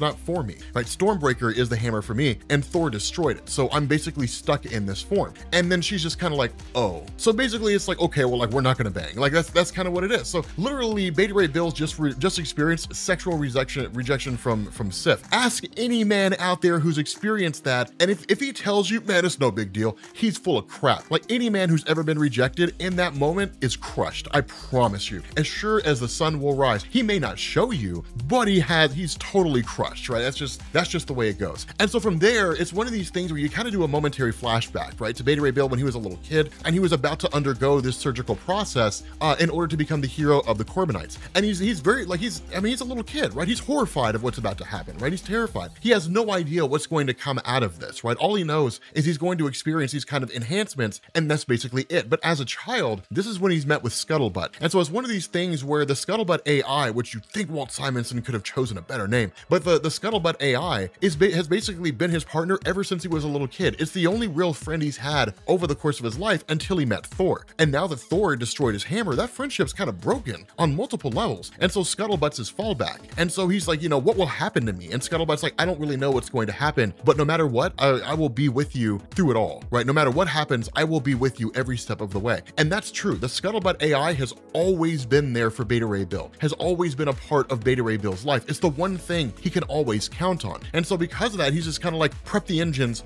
we're out of here, right? And this is when Thor shows up and it's just kind of like, where are you going? And Bill's like, I'm trying to get away from here, man. Like, I thought we were friends. Like, we're not friends. Like, apparently we're not friends at all. Like, I thought we were brothers in this way. One, like, I marshaled the forces of Asgard. I'm the one that brought all these guys together to face off against Fin Fang Foom. And then, like, at the end of the day, like, despite no matter how hard we fought and those that we lost, you come in with your hammer and your lightning, you defeat Fin Fang Foom, and all of my accomplishments totally overlooked, right? Just completely and totally ignored, right? And then on top of all that, the reason why I lost to Fin Fang Foom and couldn't properly protect Asgard is because you broke my hammer, right? You destroyed Stormbreaker. Now the response of Thor to the first point is I can't control I can't control that, right? It's who I am. Like, I am the king of Asgard. So if I save the day, people are going to assume that I'm the reason why the day's saved, and they're going to ignore your accomplishments. That's what happens when the king shows up and the king defeats the main bad guy, that the people who fought alongside him the entire time are largely just kind of ignored in that way, right? It's just the way that kind of thing works. And so to the second point, Thor doesn't really even make one, right? Like, Beta Ray Bill doesn't give him a chance. He's like, ever since I came to Asgard, I'm reminded of my own failures, right? I'm reminded of the things that I've done wrong, the mistakes that I've made. So I need to leave this place. Like, I need to go and find myself, right? I need to find a hammer, right? I need to find Odin, and I need him to make me a new hammer. Now, as far as we're aware, Odin's gone, right? So like, I don't know if Odin really does exist out there. Who knows? Maybe we'll find out over the course of this. And this might be one of those stories where Marvel uses it as a way to bring Odin back, right? But whatever the case is, he's like, I need to have a new hammer forged for me, right? Something like Stormbreaker. Not exactly,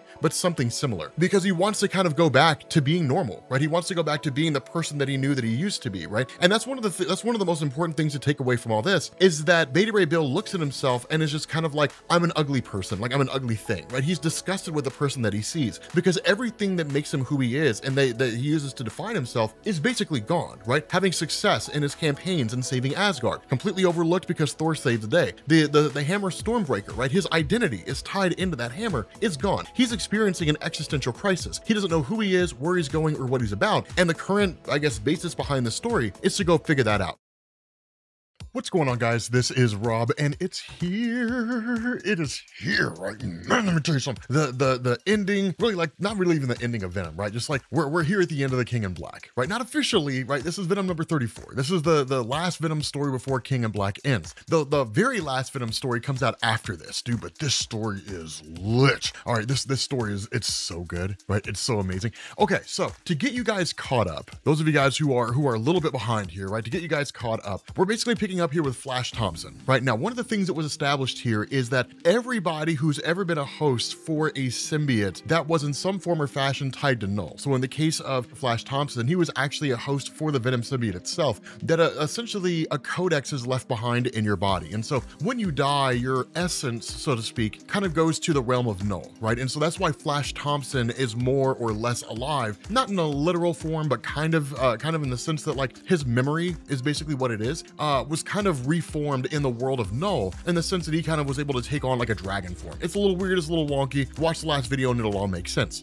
But you basically got Flash Thompson, kind of Agent Anti-Venom, who's like just this giant dragon form, fighting off the dragons of Knull. And then you have Knull himself going after Eddie Brock. Now, again, this really kind of takes place in the realm of Knull. It's not really here in the real world, but it's one of these things where Eddie's constantly kind of been on this move to try to find ways to defeat Knull, to take out Knull. And initially, the only real opportunity they had when they were in Knull's realm was to basically like free the different symbiotes that had been liberated, right?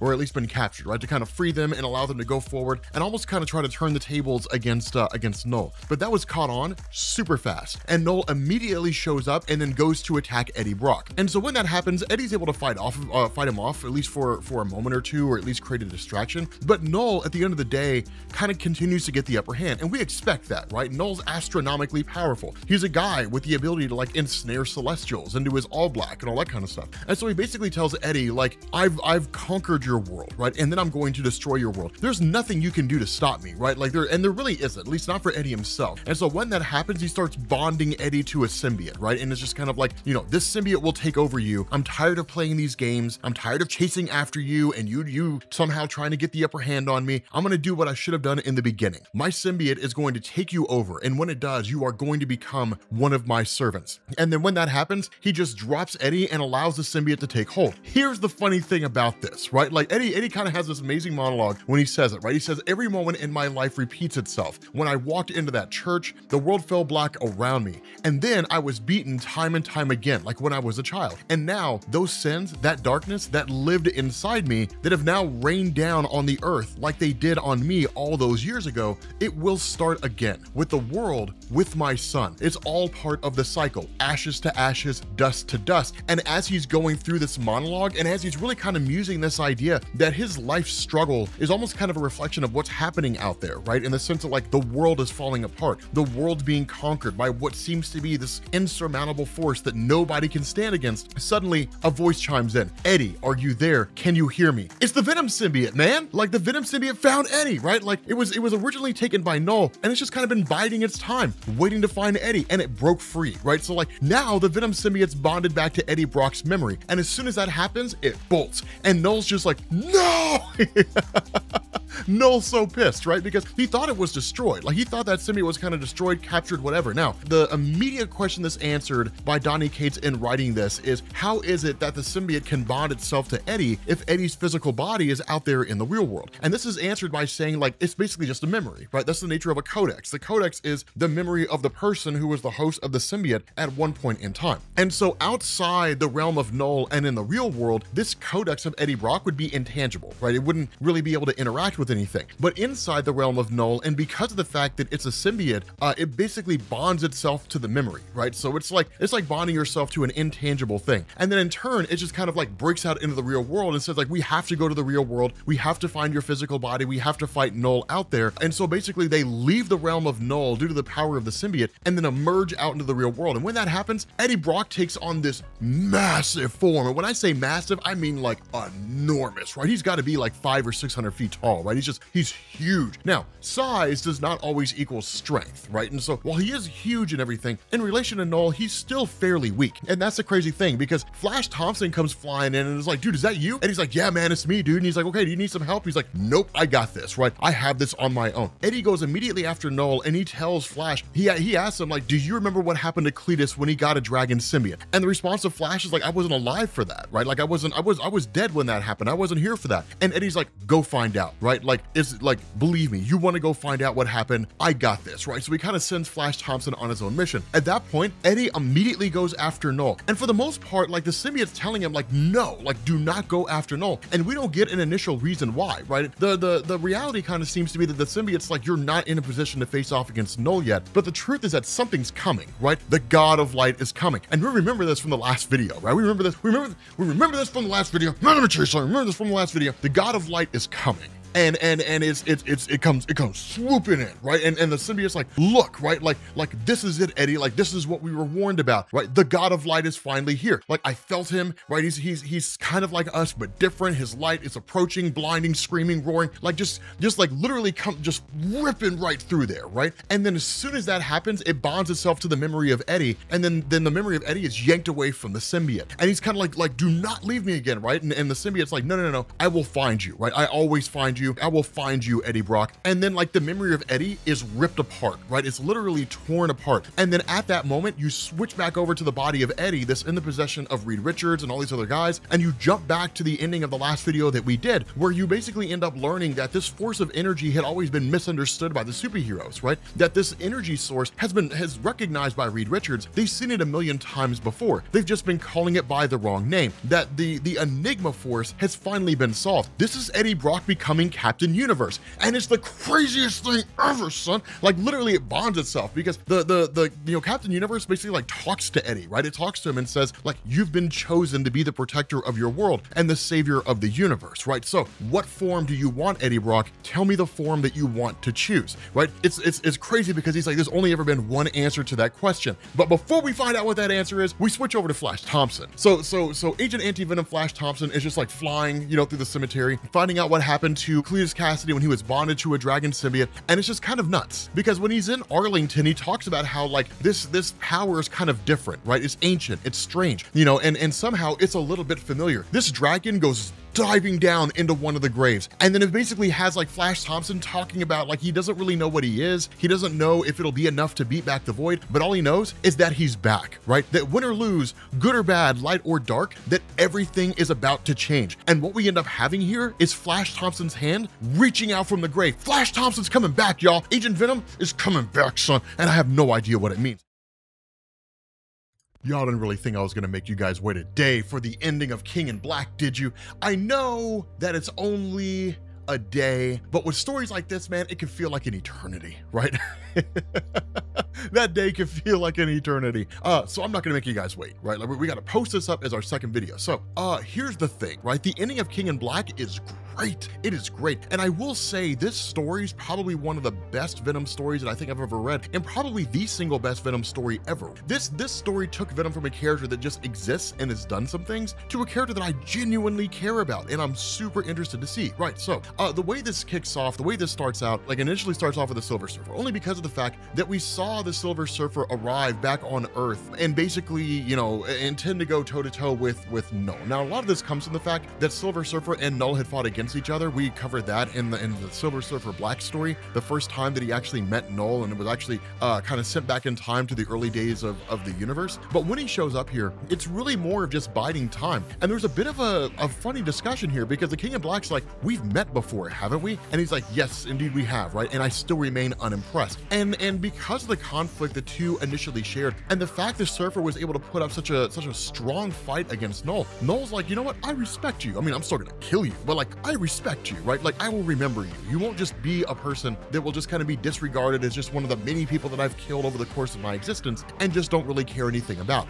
The cool thing about this is that, like, the response of Surfer is, I mean, I may very well die here, but at the very least, I won't do it alone, right? And so you basically end up having all these superheroes, right? And essentially like the Avengers and the X-Men banding together to face off against Knull. The funny thing about this is, before they can even get into the fight, Eddie Brock shows up, right? Like, Venom as Captain Universe. Like, Venom became Captain Universe in the last issue, and it's the craziest thing, right? Because from there, it's like, here's one thing to understand, right? Here's the thing to understand about Captain Universe and about the Enigma Force. So the Enigma Force grants its user a wide array of different abilities, but more often than not, and really Captain Universe is just kind of a plot device, in the sense that the only time you see Captain Universe is when things are really popping off. Now, it doesn't mean that Captain Universe sucks, but there are limitations, right? Captain Universe is not a character that could compete with, like, the Molecule Man Owen Reese or anything along those lines. Some anybody with the power to alter reality on like a universal scale or even a multiversal scale. Captain Universe just isn't that powerful, right? Captain Universe is a powerful being able to channel cosmic energies, things along those lines. But the important thing here is that Eddie Brock is on a whole new level of power, and by all standards of measurement appears to be equal to Knull, and we'll find out why.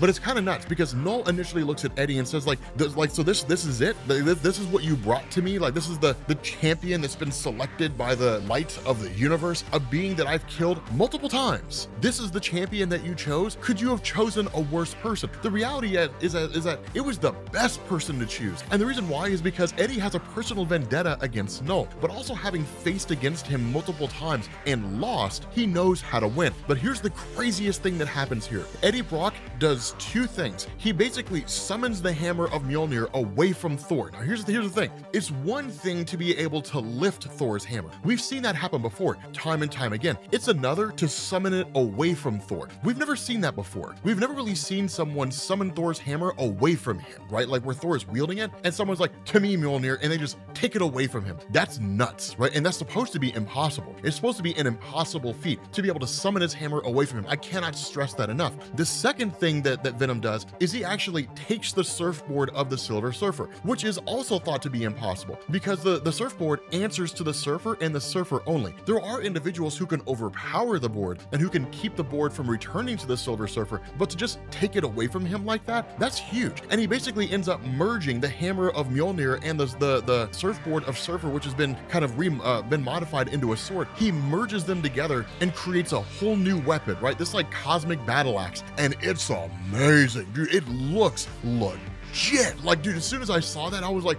oh my God, dude, this thing is lit. It was cool. It is super cool, right? And so he's just like, this is it, right? This is us. Like, it's just me and Knull. And what follows is one of the most spectacular ass weapons in the history of comics. This is insane, right? It's absolutely amazing the way this goes down. Initially, the X-Men and everybody's just like, okay, so I just want to point out here that we just watched Venom take Thor's hammer away from him and then take the surfboard of the Silver Surfer and then merge them into a singular weapon. Did we see that happen? And everybody's like, yeah, man, we kind of saw that happen. And everybody's just kind of like, Venom's got this, y'all. They just leave it to Venom, right? And literally this guy, man, let me tell you something, man, this guy's cutting swaths, right? His swaths are cutting swaths. He's cutting swaths through everything, right? Just swaths all over the place, just cutting them all over the place, right? Man, it's not even in hell would you see a massacre like this, right? I mean, he's running through all these dragons, just slicing them up, just slicing their heads off, right? Just ripping them to pieces. Knull's terrified for his life, right? I mean, this guy's just fleeing for his life. Like, it's the craziest thing, because then like Eddie Brock runs up on him and he's like, no more, right? No more swords, no more dragons, no more none of that stuff. And Knull doesn't understand how in the world he's able to do this. And Eddie's like, don't worry about how I'm able to do it, man. Just know that I can, right? And literally Knull's just panicking, right? Just panicking. And it's one of these things where like literally he asks him, he comes to Eddie and he's like, you know nothing of darkness, right? But if you want to know of darkness, I will show you darkness, right? Man, Knull is like, dude, man, okay, like whatever, this guy's got power, who cares, man, whatever, like we'll let him do his thing, right? But at the end of the day, like, I am Knull, I'm king of the All Black, I'm not worried about some guy with a scythe who has like a glowing logo on his chest which looks lit. Like, I'm not worried about that guy, right? So like literally summons one of his Celestials. He's like, you know what, I'll let the Celestial take care of this for me, right? I'll let the Celestial deal with this. Now, son. Eddie Brock goes flying up on this thing, uses a scythe and cuts his head clean off, right? Knull is just kind of like, holy shit. Like, Knull's like, dude, Eddie Brock grabs Knull, he was not prepared. And I'm sorry, I'm so excited, people.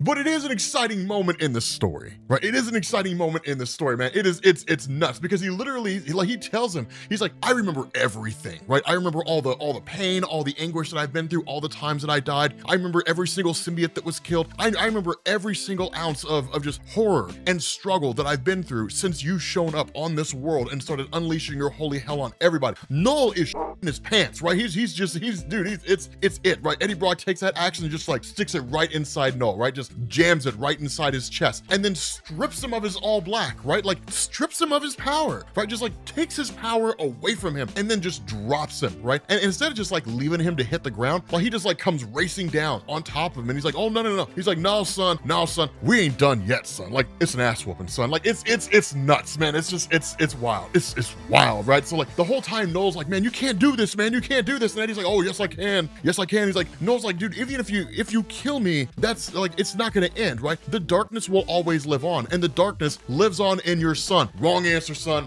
Wrong, man. He had to bring Dylan in. He had to say something about Eddie Brock's son, right? So like Eddie Brock snatches him up and is like, you want to talk about my son? Let's go talk. So like literally he says that, let's go talk. So he snatches him up and then flies him into space, right? Flies him into space and then just drops him off in the sun. He's like, you may very well be right? That with all this happening, that the darkness may live on in my son. But in the end, like the light will always be there to slow it down. So he's just like, this is for Dylan, and just throws him into the sun, right? Just throws Knull, the symbiote god, into the sun and incinerates him, right? Just watches him burn to pieces. And then from there, like he ends up taking off back to Earth. Now, here's the crazy thing that happens, right? The Captain Universe entity, the Enigma Force, chimes into Eddie Brock and he says like, do you feel it, right? And Eddie's like, yes, right? Like I hear like all these voices, right? They're calling out to me, but I can't really understand them. I don't really know what's going on. And the Enigma Force is like, you've done it, right? These voices are singing. You destroyed Knull. You freed all the symbiotes. The hive mind is now freed, right? Like it's free and capable of doing its own thing. Switch back to New York, right? You've got like Blade fighting all these vampires. Vampires are like, yeah, man, we're free from the symbiote, and like we're surrounding Blade, right? So like Blade's gonna die, right? And they're, you know, he's like they literally chime in. They're like, you know, like the Avengers chime in. They're like, hey, Blade, do you need some help? He's like, no, I'm good, man. And the vampires are like, what could you possibly know that makes you think you're good? And he's like, what do I know? I know what time it is, right? Sun rises, blah, vampires are all basically destroyed. But like when Eddie Brock shows back up again, the axe of course lands back on the ground. You've got the Silver Surfer and Thor who kind of summon their own respective weapons to them, and of course the battle axe ends up splitting. So you know the Silver Surfer gets his board back, and Thor gets Mjolnir back. But when Eddie Brock shows back up here, it's a bit of a crazy thing, because with the whole thing essentially being over and everything being done, you have Dylan who's struggling with all this, right? Because he can because of the fact that Knull is essentially a part of him, he can actually feel Knull burning in the sun. And Eddie's response is, I know it sucks, I know it's rough, but bear with me for a second, this is going to hurt. And he reaches inside Dylan and pulls out the portion of Knull that exists inside of him, right? Because he's essentially kind of a living symbiote to a degree. He pulls it out, right? Like he pulls the darkness directly out of Dylan and then effectively incinerates it, right? Like basically destroys it. And so following that, what ends up happening is that you have the Enigma Force that is just kind of like, good job, Eddie. Like you've basically, like you are no longer just Eddie Brock, right? You're no longer the Venom that you used to be. You've become something completely different, something else, something new, right? And so finally, the traditional Venom symbiote bonds itself back to Eddie Brock, and then probably what's the best conceivable ending to this story, that you have the symbiote talking to Eddie and saying like, I found you, right? Like, can you feel it? Do you know what's happened here? And Eddie doesn't fully understand. He doesn't fully grasp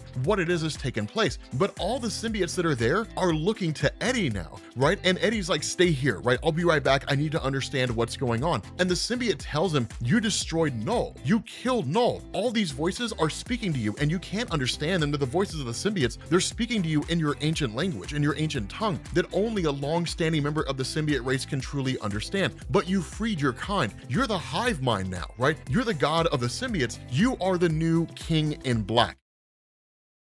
What's going on, guys? This is Rob, and after long last, we finally have the conclusion of Venom. Marvel's delayed this for like a month, right? It was supposed to come out the same time that the King in Black ended, and then Marvel just kept delaying it over and over and over again. So it was like, okay, fine. And then I was like, we'll just wait and see. So this is the reason why we haven't done a King in Black, like a full-on Donny Cates Venom run full story yet, because we were honestly waiting for the story to end. And here's a kicker to this. This beast is 80 pages long.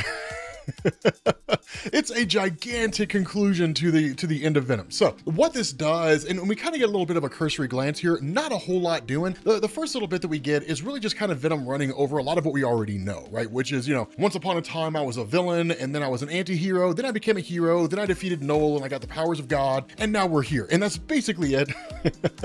That's more or less Venom's entire career summed up in the span of you know, 10 seconds. But one of the cool things to come out of this is, remember, Knull the symbiote symbiote god was the one that had full control over all the symbiotes across space and time. With Knull having been defeated, that passed to Eddie Brock. And so now Eddie Brock has total control of all the symbiotes across space. Now, one of the things that it kind of hits at here is that his involvement, and not even really hits at it, just kind of solidifies, his involvement through the universe is immense, right? When it comes to the various superheroes that we see in Marvel Comics, you look at superhero teams like the Guardians of the Galaxy, you look at the Avengers, and even individuals, Captain America, different things like that. There's a lot of limitations there, mostly because the powers they have are not exceedingly vast. I guess Peter Quill's powers are right now, like he's basically a God mode character, but with regards to most everybody else, their powers are not exceedingly advanced. And even when you look at characters like Franklin Richards or the Molecule Man Owen Reese, while they are exceedingly powerful, their ability to engage in things that can kind of fix the universe are limited to what it is that they're aware of going on at that point in time. Now, by and large, for cosmic level reality warping characters,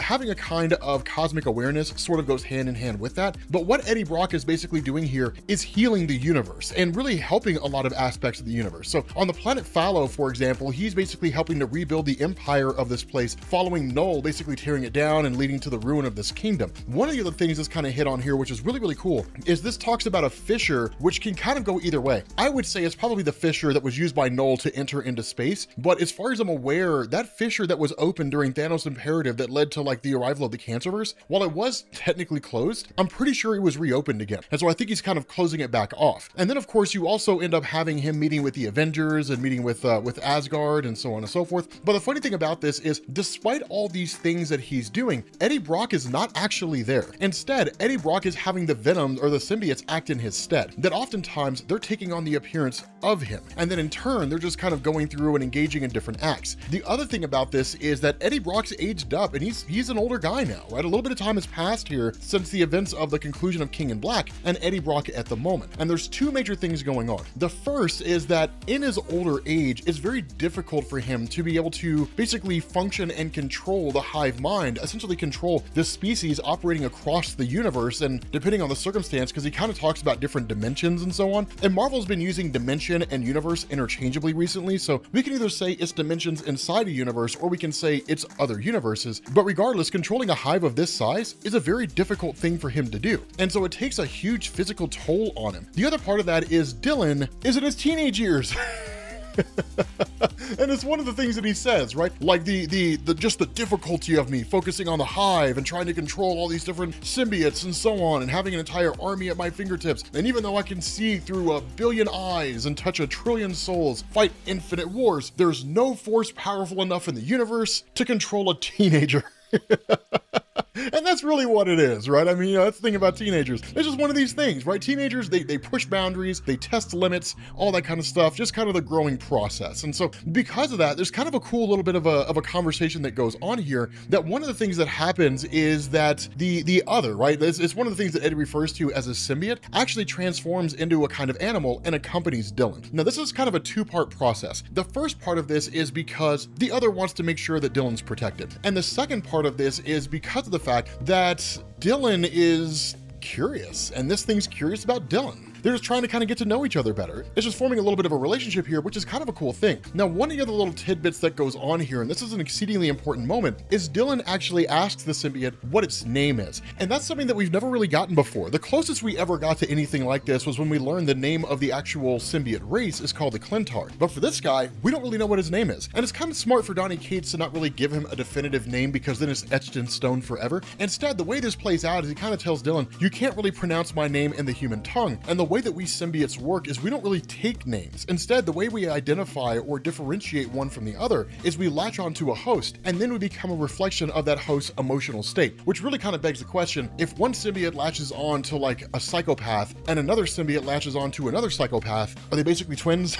I don't know how those kinds of things work, but the important thing here is that that's how they differentiate each other. And so what he actually does is he kind of allows a sort of vibrational frequency to impact through Dylan and to actually give Dylan his name, which is a touching moment, because it's one of these things where only Dylan would really be able to experience that, and really Eddie Brock, because they're the only ones that can really resonate with symbiotes in that way. Now, following that, you actually end up switching over to a kind of luncheon between Peter Parker and Eddie Brock. There's a little bit going on here. There's kind of a funny thing going on. There's one point where Spider-Man asks him, like, how are you doing? And Eddie Brock's like, oh, I'm doing good. And he's like, no, Captain America does good. You are doing well. Kudos, Donny Cates. That's from 30 Rock. So it's one of those little funny things, little funny moments. But at the end of this, at the end of the day, Peter Parker is kind of approaching this from a little bit of a strange situation. And the reason why is because the power that Eddie has to be able to operate on a universal scale, that's not one that's quite readily given to symbiotes. And in fact, no one really had that power until Knull was introduced and now Eddie Brock. Even when Peter Parker had the symbiote, it just didn't quite work that way. The other part of this is that Peter largely attributes everything that's happened with Knull to himself, because he kind of looks back to the original Secret Wars event back that we read in 1984 and kind of says, if it wasn't for me, this symbiote never would have been brought back to Earth in the first place. Now, of course, the response to Eddie is, look, man, they've been around for 1,000 years, man. Like, they fought in Vietnam, like old characters were based on them. Like, they were here long before you brought that symbiote back. At the time the story was written in 1984, it was the only symbiote on Earth.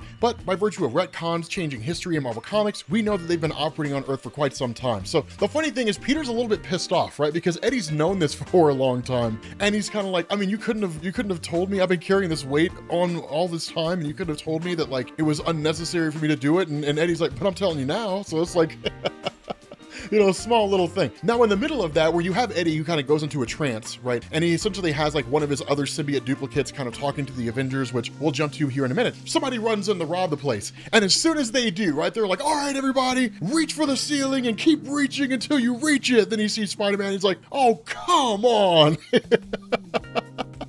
I love the way that Donny Cates writes Venom, man. Like, this guy's writing is just spectacular. It's one of the best things. And so following that, Eddie Brock basically takes off by turning himself into bats, right? Which is kind of a cool little thing. And then you switch over to the conversation he's having with the Avengers. Now, this is stupendously important. So the way this works is he kind of gives the Avengers the rundown over everything, right? He says, like, I can see through the eyes of every symbiote that has ever existed. Not every symbiote that currently exists, but every one that's ever existed. And he's meeting with virtually all the superhero teams, right? He's meeting with the Avengers, he's meeting with the X-Men and Krakoa, he's meeting with the Guardians of the Galaxy, he's meeting with all these guys. It's one of these things where he kind of says, of all these different creatures that exist out there that have ever been bonded to a symbiote, and of all these different iterations of symbiotes that exist out there, there's only one being out there who has basically escaped me. Only one person out there that I cannot find. And he says, the Maker. Now, this is when things get nuts. He says, you know, it's kind of Reed from a different dimension, driven insane, yada, yada, yada. And he said, ultimately, he ended up traveling back to what he called the ultimate universe. And he says, that's why I'm coming to all of you, because I believe that he's coming back because he's in contact with the Council of Reeds. Yes! The Council of Reeds is back. I'm so excited about this.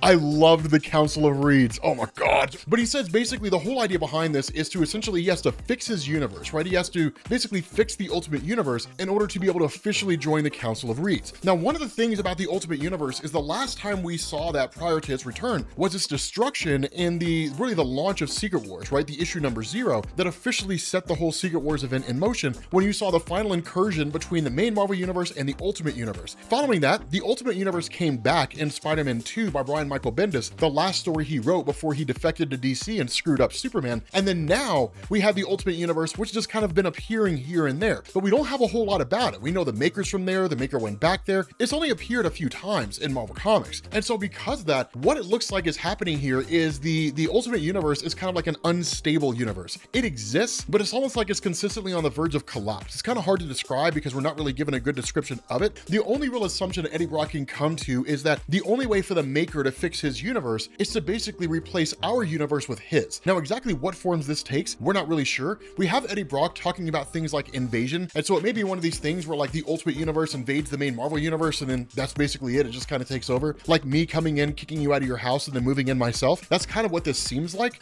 It could be one of these things where the entire structure or foundation of the universe is basically wiped away, or at least taken, and then given to the ultimate universe to stabilize it, which would basically destroy the main Marvel universe in the process. The important thing to understand here is that what we're getting is basically a possibility of the universe being wiped out and replaced with the ultimate universe. Now, I know, you guys are kind of like, I mean, come on, you know, universal thing again. Hush. This is one of those things we get to see the ultimate universe come back. I don't want to hear it. I'm excited about it, right? Like I am hyped about it, right? I don't want to hear no jargon. I don't want to hear no complaining or whining. Like I'm excited about this, man. This is awesome, right? I love this idea of like the ultimate universe returning and being a credible threat to the main main Marvel universe, because the only time it ever was during Secret Wars. Captain America extends an invitation to Eddie Brock and says, hey man, you've been instrumental in helping us basically save the world, and in fact save the universe. We want to officially induct you on the Avengers team. Now, this is huge. This is a big moment, because remember, it's Earth's mightiest heroes, right? Not just Earth's most capable people. And so because of that, like, Eddie Brock has been one of these guys where he's consistently been a villain. And this is kind of Donny Cates just full on giving us this sort of conclusion to the redemption story of Eddie Brock. Eddie Brock was this guy who started out as a villain. He had a vendetta against Peter Parker.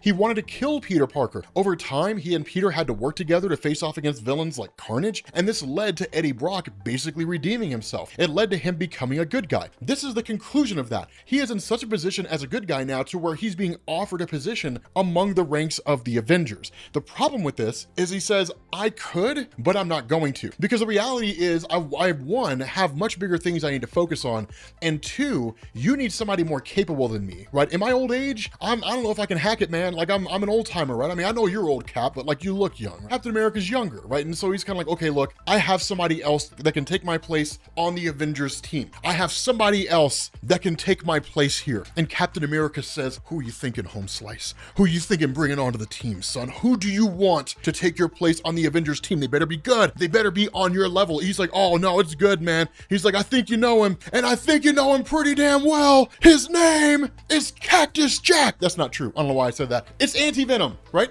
It's Flash Thompson. This is cool, man. It's well, really, Agent Anti-Venom now is officially what it's called, but Flash Thompson is the guy that Eddie Brock wants to bring onto the team in order to officially induct him as an Avenger. This is amazing. Okay, speaking of that, we actually switch over to Flash Thompson, and here's a cool thing. This book is probably just gonna be like a springboard for Flash Thompson's own comic book series, his own solo series. And if that's what we're getting, I'm gonna tell you right now, just based off what we're seeing here, I'm down, right? Because he basically ends up going into like this local shop, right? And there's just a guy taking orders and some chick making her order. And one of the things he kind of muses about is that he hasn't really been gone for all that long, but everything already looks so different, right? Remember, the last time that we saw Flash Thompson, he was resurrected from the dead during the King in Black story. And so you kind of have this situation where he's just kind of talking to people and getting to know people and really just trying to get himself back to a place of being comfortable. But it's also pretty easy for him too, because he has no real paper trail. As far as the world's aware, he's dead, so he can effectively become anybody. The problem with this is that while he's talking to this one chick, this bullet comes flying out of nowhere, right? And like kills the guy behind the counter, right? Kills the cashier. Now at that point, you have what are called guardsmen who show up. Now, of course, Flash Thompson turns into his Anti-Venom costume, right? And just starts going to work on these guys. But here's the thing about the guardsmen, right? They have effectively been tasked with hunting down symbiotes. We don't know exactly who's doing it, right? I mean, the only thing that they say is we're guardsmen. We're sanctioned to take out symbiotes or unauthorized aliens that we track down. So presumably they're probably agents of like SWORD. Maybe they have something to do with SHIELD. Maybe they're just like straight federal agents from some unidentified intelligence agency. It doesn't really matter. But the whole point about this is that guy, that cashier behind the desk, he's not a human, he's a symbiote.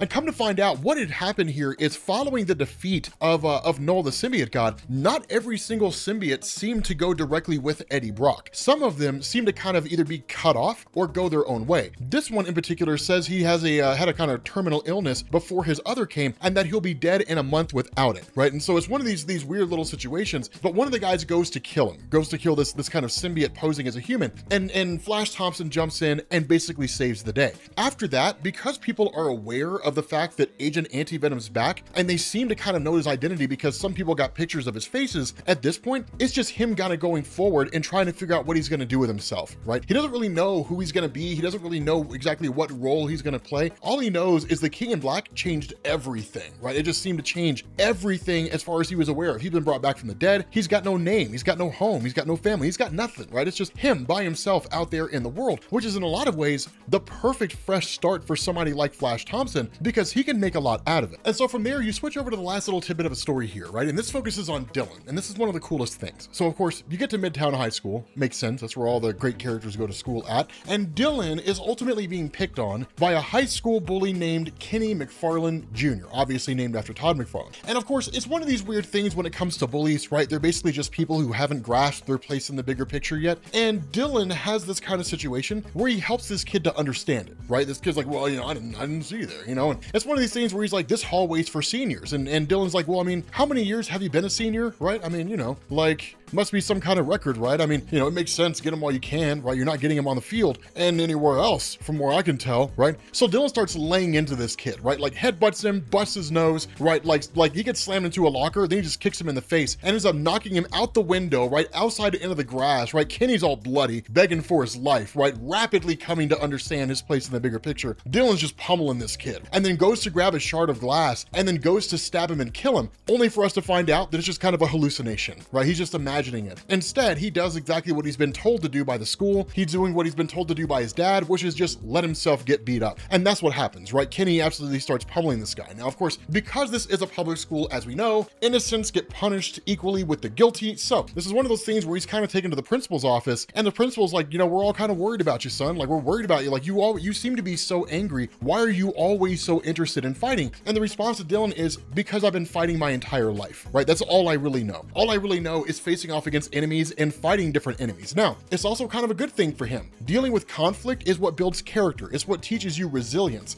Otherwise, you'll get into the world and you'll be rife with anxiety and you'll never know how to cope with anything. And so it's one of these things where as he kind of leaves the school and is just sort of walking around, right, with the symbiote, more or less, he's kind of having this conversation with himself, right? And ultimately, it's one of these things where he's experiencing an existential crisis, right? Because Dylan doesn't know anything about himself, right? He doesn't know his place in this world, right? All he knows is he was born and then he was dropped off by his mom, basically, to live with his grandfather who treated him like crap. He was rescued by his dad, who he didn't really know anything about. And then almost immediately after that happened, here comes Knull trying to conquer the universe and take Dylan with him. So all he's known is struggle and strife. He's never known a moment's peace. Now, struggle and strife is how you build character. Nobody ever became anybody great by living in an era of peace. And so because of that, Dylan ends up coming across this kind of alleyway where you basically got Jack-o'-lantern who's just, you know, just robbing some chick or something like that. Jack-o'-lantern is a ridiculous character, right? Like he's never really been like a serious character. He was kind of cool back in the day, but he's one of these guys where if you see him in a movie, that's how you know they're scrounging the bottom of the barrel for characters. But it is a great outing for Dylan, because it's one of these instances where Dylan actually comes face to face with what it means in some degree to be an actual superhero, in the sense that the symbiote basically protects him, and then in turn, of course, Dylan is injured, but in the process, the symbiote basically snatches him up, heals him, and then takes him away after he's shot by Jack-o'-lantern. Of course,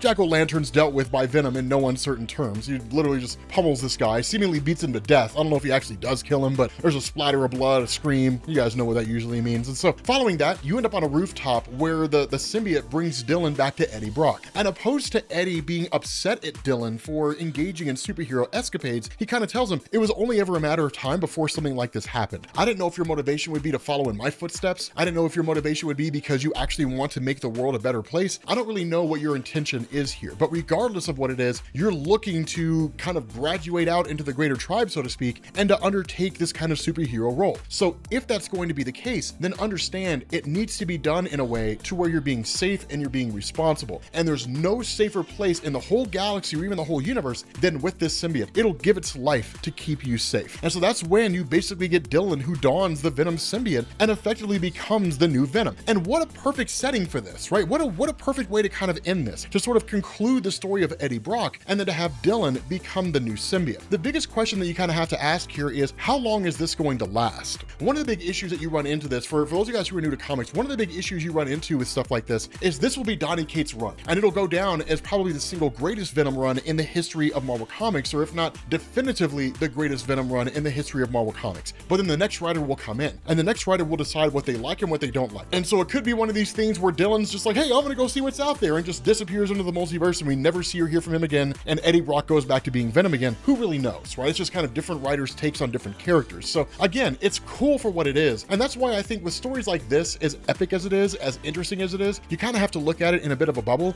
kind of an isolated chamber, and say, okay, this will likely change, but it's awesome that we had it. So having said that, guys, we're gonna bring this to an end. Thank you guys for watching.